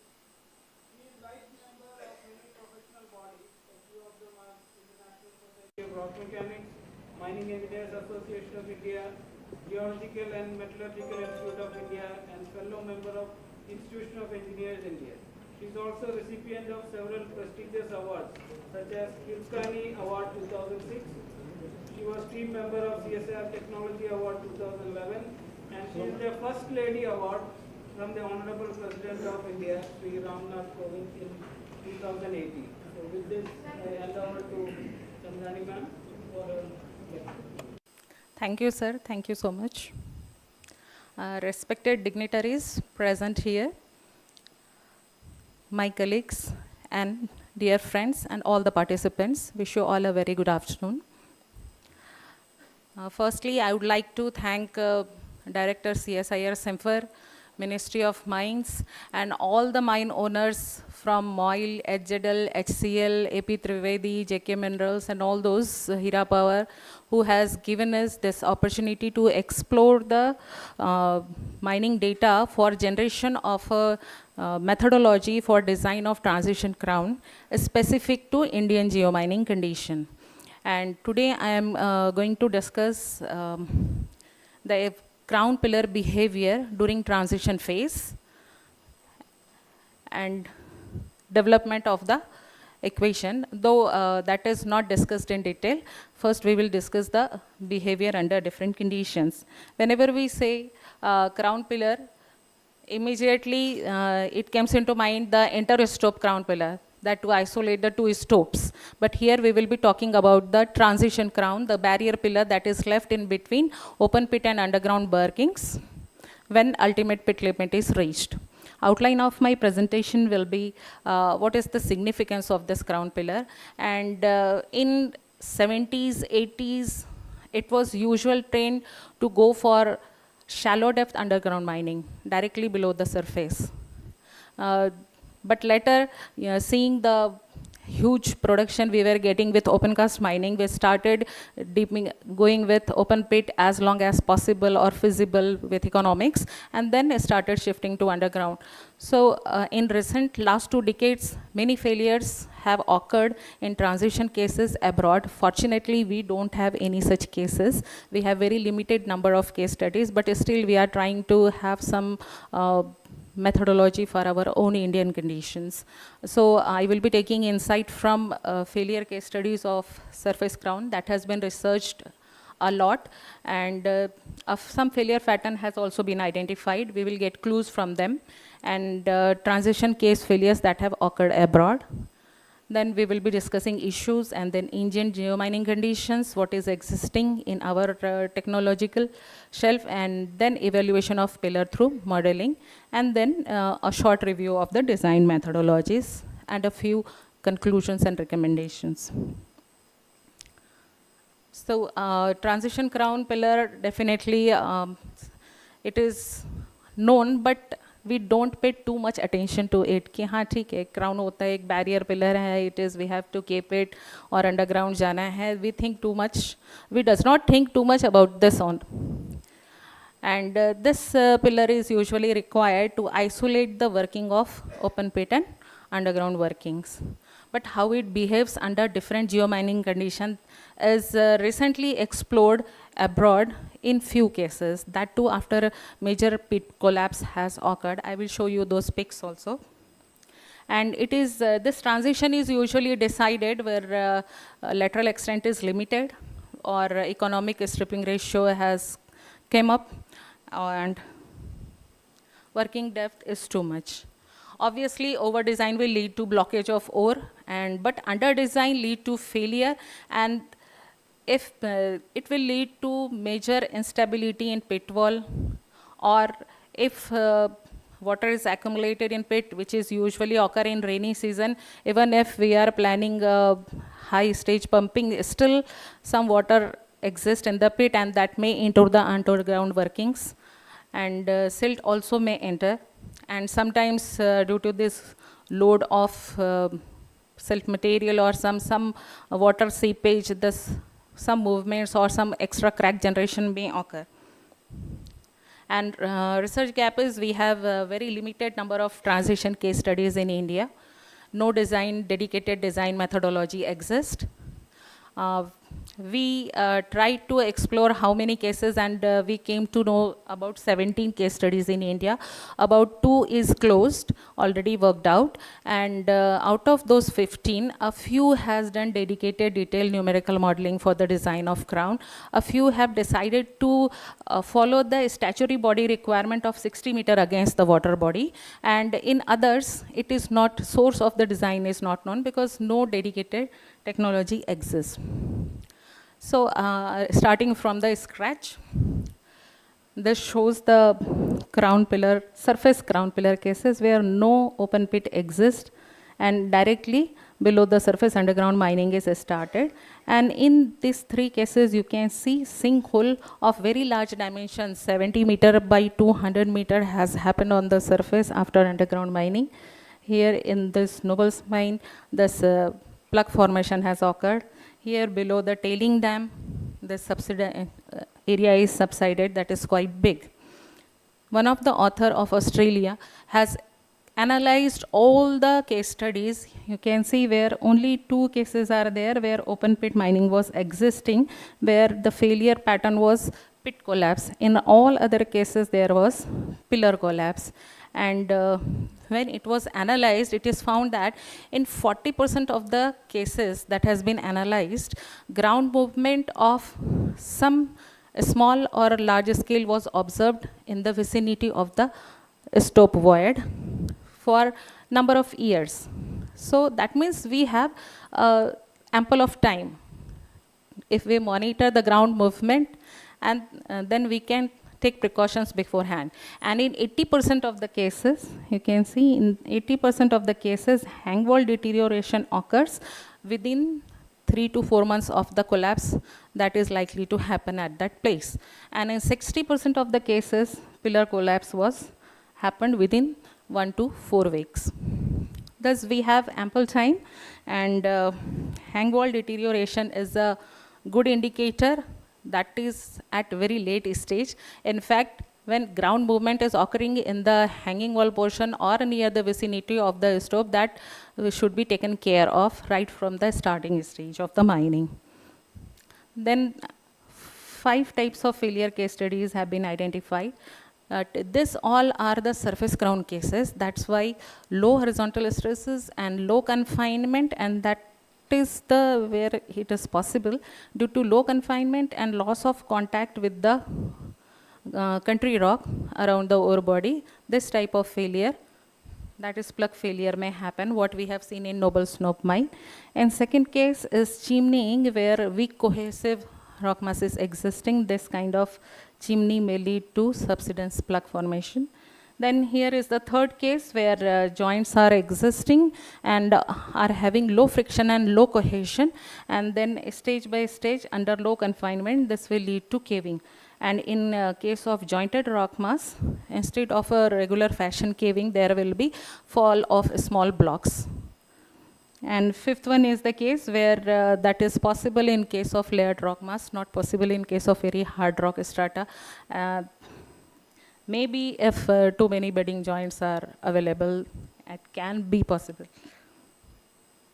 Then coming to the abroad cases of transition, 4 case studies I am going to show you. Not much in detail, but what has happened and why. Here you can see huge collapse has taken place in the open pit benches, and some big hole is also appearing. And if we see the section along this yellow line and this red line, this one and this one, you can see thickness of the crown along the slope is very, very less. And tensile cracks appeared on the surface very long, 9 to 20 meter length. And you can see the width of this tension cracks. Huge collapse took place in the pit wall. Another is the case of Serengyu iron ore mine in China. This was the first case of transition in China. And in first case, what I have shown in Yakinson, there was sublevel caving method was adopted. Here, shrinkage stoping was adopted. But what happened? Design of crown thickness was 25 to 30 meter, which was not followed, and over extraction was done. As well as a result of which some hidden fault movement occurs. Hidden fault movement occurs, and along the slope, potholing done, and then pit wall collapsed. Here is another case which is too much talked about in the literature, but pinpoint details are not available. And block caving method was done 800 meter below the open pit operations. Here too, jointing pattern dominated, and just above the caved zone, failure happened on the surface, and when material was removed underground, caved material was removed, a through fall occurred till the underground. This is another case of Australia, where you can see with the section itself. Near the slope toe, mining was done, and blasting also triggered the failure here, and slope pit wall collapse occurred. Thus, the issues what we have seen in transition cases was pit wall collapse, water percolation, pothole formation, and movement along fault plane. And all this failure initiated gradually. If we can tap those ground movements initially, we can definitely plan, we can do some stope sequencing on, we can leave additional pillars to protect such failures in future. These are the number of mines we have visited, and in each case, pit depth is given, except Malanjkhand and Rampura Agucha. All other cases, 50% of the cases are of shallow depth, and a few are of 100 to 130, 150 meter pit depth, open pit depth. When we explored Indian geomining condition, we can see the ore body width is varying as a small thickness as 1 meter to as wide as 80 to 100 meter. In case of 80 to 100 meter, it is well intersected by the local dikes or some intrusions. But thickness variation is too much. Ore body deep is, in most of these cases, it is in range of 55 to 85 degrees, and in 1 or 2 cases, it is in the range of 25 to 40 degrees. And ultimate pit depth, I have already shown, it is in range of 20 to 400 meter. And a strike length is varying 100 to 2.5 kilometers. And in most of these small mines, because of limited lateral extent, they have shifted to underground at a very shallow depth of 20 to 50 meter. And overall slope angle is also in range of 35 to 50 degrees. Only in 1 or 2 particular case, it is rarely observed, that is a very steep slope of 70 degrees. And method of working mostly in moil mines are cut and fill, and bottom up, except 1 or 2 where Agucha and this Malanjkhand has gone for top down. RMR is ranging from fair to good, and most of these mines don't have their stress measurement data, except the big mines. Of course, the cost is too high, that's why maybe. On the basis of all this exploration of case studies data, we came up with this many factors listed here, which may have direct or indirect influence on the design of the crown pillar. But analyzing effect of each of them is not possible, and whatever is possible to quantify that we have analyzed through 2 case studies and with the help of numerical modeling. We have considered one shallow depth case study where only 20-meter pit depth is existing. We have identified 5 monitoring points which is not possible to locate in the field. So we have chosen to go for modeling, and all these blue points P1 to P5 are vertical displacement monitoring points, and P6 and P7 are lateral displacement monitoring points. And we tried to analyze the behavior of crown in terms of stress magnitude and displacements, and yielding zones also we have seen for ease of understanding. You can see where width of the ore body is varied from 8 to 22 meter. Maybe these figures are not very clear, but it increases with the increase in span. And when first case we have done variation in deep, we have varied from 55 to 70 and then to 85. When we vary in each of these cases, we varied deep from 55 to 70, we see the increase in magnitude of stresses, but for very steep one, it is not that high. It comes down. It will be more clear with the displacement one. Here you see, with the increasing span, magnitude, vertical displacements, left side, vertical displacements are increasing, but for 70 degrees, it is coming down, and for 85 degrees, this P2 point, that is the footwall contact point, has shown sharp decline, and pillar core has shown, that is the gray line here, it shows a rising trend.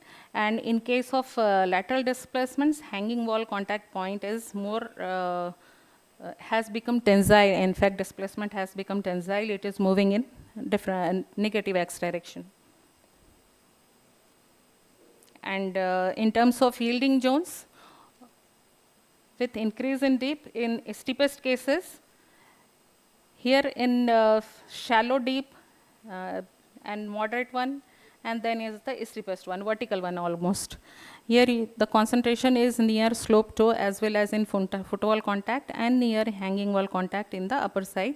But with steepest one, we don't see any such yielding zones in the immediate slope back. So with variation in deep, we observe that hanging wall contact of ore body records maximum stresses, but with steep dip, its concentration is high in hanging wall slope toe, not in contact zone. With increase in span, stresses increases, and lateral displacement in hanging wall contact becomes tensile with increase in dip, and vertical displacement magnitude decreases sharply. That means deep has an influence on the design of crown pillar. Then we did variation in depth. That is obvious that with increase in depth, there will be increase in stress magnitude as well as the displacements, and is visible in this chart. Here you can see vertical displacements has sharply increases with the increase in depth, but hanging wall contact zone lateral displacement has not that high what is observed with the variation in deep. So we know that if we are developing a design methodology or developing an empirical equation, it should consider depth as well as deep of the ore body. Then we did some variation in overall slope angle, and in terms of stress magnitude as well as in displacement or in yielding, much difference is not observed at this stage in shallow depth case. So to explore it in more detail, we increased monitoring points. Here we have increased up to 17 points we have considered at different places of the crown, in and around the crown. And we have taken another case study where pit depth is 103 meter.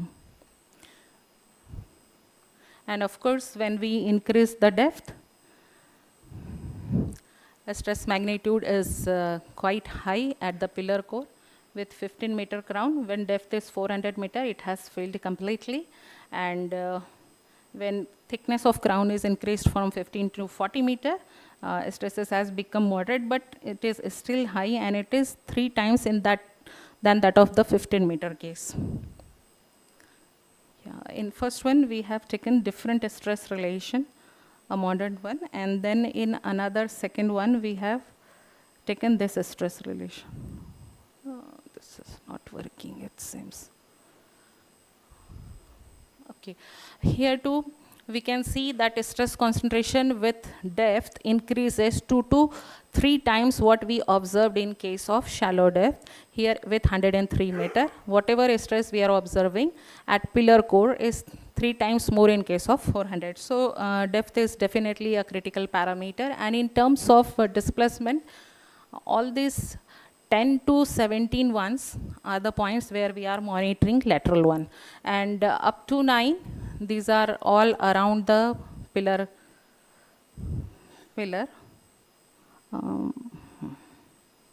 This is in the immediate slope back 1, 2, 3, then this pillar core is 9, this is 7 and 8 slope toes, and then 5 and 6. All these up to 9, these are monitoring. We are doing vertical displacement monitoring. And we can see that with increase in depth, displacements are vertical displacements increases sharply, although the trend is same in both the cases. And here it is 15 meter ground, and here is 14 meter. Then we varied the K ratio. That is the ratio of horizontal to vertical stresses. And then we can see when the lateral confinement is low with this relation, where stress ratio is 0.63, you can see displacement is more because of low confinement. But magnitude is not that high, that no yielding zones are observed in this compared to this one. So K ratio is also an important factor along with the, although stress is a function of depth only. Then let me skip this. Yeah, then we again did overall slope angle variation with 40 and 50 degree. And stress magnitude were not varying much in this case. But in displacement, you can see this 1, 2, 3, and this 7, 8, 9 points in the pillar immediate slope back, and this area is recording vertical displacements high for a steep slope angle. Thus, it also has some role to play. So at this stage of analysis, a few more analyses were done. I am not showing all of them. It can be said that pillar weight, ore body width, deep of the ore body, depth, stress ratio, and overall slope angle are the important factors that must be taken into account while designing the empirical equation for design of crown pillar. Then coming to the failure pattern and its progress, although time and creep has not been considered in the model, but during stepping we observed that in case of very good RMR case study, where hanging wall, footwall as well as ore body is having RMR in the range of 60 to 70, you can see how with stepping of the model to make a stable clays. After extraction, the region around the excavation becomes unstable, and then with steps, it stabilizes. And then you can see how it progresses, and more yielding zones are observed near the hang wall and in immediate roof. It is a caving phenomena like thing, and if it is highly jointed, small blocks will fall in stages. Then we try to have to understand influence of some joints or faults. So one is modeled along the deep, and you see with more excavation, this and we have considered the worst case, no filling is done, then it will slide, all this pillar will slide along this and may open up and hang wall will fail. Another is the case where we have considered a bedding joint in the middle of the pillar, horizontal one, and you see the slope back or the crown portion between this is failing along with the hang wall. But when we have modeled one that is across the deep of the ore body, the pillar, the crown pillar itself is at stake. Then few case study failure pattern has been observed. First one, where weak hang wall you can see, if thickness of crown is very low, very less, this may extend up to the hang wall pit wall. In another case where footwall is weak, more concentration of footwall failure compared to hang wall is observed. In another case where friable ore is observed in the crown in the ore itself, and up to 10 meter in the hang wall, weak cohesive rock mass exists. The whole concentration of yielding zone is in pillar, in the ore as well as in hang wall. And here it is the case of one of the mine where low Q value ore is existing, it is all failing, and in lumpy zones when mining is done in stages with fill and without fill, you can see with very steep ore bodies, stresses or this yielding zones are concentrating in hang wall, and it is likely that with more advancement it may get connected with this. So after exploring all this, we came to the apart from this, a more detailed analysis was also done, and various parameters were identified that should be considered in the empirical design equation. And we can see that underground mining may have an adverse effect on open pit slope, and hanging wall are mostly affected. Along the slope wall, stresses are concentrated on the slope toes and at contact points, and uplift and subsidence is also likely in a few cases. Then coming to the existing design approaches, only few structural mechanics approach I have omitted from the slide because they do not consider rock mass characterization portion. That's why they have been excluded. And initial thumb rule was thickness to span, and 1:1 was followed for good rock and 3:1 for poor one. Then later it was thought of to introduce rock mass, and then Q was introduced. And third one is the more important one, that is developed on basis of 200 failure case studies of surface crown for American and USA database. And much research has been done, and it introduces Q as well as geometry of the ore body. But still author is of the view that still failures are taking place in the field. And according to us, limitation of this approach is it probably does not involve transition crown cases, and stress reorientation on account of open pit mining must also be taken into account. And it considered shallow deeping stopes at shallow depths, and we have some different depths also, shallow as well as deep ones. And fourth one is one of the author of Thavar has presented this equation that is based on only 4 transition crown case studies. So for all the 14 case studies of India, we tried to estimate crown thickness from different approaches, and only this transition crown case was found to be estimating close to what is being practiced in the mine site or with the help of numerical modeling. Thus we came up with one of this equation, and still some testing is going on with this equation. We have developed it for the Indian geomining condition, but till more case studies are added, it is better to go with planning stage estimation by empirical one and then cross-checking with numerical modeling. And these are a few conclusions that already I have discussed, so I think I can skip this.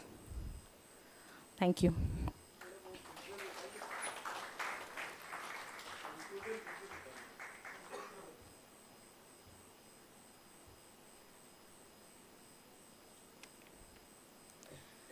It is advisable to keep the pit unfilled and dry, and if water is getting accumulated, it must be pumped out, because if it is filled and water during rainy season, it may lead to extra dead load on the crown, or it may cause hidden fault movement, and through which water may percolate into the underground workings.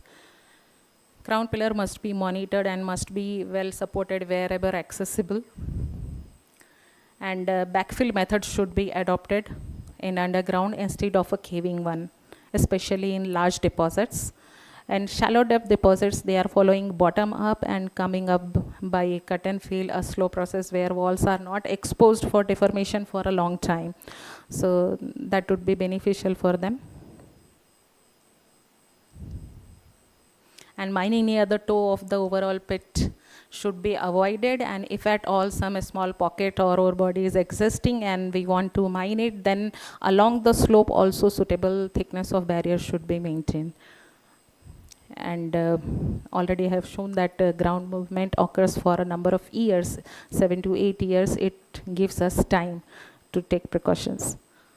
Thank you.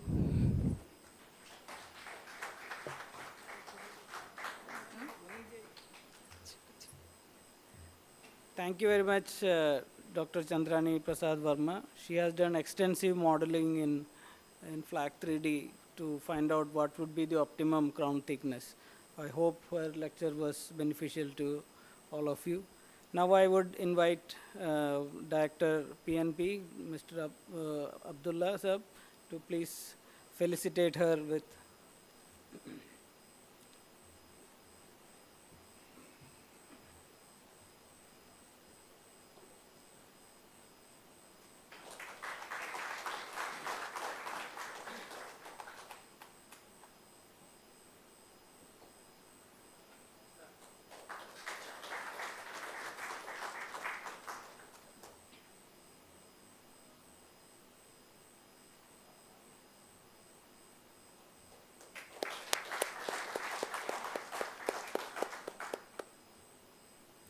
Thank you, sir.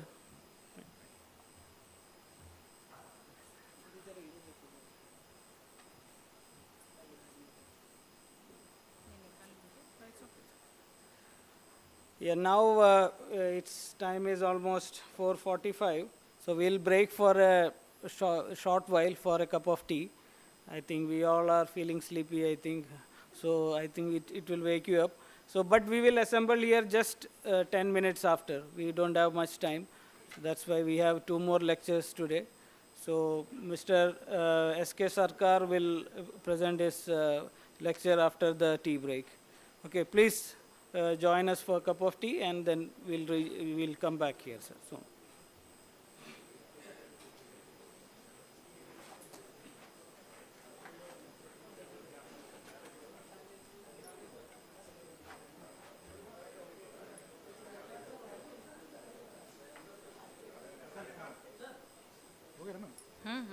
ये यहाँ पे चाहिए ना? हाँ, अरे ये ministry का है, यूट्यूब में देखना, यूट्यूब लिंक्स।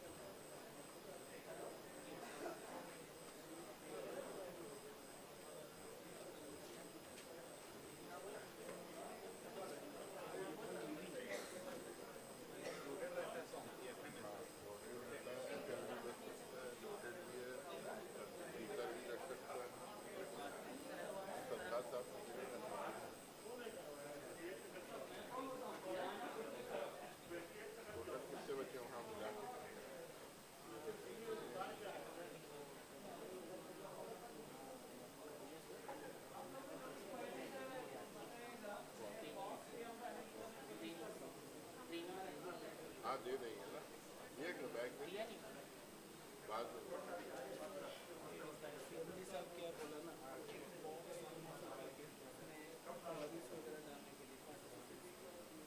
क्वेरी एक बॉक्स जस्ट एक छोटा बॉक्स ये छोटा एक कार्डबोर्ड का बॉक्स इसमें एक्सचेंज करेंगे इधर इधर रख देंगे हॅलो त्यांना म्हणशील की आम्ही घेऊन येऊ आपण लेके आएंगे ना अपन लेके जाएंगे ना उनके लिए ये हाँ दे लेके जाएंगे थोड़ा वेळ थांब की मग कॉल कर ठीक है वही चल रहा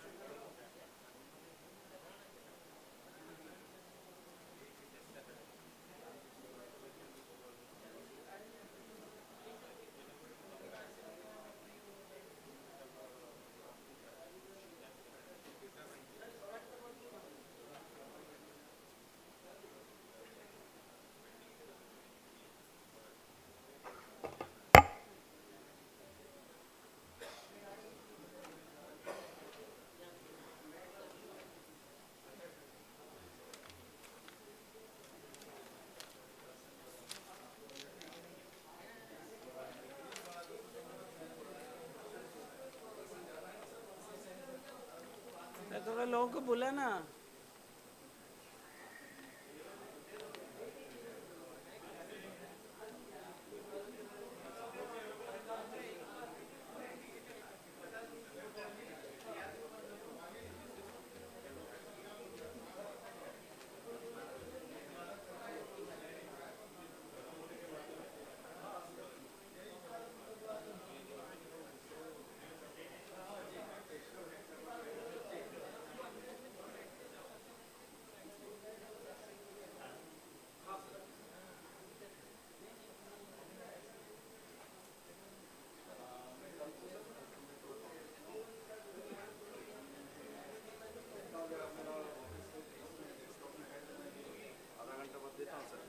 थोड़ा सा मीटिंग में था. कब जाने का प्रोग्राम है इसे sir? Okay sir. Okay sir. हाँ उसमें थोड़ा ज़्यादा ही लगता है सर. मैं पिछली बार जान दिया गया था सर. बहुत ज़्यादा. हाँ मिनिस्ट्री वाले. हाँ सर. हाँ यस यस. उसमें बहुत नाटक हुआ सर. उसमें मिनिस्ट्री वाले. ठीक है सर, आप लगा लो. मोर देन 10 days लगता है सर. ठीक है, रेडी है? अच्छा अच्छा.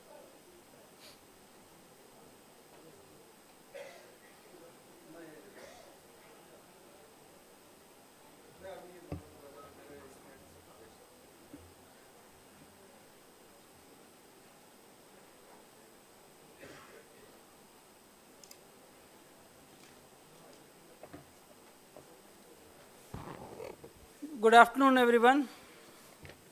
We are starting the next session of lecture. Next lecture will be by Dr. Sanjay Kumar Sarkar. Let me just read his brief biodata.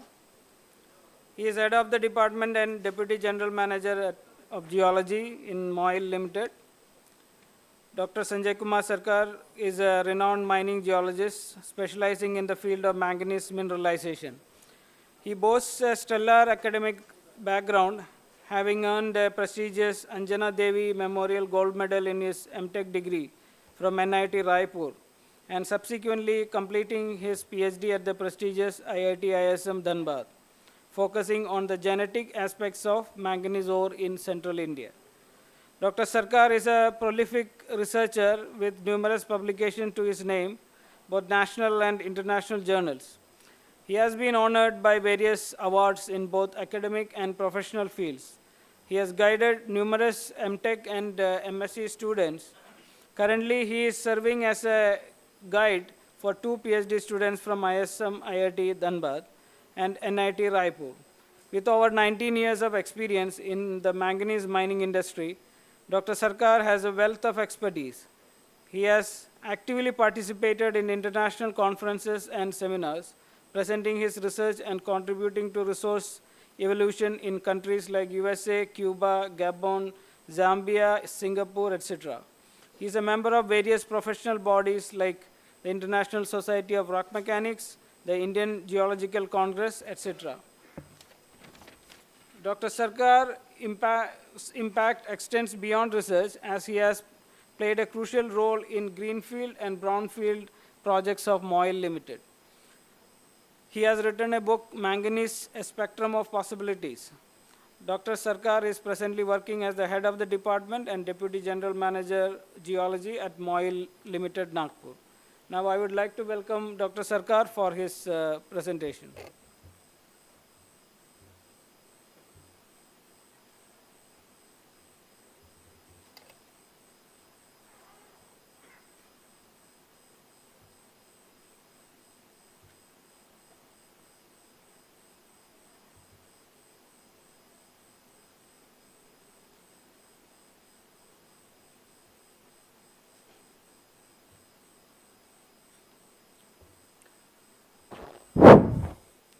Good evening all of you.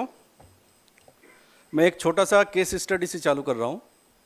Case study ये है कि कोई भी conference में last में lecture देना is very difficult, और जो सुनने वाले और ज़्यादा प्रॉब्लम में. तो मेरा रिक्वेस्ट ये है, आपको जितना समझ में आए उतना समझिए, ब्रेन को ज़्यादा प्रेशर नहीं देने, और अगर मान लीजिए कोई क्वेश्चन है इमीडिएट आप पूछ लीजिए. So, before starting my presentation, I would like to express my sincere gratitude to SIMFAR and Moil Management to give me opportunity to present my paper. Basically, paper is on genesis of Saucer Group. So, the entire presentation has been divided into 4 parts. First one is about Moil, second about manganese, genesis of Saucer Group, and genetic model and its implication for exploration, a case study from Balaghat mine. So, as you know, Moil is a public sector unit under Ministry of Steel, Government of India, and producing almost 50% total production, manganese production of India. It is a Mini Ratna Schedule A company. As we already discussed, that this is a 125 years of manganese mining. Basically, in 1899, manganese ore has been discovered in manganese mines of Mansar. So, the company name is Central Prospecting Syndicate, was first company. In 1999, has had starting exploration. Later on, CPMO, the company has been converted into CPMO, and 1962, Government of India take over the charge of entire CPMO, and its name is Moil Limited. So it is largest producer of manganese ore in India, having 10 mines in Madhya Pradesh and Maharashtra, including a ferromanganese plant in Balaghat mines and peat-head plant in EMD plant in Dongri Bujug mines. So what is manganese? Basically, manganese enjoy high strategic importance since no quality steel can be produced without adding of a small portion of manganese. And the average abundance in manganese in earth crust is 0.1%. In igneous rock, that is 0.086%. In sedimentary rock, it varies from 0.26 to 0.05. In metamorphic rock, it is 0.8%. We know that almost 621 known minerals manganese है. इसमें क्या होता है कि physical and chemical property जो है सब mineral का डिफरेंस होता है. तो मैं जो आपको जेनेसिस जो बता रहा हूँ, जेनेसिस किस लिए इंपॉर्टेंट है? क्योंकि हर मिनरल का क्वालिटी, हर मिनरल का प्रॉपर्टीज एक दूसरे से डिफरेंस है. इवन क्या है कि जो मिनरल आपका निकल रहा है उसका यूज भी डिफरेंट टाइप के हैं. तो इसलिए एक्सप्लोरेशन में जेनेसिस बहुत इंपॉर्टेंट रोल प्ले करता है. सो मैं जैसे बता रहा था, almost 95 to 96% manganese metallurgical purpose में यूज़ होता है, और उसमें से भी ज़्यादा आपका जो है ना आपका सिलिको मैग्नीज बनाने में यूज़ होता है. बाकी additional to that dry cell बनाने में, केमिकल बनाने में, ये सब भी मैग्नीज का यूज़ होता है. सो जैसे कि आप जानते हैं कि मैग्नीज जो है एंशिएंट टाइम से उसका यूज़ हो रहा है, और पहले के लोग जो गुफाओं में रहते थे, गुफाओं में उसमें पिक्चर बनाने में जो है ना मैग्नीज का यूज़ होता था. जो ड्राइंग्स बनाते थे, ड्राइंग्स बनाने में मैग्नीज का यूज़ होता था, और उसके बाद ब्रोंज बनाने में यूज़ होने लगा. बट ऑफिशियली इसका जो डिस्कवरी हुआ है वो 1774 में स्वीडिश जो केमिस्ट थे जॉन गन है, और 1815 में साउथ अफ्रीका में फर्स्ट माइनिंग स्टार्ट हुआ. इन 1852 में इंडिया में जो रिपोर्टेड मैग्नीज हुआ वो विशाखापट्टनम डिस्ट्रिक्ट में फर्स्ट आपका रिपोर्टेड हुआ. मैग्नीज का जो माइनिंग चालू हुआ 1899 में मंसर में जो है आपका फर्स्ट प्रोस्पेक्टिंग लाइसेंस अवार्ड हुआ है, और उसके बाद इसका जो शिपमेंट चालू हुआ 1900, मतलब एक साल में माइनिंग चालू हो गया था. 1960 में इसको फर्टिलाइज़र में यूज़ किया गया था, और 1980 और 90 के बीच में एक बहुत रेवोल्यूशनरी चेंज हुआ जिसमें ड्राई सेल में इसका यूज़ होने लगा. Genesis of manganese ore in Saucer group is very much important. So Saucer group एक ऐसा एरिया है जो कि खासकर सेंट्रल इंडिया में है, मध्य प्रदेश और महाराष्ट्र का एडजॉइनिंग पार्ट में. इसमें छिंदवाड़ा डिस्ट्रिक्ट आता है, बालाघाट डिस्ट्रिक्ट आता है, भंडारा डिस्ट्रिक्ट आता है, नागपुर डिस्ट्रिक्ट आता है. तो ये एक बहुत इंपॉर्टेंट है. ये सेंट्रल टेक्टोनिक जोन में है और ऑलमोस्ट 7000 स्क्वायर किलोमीटर एक्सटेंड करता है ये. सॉसर ग्रुप 300 किलोमीटर लॉन्ग है, 70 किलोमीटर वाइड है, और it is surrounded by Mahakoshal fold belt and Vindhyan in north, Dongargarh and Kotri belt in east, Gondwana and Sakoli belt in south, and thick Deccan Trap in west. This is the geological map. ये जो आपको दिख रहा है, red part, ये हम लोग का saucer group है. And if you see the succession of this area, bottommost is Tirodi gneiss, then आपका सौसर ग्रुप चालू होता है जिसमें सीता सोंगी, लोहांगी, मनसर, चरबोली, जुनेवानी, बिछुआ. इसमें से मैंगनीज जो है वो आपका मनसर फॉर्मेशन में है. इसमें जेनेसिस ऑफ सौसर ग्रुप में most of earlier worker suggest that it is a sedimentary deposit, later on got metamorphosed. But recently कुछ जो स्टडी हुआ है उसमें ये भी पता चला कि ये सिर्फ सेडिमेंट्री या मेटामॉर्फिक का नहीं है, ये वोल्केनो मेटामॉर्फिक डिपॉजिट है. बट इसको फाइनली आइडेंटिफाई करने के लिए हम लोग कुछ ये जो कंक्लूड करने के लिए हम लोग कुछ डिटेल क्वेश्चन का आंसर फाइंड आउट करेंगे इस पूरे टॉपिक में. वो है कि इतना ह्यूज एक्युमुलेशन ऑफ मैंगनीज कहाँ से आया.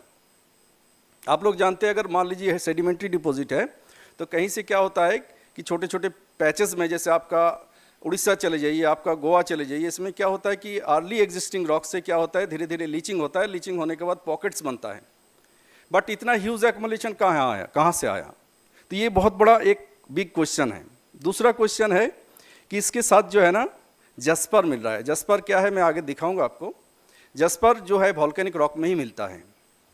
तीसरा, इसमें मड स्टोन है जो आपको लेयर है, और ये लेयर जैसे सुबह हम लोगों से डिस्कस हो रहा है, जैसे डीजीएमएस के साहब बोल रहे थे कि एक्सीडेंट की जो चांसेस है, मड स्टोन एक ऐसा ऐसा लेयर है, वो क्या रहता है कि दो मिनरल के बीच में बेसिकली सैंडविच रहता है, और ये क्या करता है कि लूज होने के कारण फॉल होने की चांसेस रहता है. ये मड स्टोन जो है आपका बालाघाट से लेकर आपका इंटायर बेल में मिलता है, और उसमें मोटा मोटी उसका एनालिसिस से पता चला माउंट मोरेलानाइट बोल के एक मिनरल है, केओलिनाइट मिनरल है, और इसका प्रेजेंट माउंट मोरेलानाइट बेसिकली वॉल्केनिक फॉर्मेशन में ही होता है. नेक्स्ट, इसके साथ साथ कुछ एरिया में प्राइमरी वॉल्केनिक स्ट्रक्चर भी मिला हुआ है. एडिशनल टू दैट हम लोगों को कुछ सल्फाइड्स मिनरल मिल रहा है. नेक्स्ट, सल्फाइड मिनरल आपका एल्वेनाइट मिल रहा है जो कि मैंगनीज का सल्फाइड मिनरल है. एडिशनल टू दैट पायराइट, चैल्कोपायराइट, मतलब ये कॉपर एंड आयरन का सल्फाइड मिनरल है, ये भी मिल रहा है. एक न्यूक्टोसाइट करके मिनरल है. न्यूक्टोसाइट जो है सिर्फ वॉल्केनिक फॉर्मेशन में ही ये मैंगनीज बनता है. तो ये मैंगनीज सेडिमेंट्री डिपॉजिट में कैसे आया. उसके साथ साथ क्या है, बेरियम मिल रहा है आपका. बेरियम मैंगनीज, अगर मैंगनीज बियरिंग बेरियम मिल रहा है तो सेडिमेंट्री सीक्वेंस में ये कैसे आया. ब्राउनाइट, हॉस्मेनाइट, ये दो मिनरल्स का नाम है जो कि प्राइमरी मिनरल है एंटायर सॉसर ग्रुप में. ये मैंगनीज फॉर्मेशन में सेडिमेंट्री सीक्वेंस में कैसे आया. बिक्सबाइट कैसे बना, ये भी एक मैंगनीज मिनरल है. बेराइट कैसे आया, और कुछ जगह पे हम लोगों को और जियोकेमिस्ट्री मैं आगे बताऊंगी, और जियोकेमिस्ट्री भी ये बता रहा है कि may be it's a volcanic deposit. इसके साथ साथ माइक्रो ऑर्गेनिज्म भी मिला हुआ है जिसको रेडिलियन बोलते हैं. So presence of evidence of petrological evidence में डिस्कस करना जा रहा हूँ. पेट्रोलॉजिकल एविडेंस में क्या है, most of rocks are metasedimentary, but somewhere in Mansar Kandri area एक ट्रेकाइट करके जो मिनरल है वो मिला हुआ है, मेटाट्रेकाइट. जैसे आप यहाँ देख रहे हैं, इसका फ्लो स्ट्रक्चर क्लियर कट दिख रहा है. इसमें फ्लो स्ट्रक्चर कुछ मेटा राइलेट्स भी मिला हुआ है इन डोंगरी बुजुर्ग माइंस. आपको इसमें ऑर्थोक्लेज, क्वार्ट्ज, इसका ग्रेन्स दिख रहा है. एमोगडाइल्स जो है, जस्पर, मैंने जो बता रहा था presence of jasper, this red colour rock is jasper. ये लेयरिंग जो दिखा रहा है ये इंडिकेट कर रहा है कि ये वॉल्केनिज्म से जो वॉल्केनिज्म हुआ, वॉल्केनिज्म से क्या हुआ, अंडर सबमरीन कंडीशन में ट्रांसपोर्टेशन हुआ, नियर ट्रांसपोर्टेशन हुआ, बहुत दूर का ट्रांसपोर्टेशन नहीं है। अल्टीमेटली उसका क्या हुआ, डिपोजिशन हुआ। डिपोजिशन बनने के बाद ये फॉर्मेशन बना है। मड स्टोन में जैसे मैं बताया कि इसमें उकवा बालाघाट में बहुत ज़्यादा है, कांदरी में भी है, और इसका जो एनालिसिस करें, अगर इसका मिनरोलॉजी निकालेंगे तो इसमें मॉडुलोनाइट manganese and with minor amounts of kaolinite and ilmenite भी मिलता है। एम्फीबोलाइट, एम्फीबोलाइट क्या होता है कि एक मेटामॉर्फिक रॉक है, वॉल्केनो मेटामॉर्फिक रॉक है। ये आपका बरबसपुर बोल के एक बालाघाट की जगह है, इसमें बहुत एरिया में ये मिल रहा है। एडिशनल टू दैट वॉल्केनिक्स, अगर हम लोग स्ट्रक्चरल एविडेंस की बात करेंगे तो स्ट्रक्चरल एविडेंस में गैस वेसिकल्स हैं, एमोक्डॉयल्स हैं, ये सब आइडेंटिफाई ऑलरेडी किया हुआ है। सल्फाइड मिनरल, जैसे मैं बता रहा था कि सल्फाइड मिनरल ये इससे स्टडी से पहले सॉसर ग्रुप में एलेवेंडाइट डिस्कवर नहीं हुआ था। दिस इज फर्स्ट रिपोर्टेड, और ये बनता है हाइड्रोथर्मल डिपॉजिट में बेसिकली। ये आपका एलेवेंडाइट है। अदर सल्फाइड मिनरल अगर बात किया जाए, अगर ये पोस्ट डिपोजिशनल नहीं है, पोस्ट इंट्रूजन नहीं है, तो ये पायराइट एंड चल्कोपायराइट जनरली क्या रहता है कि हाइड्रोथर्मल में ही बनता है। न्यूक्टोसाइड, जैसे मैंने आपको बताया, it's a silicate mineral of manganese, और ये सिर्फ और सिर्फ वॉल्केनिज्म से ही बनता है, दूसरे सेडिमेंट्री डिपॉजिट में ये बनता नहीं है। हॉलैंडाइट्स क्या है, ये बेरियम बियरिंग मैंगनीज है। एक्चुअली मैंगनीज का बेसिक प्रॉब्लम है, एक्सप्लोरेशन में बेसिक प्रॉब्लम मैंगनीज का है, वो है different kind of mineral. 621 mineral है, सबका कैरेक्टरिस्टिक अलग अलग है। अगर फॉर एग्जांपल मान लीजिए आप जियोफिजिकल करना जाएंगे, तो जियोफिजिकल में कुछ मिनरल मैग्नेटिक है, कुछ मिनरल नॉन मैग्नेटिक है। मैग्नेटिक मिनरल आप आइडेंटिफाई करने जा रहे हैं, मान लीजिए आप मैग्नेटोमीटर लगाए, वहाँ मैंगनीज का ऐसे मिनरल है जो नॉन मैग्नेटिक है, तो आप आइडेंटिफाई नहीं कर पाओगे।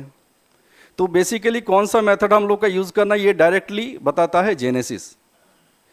अगर मान लीजिए ग्रेविटी मेथड, जैसे आपका ये जो सामने आपका जो मिनरल दिख रहा है, that is hollandite. Hollandite high gravity mineral है, और ये बेरियम बियरिंग मिनरल है। तो इससे ये आइडेंटिफाई अगर मान लीजिए आप कर लिए कि ये एरिया में बेरियम है, या ये हम लोग का जो है वॉल्केनिज्म से बना है, तो आप इसको ग्रेविटी मेथड आप डायरेक्टली यूज कर सकते हैं, और सक्सेस रेट आपका ज़्यादा रहेगा।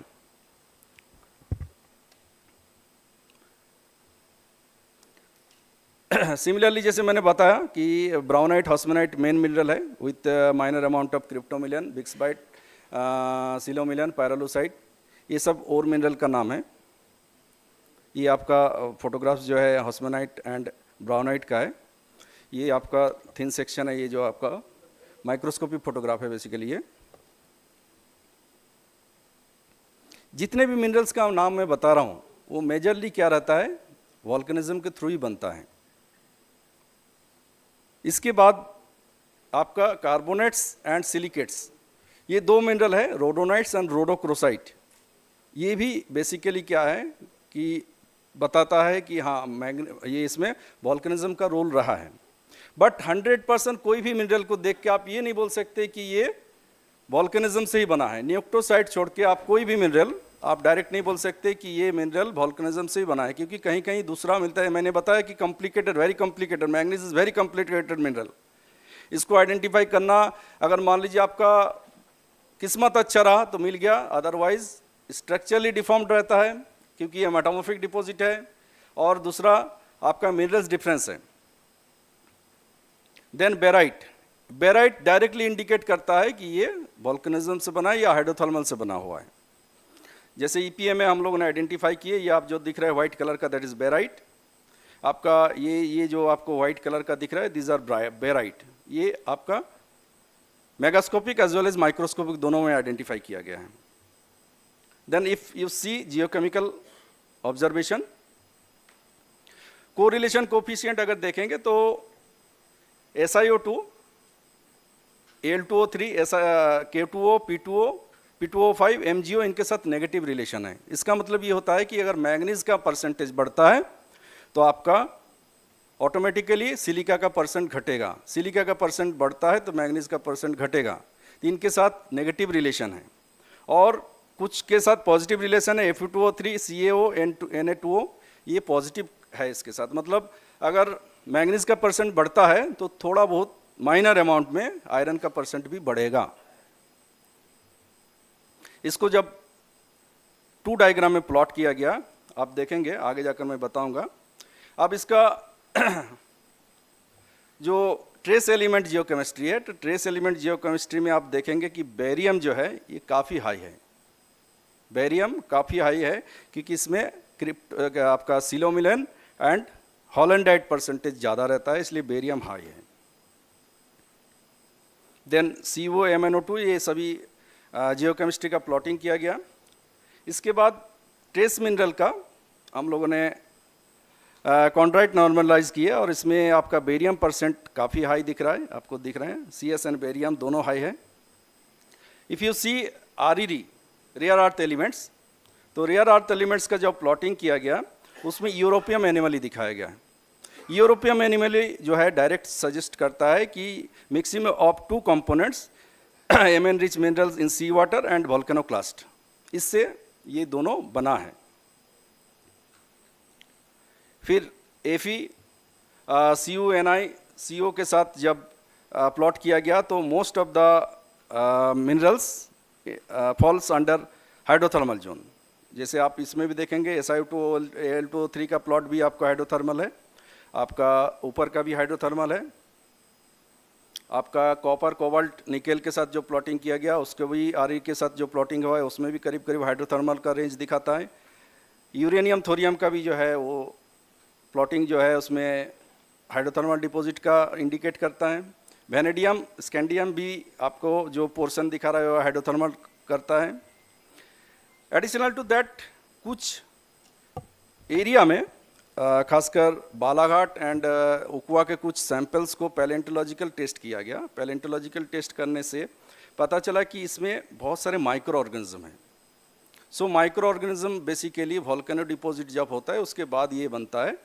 और इसका जो फोटोग्राफ्स है ये आप देख सकते हैं कि दीज आर माइक्रो ऑर्गेनिज्म। सो अगर एंटायर डिपॉजिट को क्लासीफाई किया जाए तो क्या बनता है? आप सेडिमेंट्री डिपॉजिट पहले ये हो गया, पहले वोल्केनिज्म हुआ, वोल्केनिज्म के बाद आपका सेडिमेंटेशन हुआ, सेडिमेंटेशन का मेटामॉर्फिज्म हुआ, और ये चूंकि जस्पराइड मिल रहा है तो इसको हम लोग बोल सकते हैं कि जस्पराइड फॉर्मेशन है। सो इसका फ़ायदा क्या है? देखिए हम लोगों में से मोस्ट ऑफ आस यहाँ जो बैठे हैं सभी के सभी हम लोग या तो माइनिंग इंजीनियर है या माइनिंग जियोलॉजिस्ट है या फिर टेक्नोक्रेट्स हैं। तो हम लोगों का कोई भी स्टडी हम लोग ऐसे नहीं करते कि इसके पीछे कुछ ना कुछ यूज़ होना चाहिए। मैंने आपको बता दिया कि ये हो रहा है, वह हो रहा है, वोल्केनिज्म हो रहा है, ये इससे फ़ायदा क्या है? अल्टीमेटली इकोनॉमिक्स में आना चाहिए, उसका फ़ायदा मिलना चाहिए। तो एक जेनेटिकल मॉडल जो बनाया गया, ये जेनेटिक मॉडल है। मैंने बताया जैसे कि वोल्केनिज्म हुआ, वोल्केनिज्म के बाद सेडिमेंटेशन हुआ, सेडिमेंटेशन के बाद मेटामॉर्फिज्म हुआ। सो पहले वोल्केनिज्म हुआ, then formation of banded manganese jasper, that is BNF, banded manganese jasper. उसके बाद मेटामॉर्फिज्म हुआ, उसके बाद ब्राउनाइट बना, ब्राउनाइट के बनने के बाद बिक्सबाइट बना, बिक्सबाइट बनने के बाद हॉलैंडाइट बना, हॉलैंडाइट बनने के बाद सेकंड जनरेशन ब्राउनाइट बना, मैग्नाइट बना, और अल्टीमेटली सिलोमिलन पायरोलुसाइड बना। अगर कोई एरिया में सिलोमिलन पायरोलुसाइड बन रहा है तो उसके पीछे उसका यूज़ क्या है? अब अगर मान लीजिए सिलोमिलन मिल रहा है तो सिलोमिलन को अगर मान लीजिए फॉर एग्जांपल आप डायरेक्ट बेच दोगे स्टील इंडस्ट्री में तो उसका आपका कीमत एक्चुअल नहीं मिलेगा, क्योंकि सिलोमिलन जो यूज़ होता है वो बैटरी ग्रेड मिनरल है। तो आपको ये आइडेंटिफाई करना बहुत ज़रूरी है कि वो एरिया में सिलोमिलन है तो उसको सेपरेट किया जाए। उसके बाद जो जेनेसिस है, जेनेसिस के साथ स्ट्रक्चर को कंबाइन करके स्टडी किया गया, और स्टडी करने के बाद अल्टीमेटली रिजल्ट ये आया कि नॉर्थ वेस्टर्न पार्ट जो है आपका, ये जो आपको एरिया दिख रहा है ये मिनरलाइज्ड हो सकता है। On the basis of that हम लोगों ने एरिया को एक्सप्लोर किया, और एक्सप्लोर करने के बाद 5.5 मिलियन टन रीजनल एक्सप्लोरेशन में हम लोग को मिला और मोस्ट प्रोबेबली 10 मिलियन टन्स और मिलेगा डिटेल एक्सप्लोरेशन में. तो overall this is the result. Thank you very much.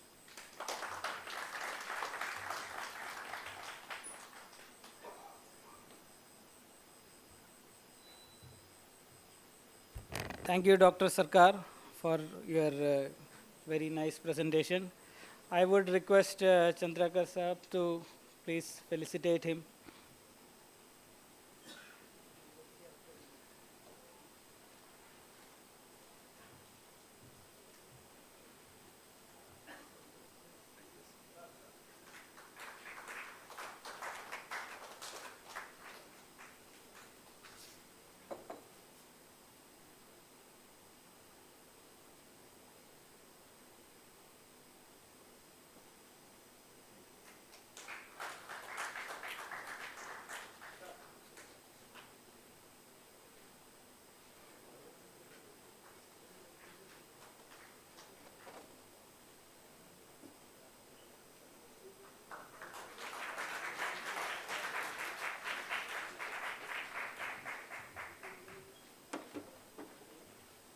Thank you, Chandrakar Saab. Or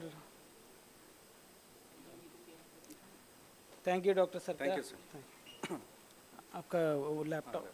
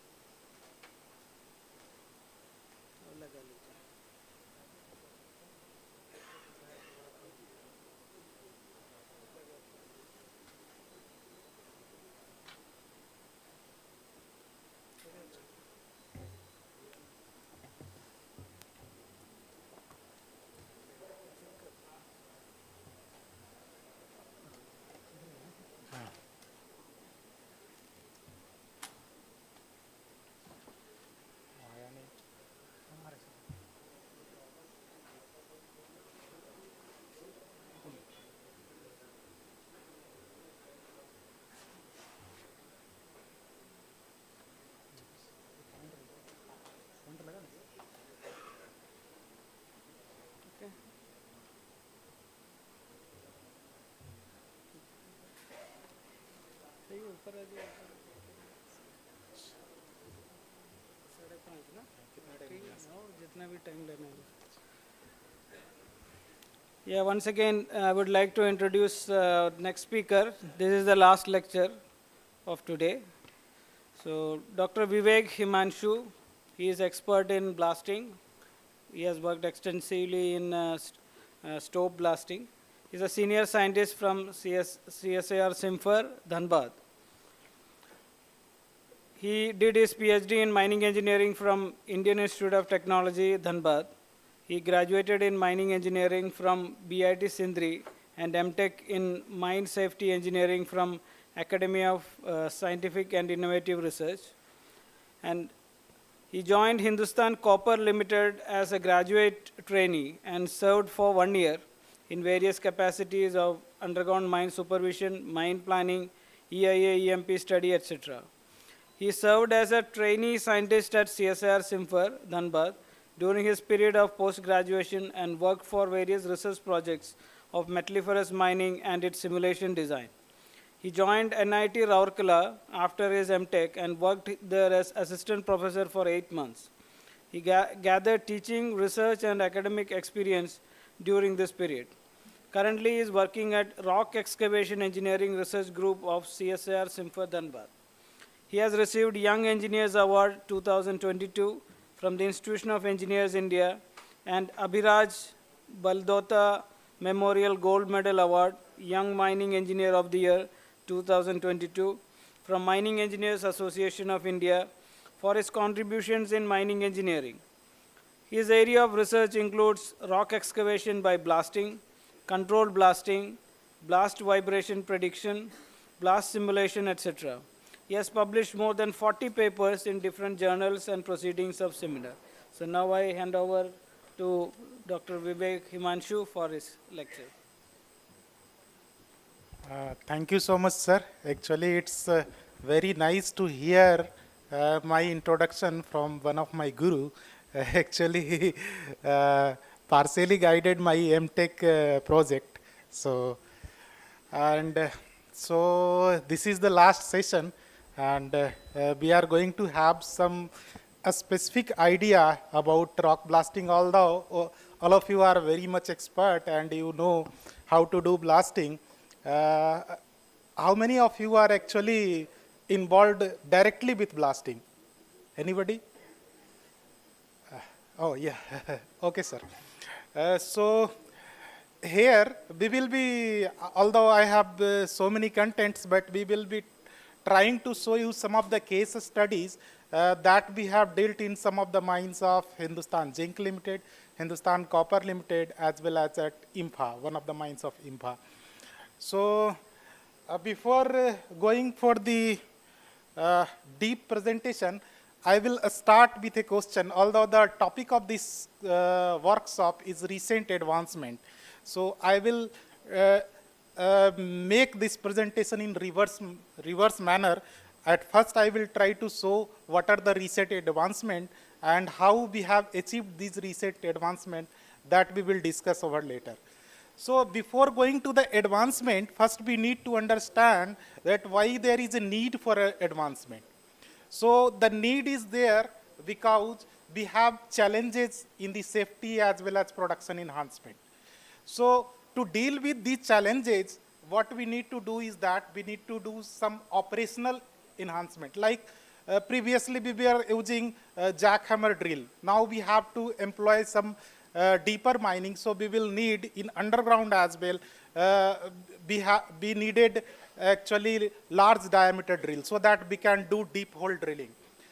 After some times we felt that this is not sufficient. So what we can do is that we cannot just do a small diameter drilling and we can have some limited phase pre-phases, and we need to do blasting along limited pre-phases. So for that, we wanted to replicate what we had the experience from open pit mining into the underground mining.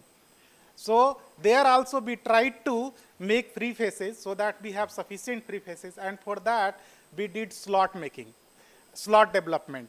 And after slot development, we further felt that although we have tried to replicate the open pit mining into underground, but we felt that working from a single level, it's not going to help us. So we come up with some of the uphole drilling methods.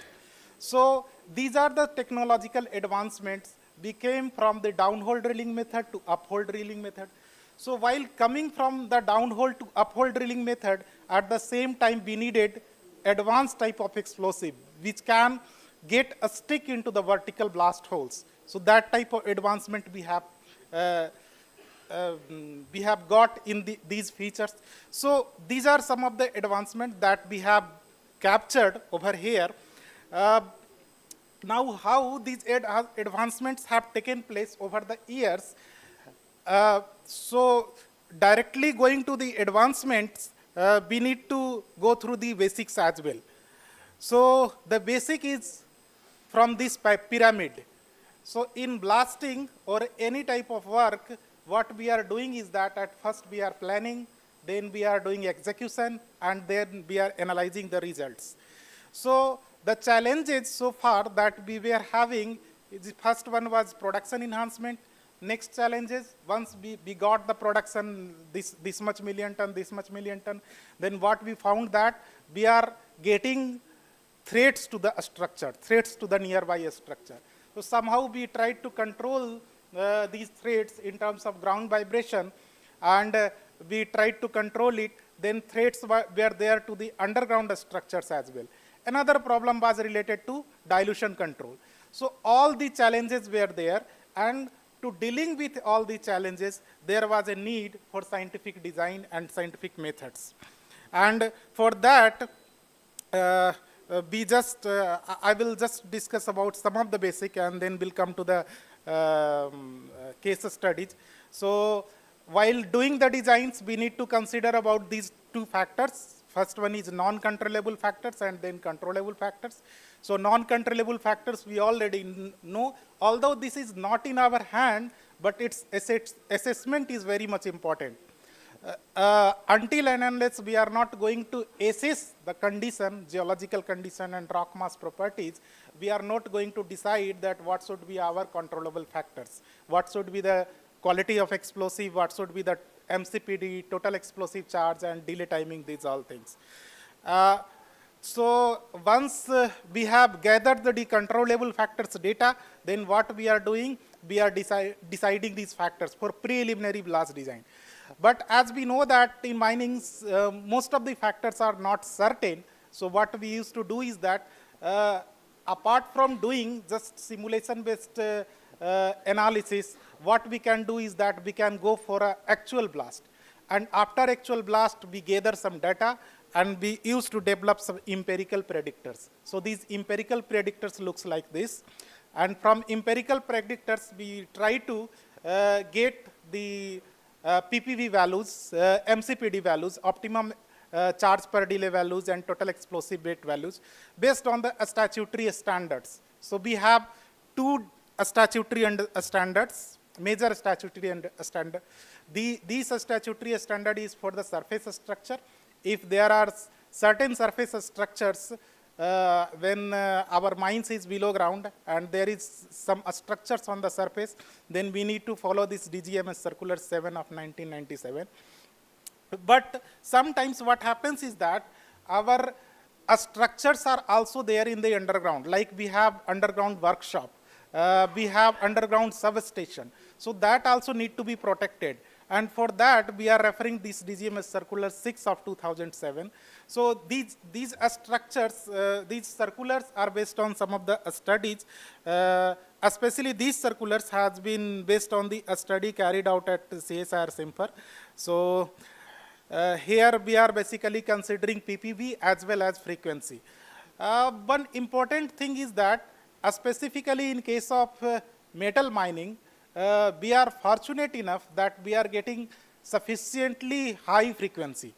And this high frequency is a favorable condition for us because of this high frequency, we can see that if there is a ground vibration, then a structural vibration will be lower than the ground vibration. There will be attenuation of the vibration from ground to the structure. In coal mine situation, it is reverse. So there, a structural vibration is more than the ground vibration because of low frequency. So here we are fortunate.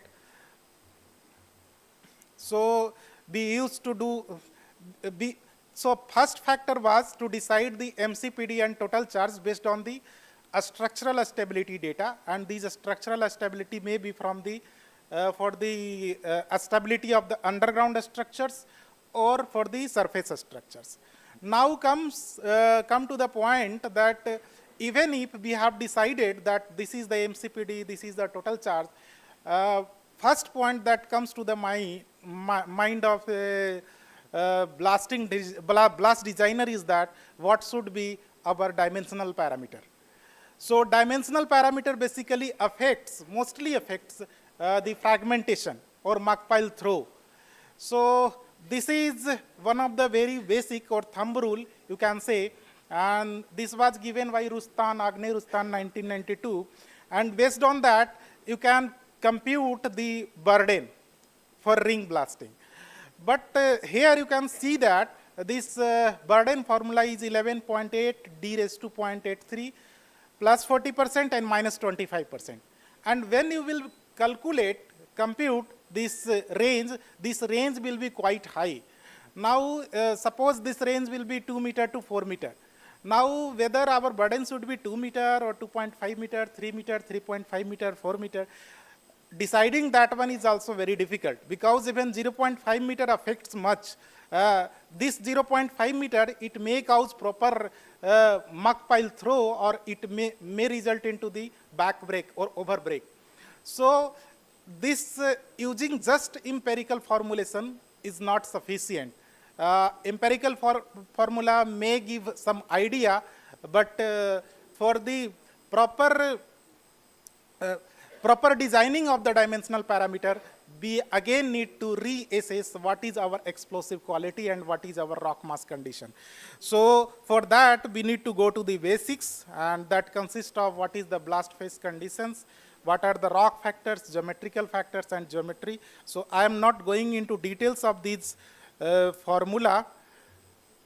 So based on these factors, we are going to decide what should be the dimensional parameters. So right now I'm directly moving towards the actual problem that is being faced specifically in the case of underground metal mining. So there are mainly two things that blast designers face in underground metal mining. First is related to phase blasting. So in most of the underground metal mining, we are using burn cut design pattern. So why burn cut design pattern? So you can see that this is the main pattern of phase blasting. So in phase blasting, you can see cut holes, you can see stopping holes, lifters, and contour holes. These cut portion and contour portion, lifter portion, these are very much important, because these factors only derive what would be our expected pull and what would be the overbreak when we will do the blast. So these need to be decided carefully. So I will show with some of the case studies. This is V-cut or base cut pattern. Mostly this is being used in tunnel blasting cases because this is appropriate mostly for the wider width of the tunnel.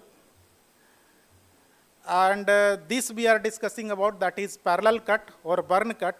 So these are several variants of the burn cut. So in burn cut, we can use diamond cut, we can use modified diamond cut. So in all these cuts, in cut pattern, you can see that reamer holes plays a very important role. Because reamer holes are only which works as the additional free faces.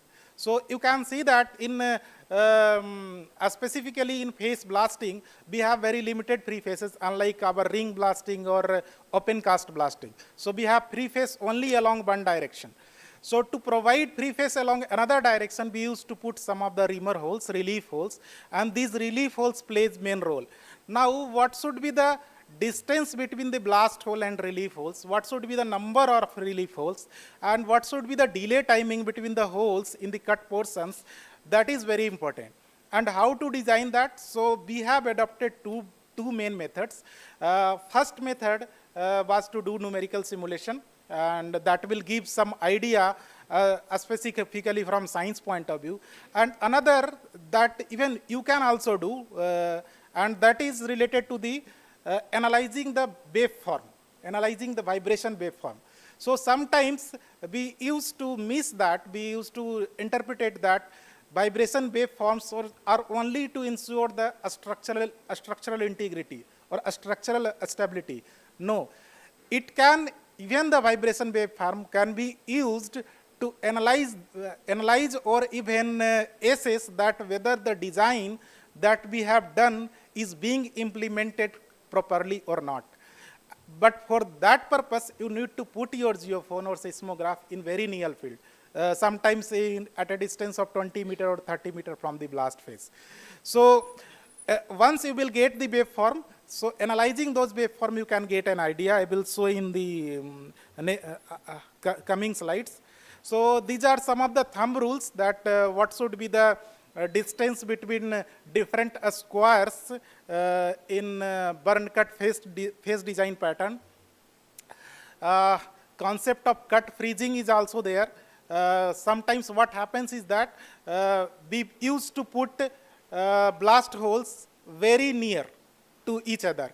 So in those cases, what we can experience is that we can experience sympathetic detonation of the holes.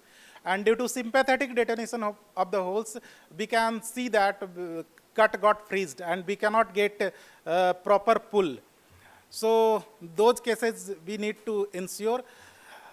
Stemming, we have experienced that in some of the mines, actually people feel that stemming is not required. But stemming is actually required for the proper utilization of the explosive energy. So this is one of the case study, although this figure might not be very clear, but this is one of the case study that I am going to show you. So here, the problem with this design was that the mine management was not getting proper pull and getting overbreak. So in delay pattern, you can see that here the number of holes blasted at delay number 1 was 1. In cut portion, at delay number 5, it was 4. 4 holes were going simultaneously. Then similarly, the maximum number of holes that were going at a particular delay, it was 16 number of holes was being blasted at delay number 18. So this was the design pattern. So for assessing this design pattern or validating this design pattern, we visited the mine, we investigated the phase, we have taken the data of the pull and overbreak, and after that we incorporated the same design using numerical simulation. So we carried out numerical simulation using explicit dynamics code of ANSYS. What we did is that we varied the number and diameter of the reamer holes, and specifically for cut portions, and we can find that when we are doing blast, we can see that you can see the contours over there.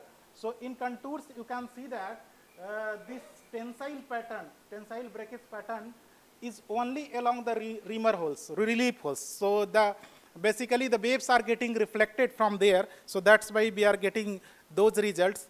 And with different variations in the relief hole diameter, we could try to find out what is the extent of breakage along the development phase.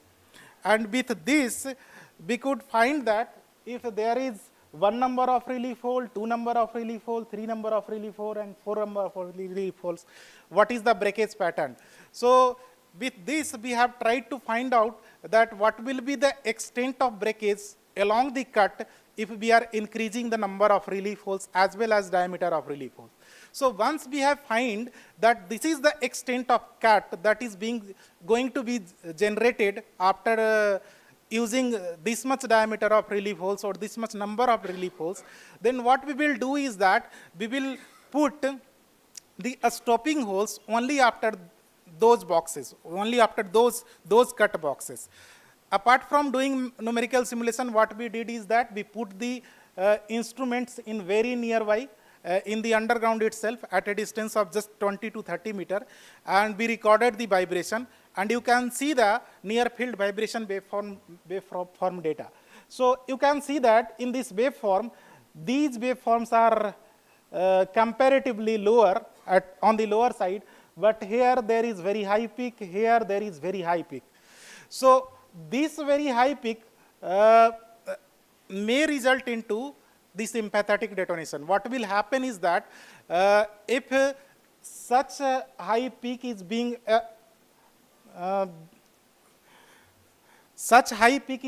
observed due to blasting, then there may be chances that your nearby holes get detonated or get deflagrated under the influence of vibration, and that holes did not got blasted. So because of that, you may not be getting proper pull. And if you are getting such high waveform in the periphery region or contour region, that means that may result into the overbreak. So for that purpose, what was the reason? From design we can understand the reason for this much high peak in the cut portion was that because we were simultaneously firing 4 cut holes at a time. So we tried to distribute those 4 cut holes in 2 delays, 1, 1 and 2, 2. Similarly, this overbreak portion, this portion, contour portion, we were getting high waveform. This was because we were firing 18 numbers of holes simultaneously. So that may lead to the exceed in the maximum charge per delay. So based on these analysis, we did design alteration, and in alteration of the design, we distributed like this. So for delay number 1, just 1 hole, delay number 3, 2 holes, delay number 5, 2 holes got fired, And you can see that in this pattern, the maximum number of holes that was being blasted at a time was 7. And in contour holes also it was 7 holes being blasted at a particular time. So after that, again we tried to monitor the near field vibration, and we got the vibration waveform like that. So this type of vibration waveform is being expected specifically when we are doing this near field waveform analysis. So this, based on these observations, these are some of the possible ways for pull enhancement and overbreak control in phase blasting. So I will be sharing this presentation, so I am not going into details. Coming to next part, that is slot raise blasting pattern.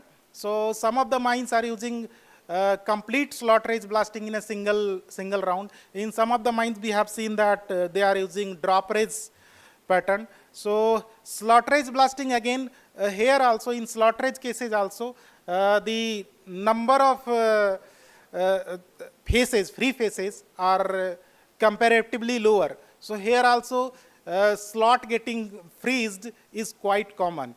So to deal with such situation, again we need to put some of the reamer holes, and those reamer holes plays very important role. So this was one of the existing slot raise design pattern. Here you can see that this slot raise design, in this slot raise design pattern, you can see that the reamer holes were 1, 3, 4, 7 reamer holes and 8 cut holes. So the ratio was higher. Here there were cases of slot freezing. So again we did some numerical simulation, and after that we redesigned the pattern. And in this redesigned pattern, we suggested to use that specifically in cut portions, the ratio of this reamer holes to the cut holes should be higher. Reamer holes should be in higher side to the cut holes, so that it should get more space to get accumulate. At the same time, in periphery holes also, you can see that we have scattered the holes. So these are some of the factors that need to be considered. This is one of the special type of slot raise excavation technique that is being used in Sweden. Although we have tried, but we could not implement it at any of the mines in India right now.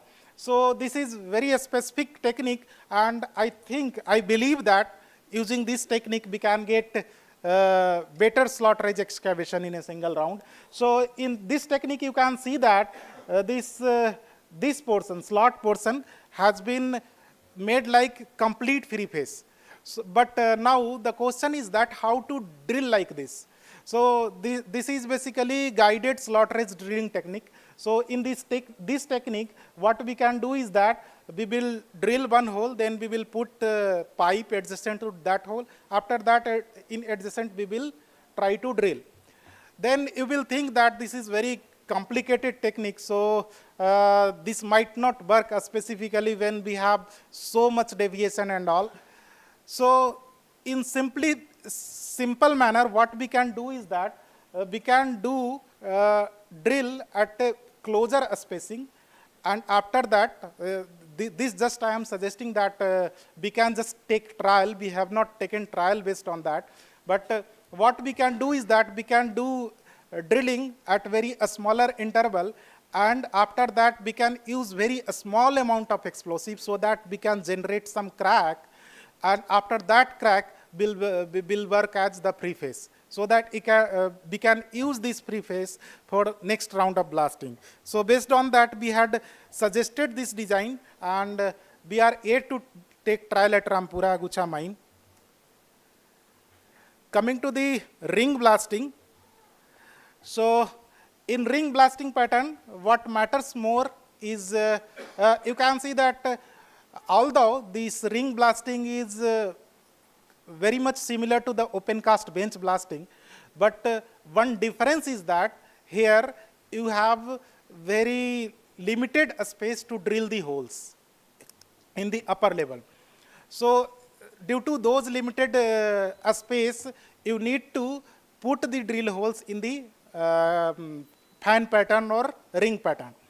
And while putting this in fan pattern or ring pattern, your spacing, specifically your toe spacing and collar spacing will be different.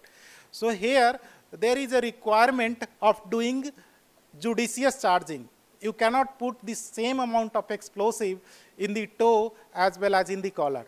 So here, there is a requirement to do specifically differential charging. So in differential charging, we used to monitor that suppose this S is the toe spacing over here, and if we are getting this same amount of S between two holes over here, then what we can do is that we can charge this second hole up to this point only.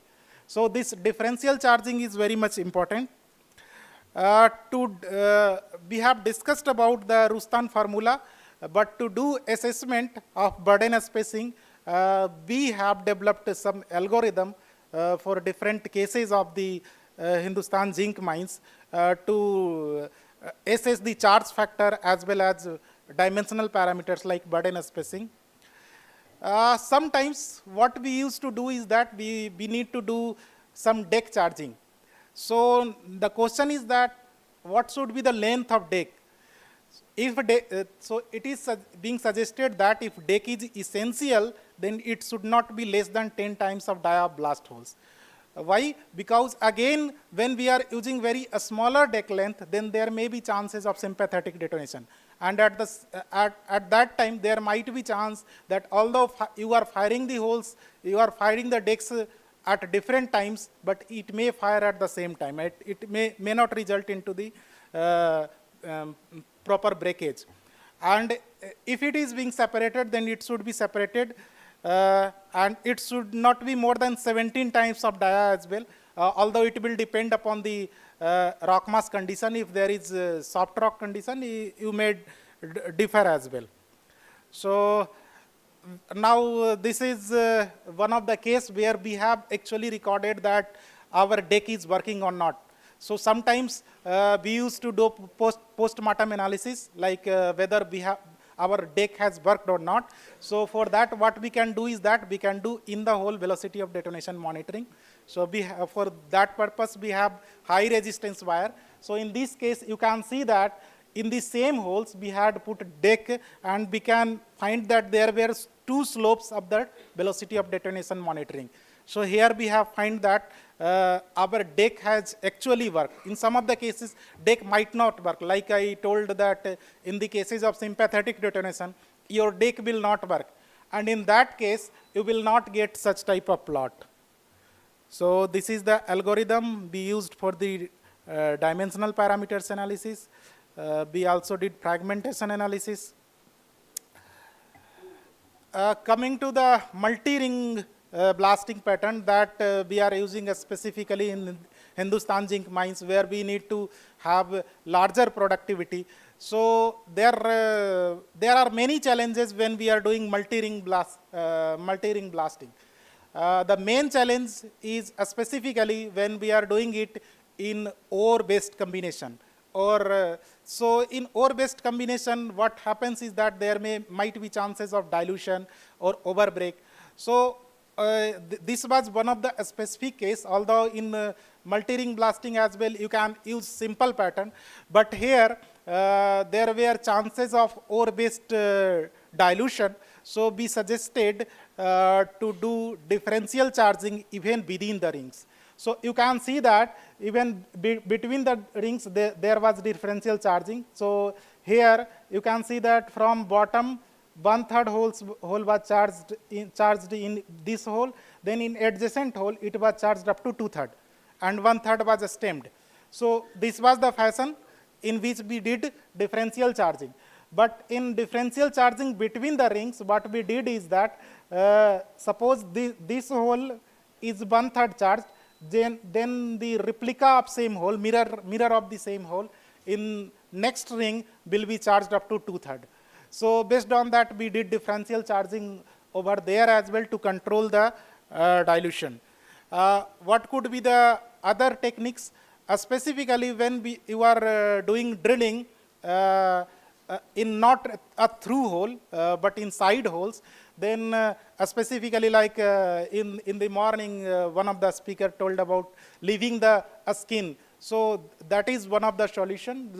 We need to leave proper skin so that we can take care of the dilution.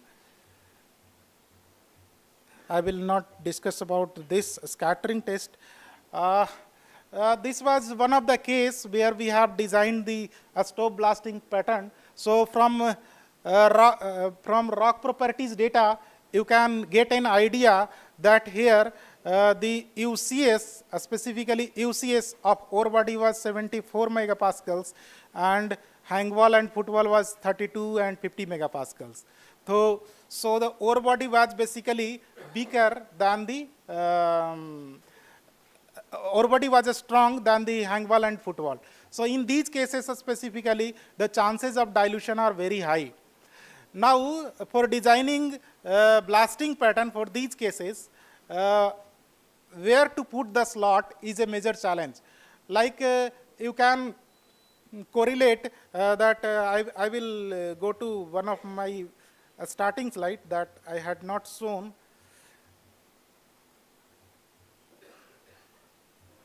So there are two cases of drill design. You can see in the upper case. Here we have put slot over here. This and this is slot expansion. This is slot expansion. These are ring holes. These are ring holes. So ring holes are there in adjacent to the hanging wall and footwall. So this practice is being utilized at Hindustan zinc mines. And you can see here, this is being used at Malanjkhand copper mine. So you can see the slot is here in the adjacent to the hanging wall and footwall, and slot expansion holes are here, and ring holes are in the middle.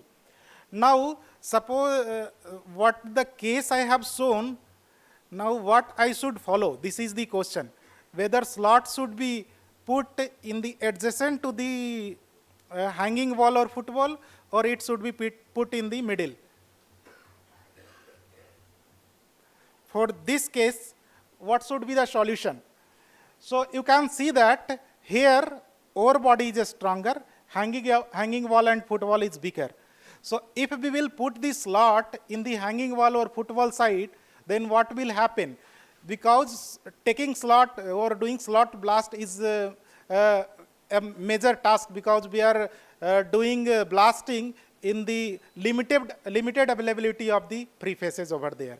So in this case, putting the slot in the adjacent to the driveways, it won't be preferable. So here it is wise to put the slot in the middle, and after that you can use the slot expansion, ring and ring. So based on that, we can do such designing. We can design the slot design pattern as well. So here again I have, for this purpose, we have taken care of that in cut portion specifically, the ratio of reamer holes to the cut holes should be higher. In this also you can see that, here. You can see that specifically when our host rock is quite big, then we need to take care of, like in periphery holes or contour holes, this burden and spacing should be little bit increased. So these are some of the very basic technique that we may follow to do. And in ring blasting as well, in these cases, we cannot lift complete ring in a single round. So what we can do is that we can do ring blasting in different slices. Now coming to the slices, this was one of the question that was being raised to us at one of the mine of Impa. Some people might be here from the Impa, at Mahagiri chromite mine. So there the technique was that there also the host rock was quite big. So the technique was like that, they were taking 4 rings and each ring was being blasted in 4 slices. So for taking complete a stope, they need to do 16 rounds of blasting.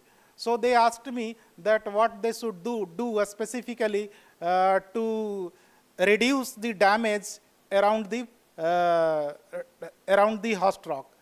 So what we suggested over there is that what we can do, we can take slice 1 in first round, then slice 2 of this ring 1 and slice 1 of ring 2 in the second round, then slice 3 of this ring 1, slice 2 of ring 2 and slice 1 of ring 3 in third round. So based on that, we can save that number of blasting round. Because after taking this slice 1, this may work as the preface for this next slice of this ring 2. So in this way, we can save the number of blasting round and we can increase the productivity even in the challenging cases. For damage control from blasting, we are using different methods. This was one of the methods that was being used at Impha Mahagiri mines. So they were basically using this bamboo in the blast holes, and this bamboo actually worked very well. You can see that there was reduction in VOD while using bamboo. So while using bamboo, it was coming around more than 5,200, and with bamboo especially, it was coming around 3,500. So specifically in weak strata, we can use such type of technique to reduce the damage. Yes. In the blast holes, yes. In between the charts. One bamboo, one cartridge, one bamboo, one cartridge, like that. Yeah, that is also, sir, but that is readily available with them, so they can use it cost effective. So now again coming to the latest advancements. So in latest advancements, I will not discuss much. These are advancements in the mining explosives. So we have come up to the emulsion explosives, and we have techniques of uphole charging as well. In initiation system, we are using electronic detonator. You all know that, although in some of the mines, electric detonator is being used, but you all know that Government of India has given us target to completely phase out and this electric detonator is being phased out completely at the end of this year. So after that, only solution will be either to go for the non-L or electronic detonator. So another important advancements that have taken place in the variable density explosive or variable energy explosive, that is very much required. And way forward is, if we will talk about way forward, we also need some very low energy explosive, so that we can do, specifically in HZL cases, we also need to do blasting in paste field zones. So for those cases, even these explosives are not sufficient with 3,000 or 3,500 meter per second velocity of detonation.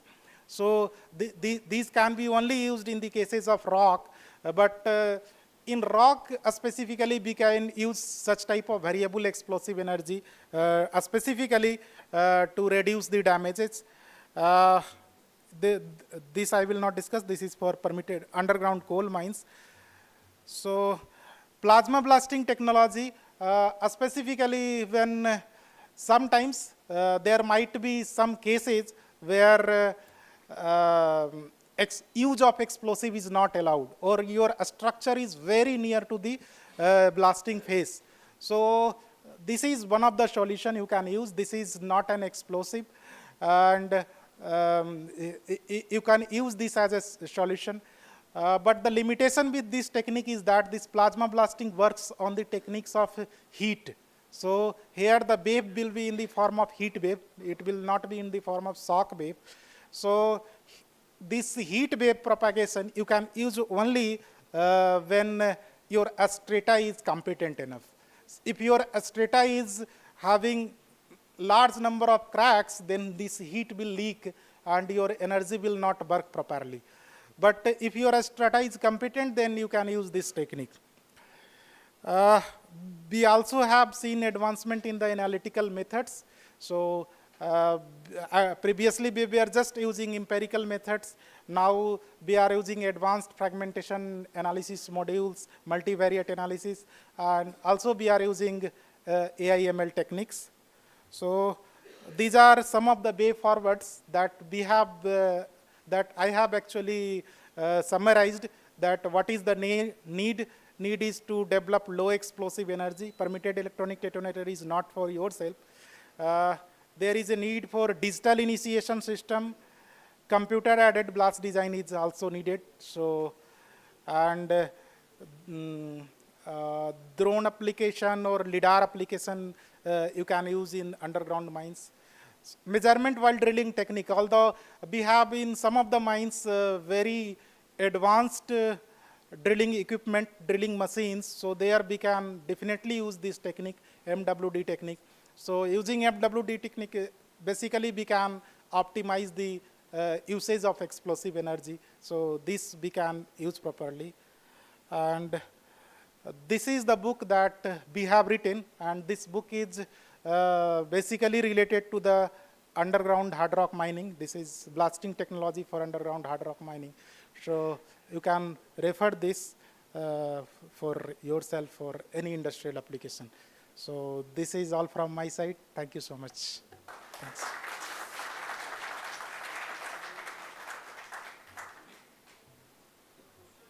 Yes, sir. Yeah, please go ahead.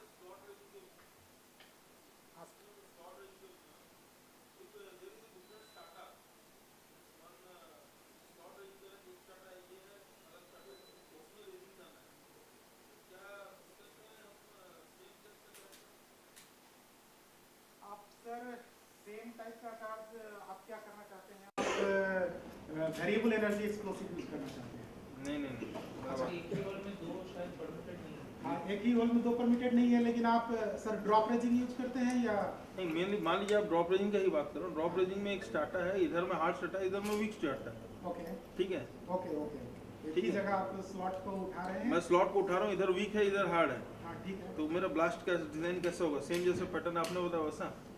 नहीं, ये जो मैं pattern बताया ये drop raising का नहीं है। हाँ। ये तो आपको सिंगल राउंड में स्लॉट लिफ्ट करना है। सिंगल राउंड में ही पूछ रहा हूँ। सिंगल राउंड में अगर डिफरेंट स्टार्टा है, मल्टीलेयर स्टार्टा है, सिंगल राउंड में अगर डिफरेंट स्ट्रेटा है, तो मेरे हिसाब से आपको लो एनर्जी एक्सप्लोसिव ही यूज करना चाहिए, और आपको स्ट्रेटा को मतलब क्वांटिफाई करना पड़ेगा कि कहाँ पे क्या है, और उस केस में आप मल्टी डेक यूज कर सकते हैं, ज़्यादा से ज़्यादा ट्राई कर सकते हैं। क्योंकि आपने जो रिंग का बताया, रिंग में भी अगर डिफरेंट डिफरेंट स्टार्टा आता है, हाँ, तो मल्टी डेक यूज करते हैं ना। आपने डायरेक्ट बताया। हाँ, मल्टी डेक यूज कर सकते हैं। तो आप मल्टी डेक सेम राउंड में भी इवेंट ब्लास्ट करना है तो आप इलेक्ट्रॉनिक डेटोनेटर यूज कीजिए, और मल्टी डेक यूज कर सकते हैं। मल्टी डेक में हाँ, सर ने जैसा बोला, हम दो तरह का एक्सप्लोसिव यूज नहीं कर सकते हैं। नहीं, सिंगल एक्सप्लोसिव में भी वेरिएबल एनर्जी आता है। वेरिएबल एनर्जी में आप गैसिंग परसेंटेज को चेंज करके बीओडी को चेंज कर सकते हैं। तो जहाँ पे जरूरत हो वहाँ हाई बीओडी, जहाँ जरूरत हो वहाँ low BOD explosive. Depend upon starter, depending upon starter. Thank you, Himanshu, for this wonderful lecture. Thing is, mostly in oil mines, you are doing cut and fill mining, where this you are maybe new to this slot racing and all this ring blasting and all. So this, when we change the method to blast hole stoping or sublevel stoping, you will require this expertise to be developed there, and Simfer can always help you with that. So to felicitate Himanshu ji, I call upon stage Mr. Bhattacharya.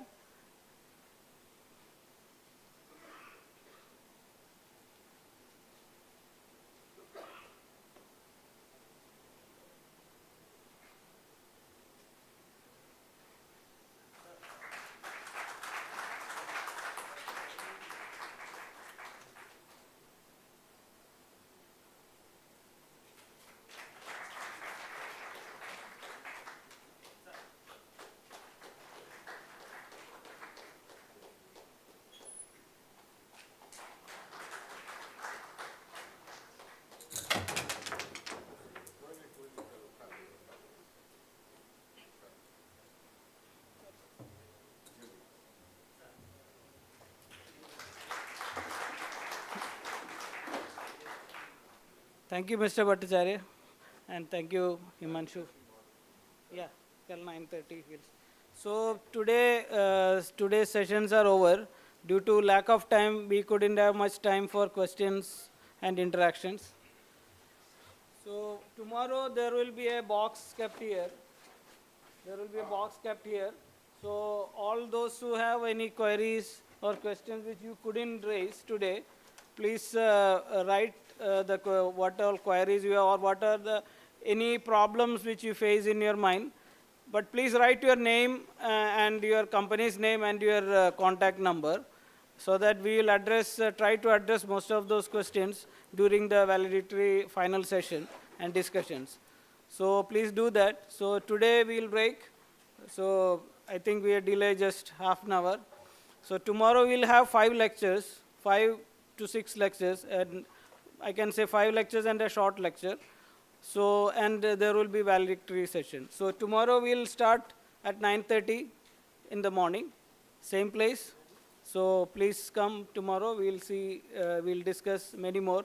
There will be 2 lectures from Hindustan Zinc Limited. 1 lecture from Hindustan Copper. Mr. Nagesh Shenoy will present the Malanchkan case study.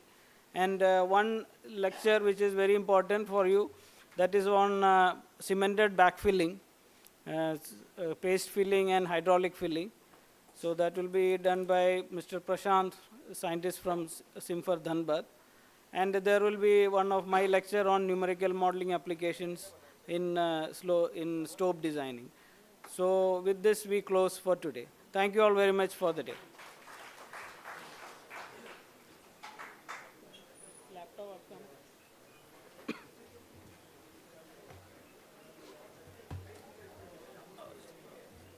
ये किसका है?